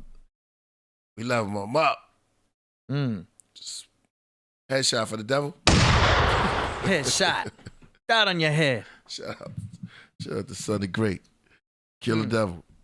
There you go. That's one right there. 4 devils. Oh, damn. Exactly. All now right. look, you at peace. Yeah. Once you do that, everything peace. Sage went out. Put this right. Yeah. Somebody said love. Yeah, love shots. Yes. I see the ancient text right there. Over City, I see you. Shout out to Underland Fortress. I remember him. Yeah, indeed. Nice. Are you ready? Are you ready for what's next? Oh, of course I am. Next You know I up, am. we got Cover Boy in the building. Oh, shoot. Name of the track is called Objects of Desire. Wow. This is track 2 called Objects of Desire off the Magic Mirror Movie Music Part 2. Album dropping next year, along with Part 1, though. Here we Who go. said it? Fred Colley said he killed the devil with kindness. Don't go out there doing that. No, you gotta, you do. You could, because you're killing the devil inside you, the 4 devils that inside you. So you have to use different techniques. All right. Coming up next, here we go. Wow. Already fire.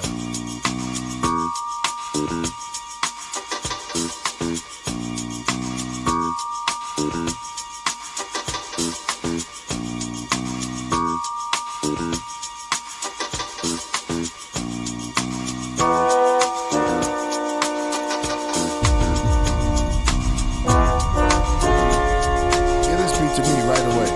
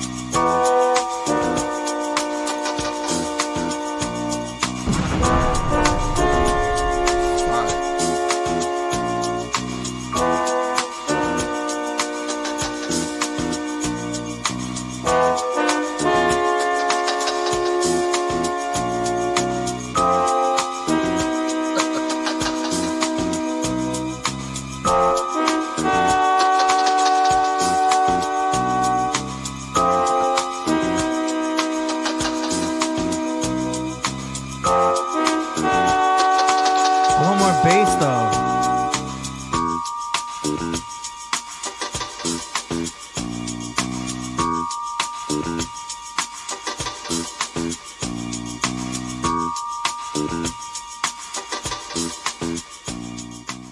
Hey. Yeah, it was fire.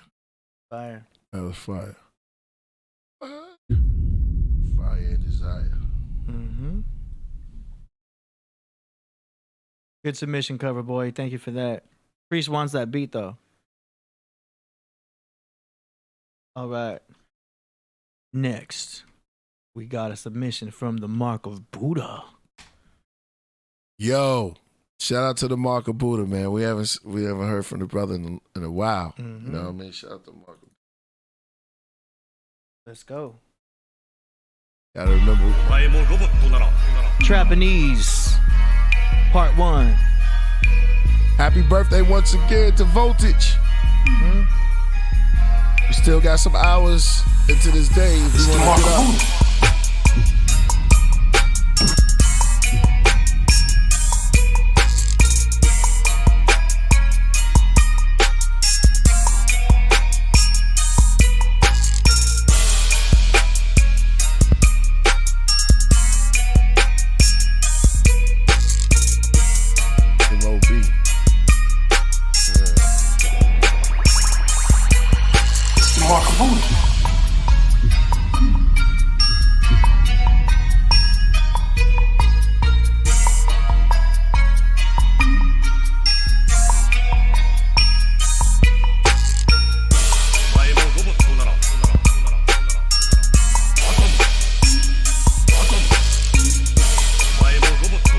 Shout out to all the Scorpios out there.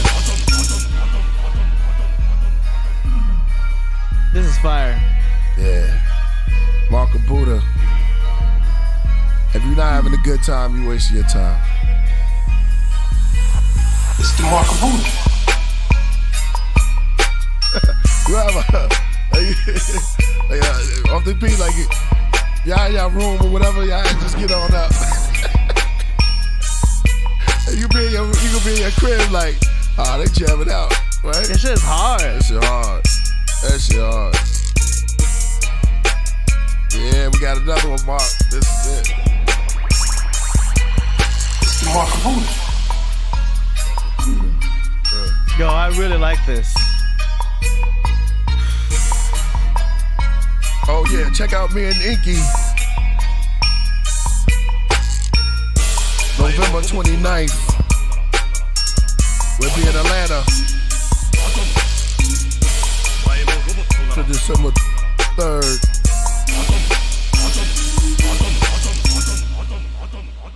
Me and Inky, shout out to Dr. Inky too. Fire. November 29th, we'll be in Atlanta. Shout out to Son of Great. Nice. All right. Coming up Knowledge next. Born. We got the birthday boy in the building. Oh, he coming alive? No, he is coming on in his music. Okay. We got his birthday vid right here and a preview of some of his new hoodie designs available at audibleobjects.com.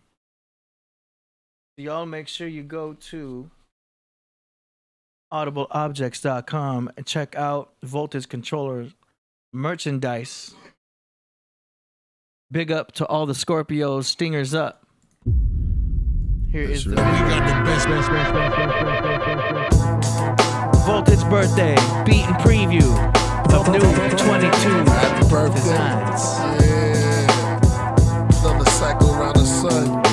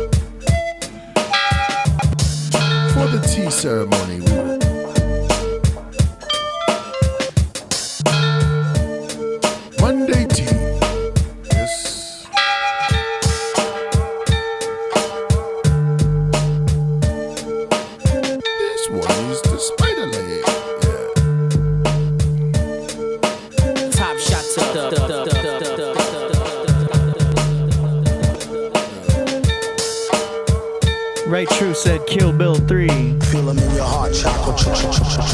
Heart chakra.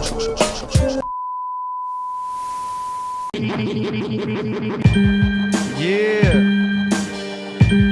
Oh, you on one for the birthday, yo. That's fold. Damn, I like this one better than the other one.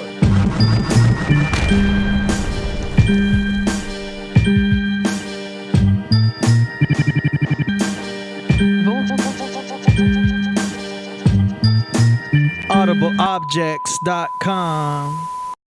Fire. All right. So for Voltage Controller's birthday, if you are not subscribed to his channel, y'all need to subscribe to his channel. It's his birthday today. That's the least you could do is at least follow him. And yo, he's got some amazing masterpieces right there. Also go to audibleobjects.com. Check out his merchandise. Got the puffer jacket in effect. He's got the bucket hat in effect. I might actually rock the bucket hat. Yeah. He's got the hoodie. New arrivals. He's got sound packs. He's got vinyl. Yo, this ain't no joke. Clothing, all that. And you can contact him. Support, man. Yeah. And if you're in the LA area, you can even book him for a party, for shows. Who knows? Wait a minute. Yo, I love disco music too. Where I like mixtape with old grooves, stuff that just make you dance and make you feel good. I always got to be rap. Yeah. I want a DJ to make me something like that. We got to get him on the show again. like live. Yeah, definitely. Here in the studio. Very nice. So happy birthday again to Voltage Controller. Nice. Your solar travels around the universe. Beautiful thing, man. Okay. I don't know what got it to me. I just got, you know what I mean? It's what? Oh, just good energy. Yeah. Feel. It's the music too. The music. The energy of the music. Good beats. Last Dance. Yeah. Last Dance. All right. Our grand finale. Greatness. You already know. Ka Zodiac. Ka Zodiac. The name of the song is called Automatic Manifestation. Take us home, yo. Let's go. Pay attention.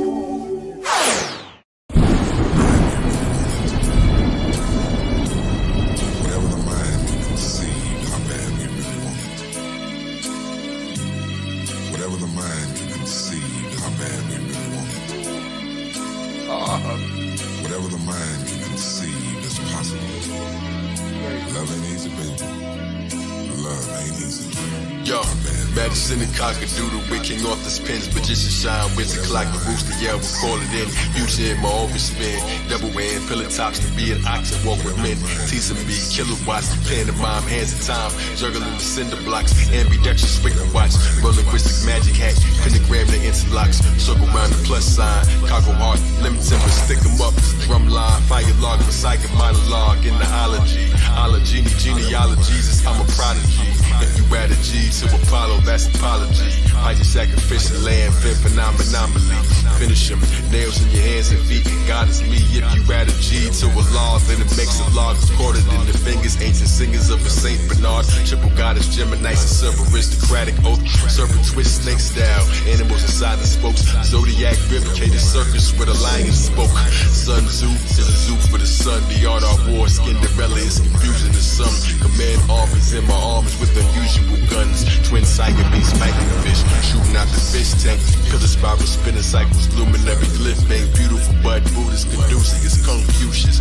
Mass crucifix, threw him off the ship plank. The bird of box of majesty, never crossed majesty. Skull and bones, pirate ship, the sun and moon entrapping me. Noah's architecture sewn from fabric from the galaxy. It tasted me, they bite my thought food, cutting pastries. Living copy catalyst, copy cross X-Men. Atoms one even lines, axe to look. Plumber level, got a devil, copper metal, copper pedals, cosmic pebbles, rocket stuff, you arms around the sunshine.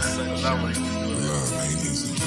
How bad in my mind, if I can see it, I can have it. Mother Matrix, so with Adam Time fabric. When it's done, I just rock it like a jacket. Superman flying to the ethers and I grab it. In my mind, if I can see it, I can have it. If it's mine, it was written and established. I draw it to me with a pencil and a canvas. Mine is mine, manifestation is automatic. Heavy metal at an end, they complete the book, but circles are eternal. See the future, I don't even look. I met the all in the mental, take the path within.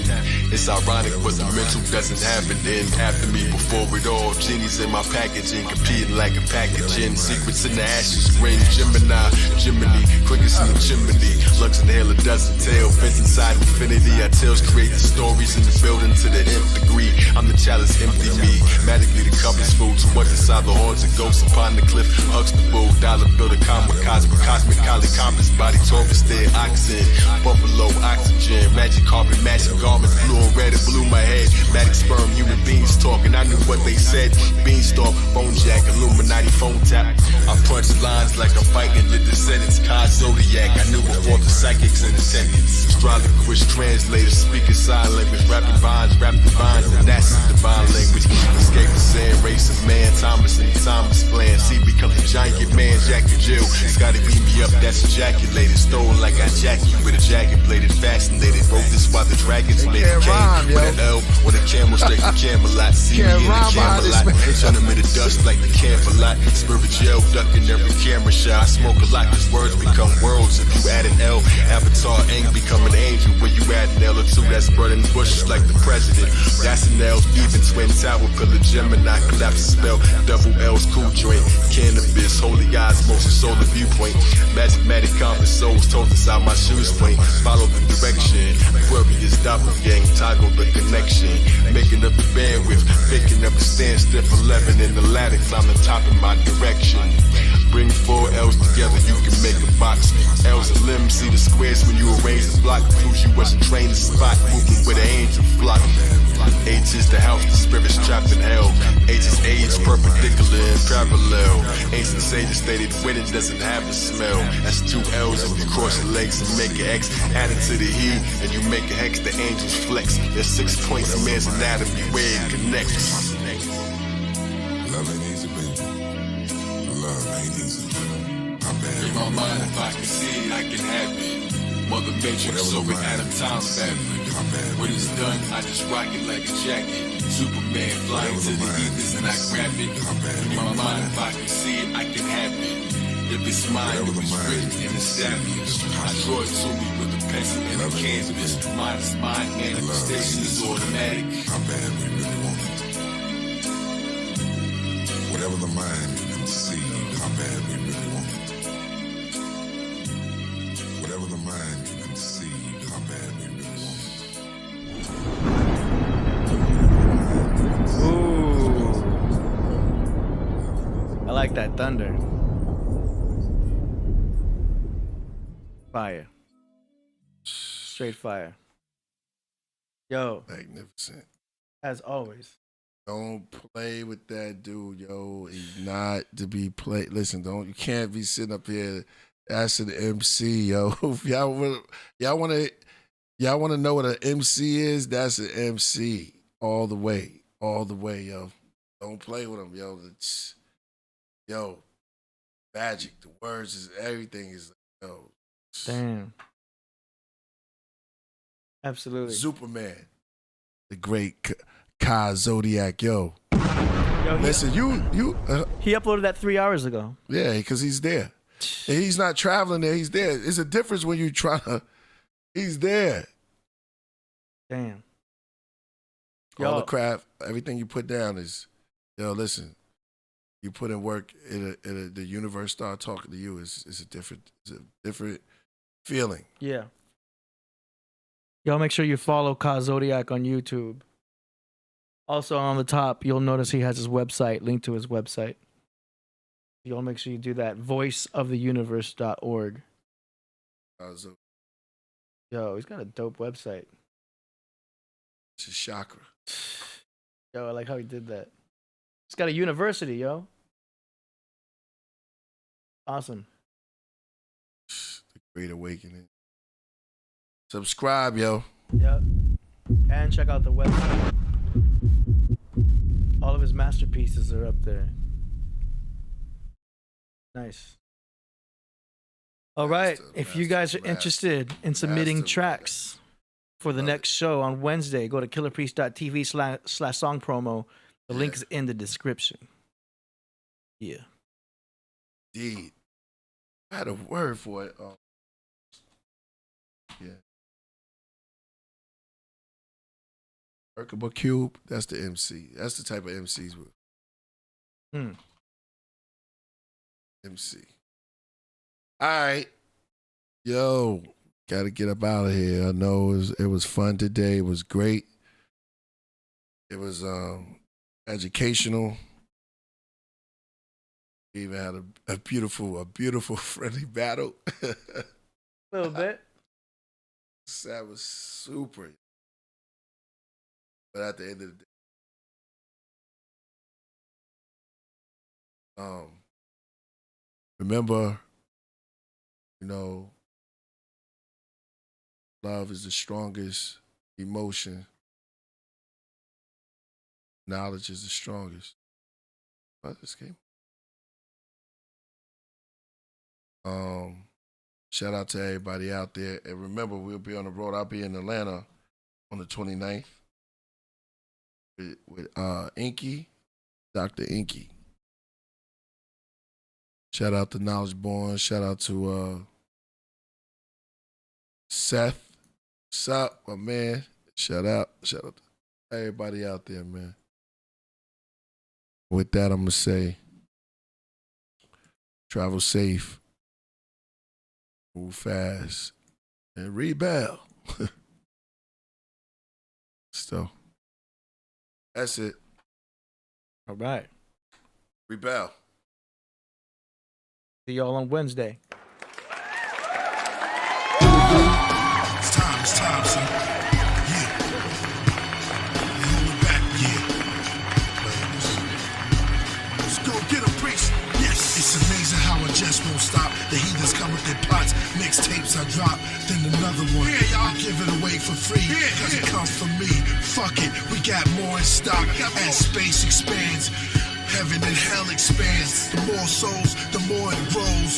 I created my plans. I'ma kill a devil Friday evening. Come back with all his horns for souvenirs. Murder all his demons. His followers prepare for war. I'm coming with this word, bullets and more. The game don't want to recognize me no more. Find I pull a plug from the wall. Puffy and those niggas getting paid off. I tried being humble, but now I'm going AWOL. These stars are controlled by a dark force. They hate the light of Christ. That's why I'm not in the page of the source. What's up, Nas? Join the team. Fight against the evil regime. His soul seem torn. Don't know who to put on. Well, come with us and join with the side of the Elohim. What's up, Ghost? I hear your soul. I know you want to put your hands around the devil's throat. 2-year plan. I bring back the Son of Man. 2-year plan. I bring back the Son of Man. Yeah, fuck the devil and his team. Blum, blum, blam. We're those brothers on the blogs. Google up God. It's God Radio. So what's the ratio? Squeak wide spectrum. Sisters, I need you more than ever. Sisters, I need you more than ever. Sisters, I need you more than ever. It's Run DMC, tougher than leather. I got more than one Mac on me, tucked under the leather. Hold your head, don't play into the media. Tabloid said they don't want your media. Fuck the skinny bitch. I want y'all thick. Unless y'all skinny with brains, then who give a fuck anyway? Jay. Killah Priest. www.killahpriest.com. Radio was my crown of thorns. I ain't proud to put on. Turn the volume all the way up. Still didn't sound too strong. Pink hero rappers won't be around that long. You just a clown for the storm. Thistles break on a skull of crystal. Bite down to the gristle. May I continue? More on the menu. My mind grows like the electric shell on a UFO. It keeps it spinning like the hole that's warming the globe. God's house have 1 million stairs. 12 addicts, and one of them you find me right in there. Walk out the front to the Garden of Eden. Niggas are starving, they eating. It's time to start robbing and squeezing. Give Priest a couple of seconds. I rebuild heaven on records. Check it. Blow weapons at the face of the old presence. Past is a glass, seen by the eyes of the mass. It took me 7 days to create each line. Took me 7 hours to rehearse this rhyme. 7 minutes to redesign. 7 seconds to reach your minds. DMX in jail. Holla at me, dog. Yo, yo. Holla at me, dog. Through it all, see who you are. Real niggas do real things. Fake niggas don't want people to see. They hide. Fucking be who you was born to be. That's right. Why lie? Everybody wanna seem like they're innocent. You switch sides, nigga, live with it. Real niggas be like, this is what I did. This is who I am. This is how I live. My pockets seem small, but my heart and my soul feel big. My heart and my soul feel big.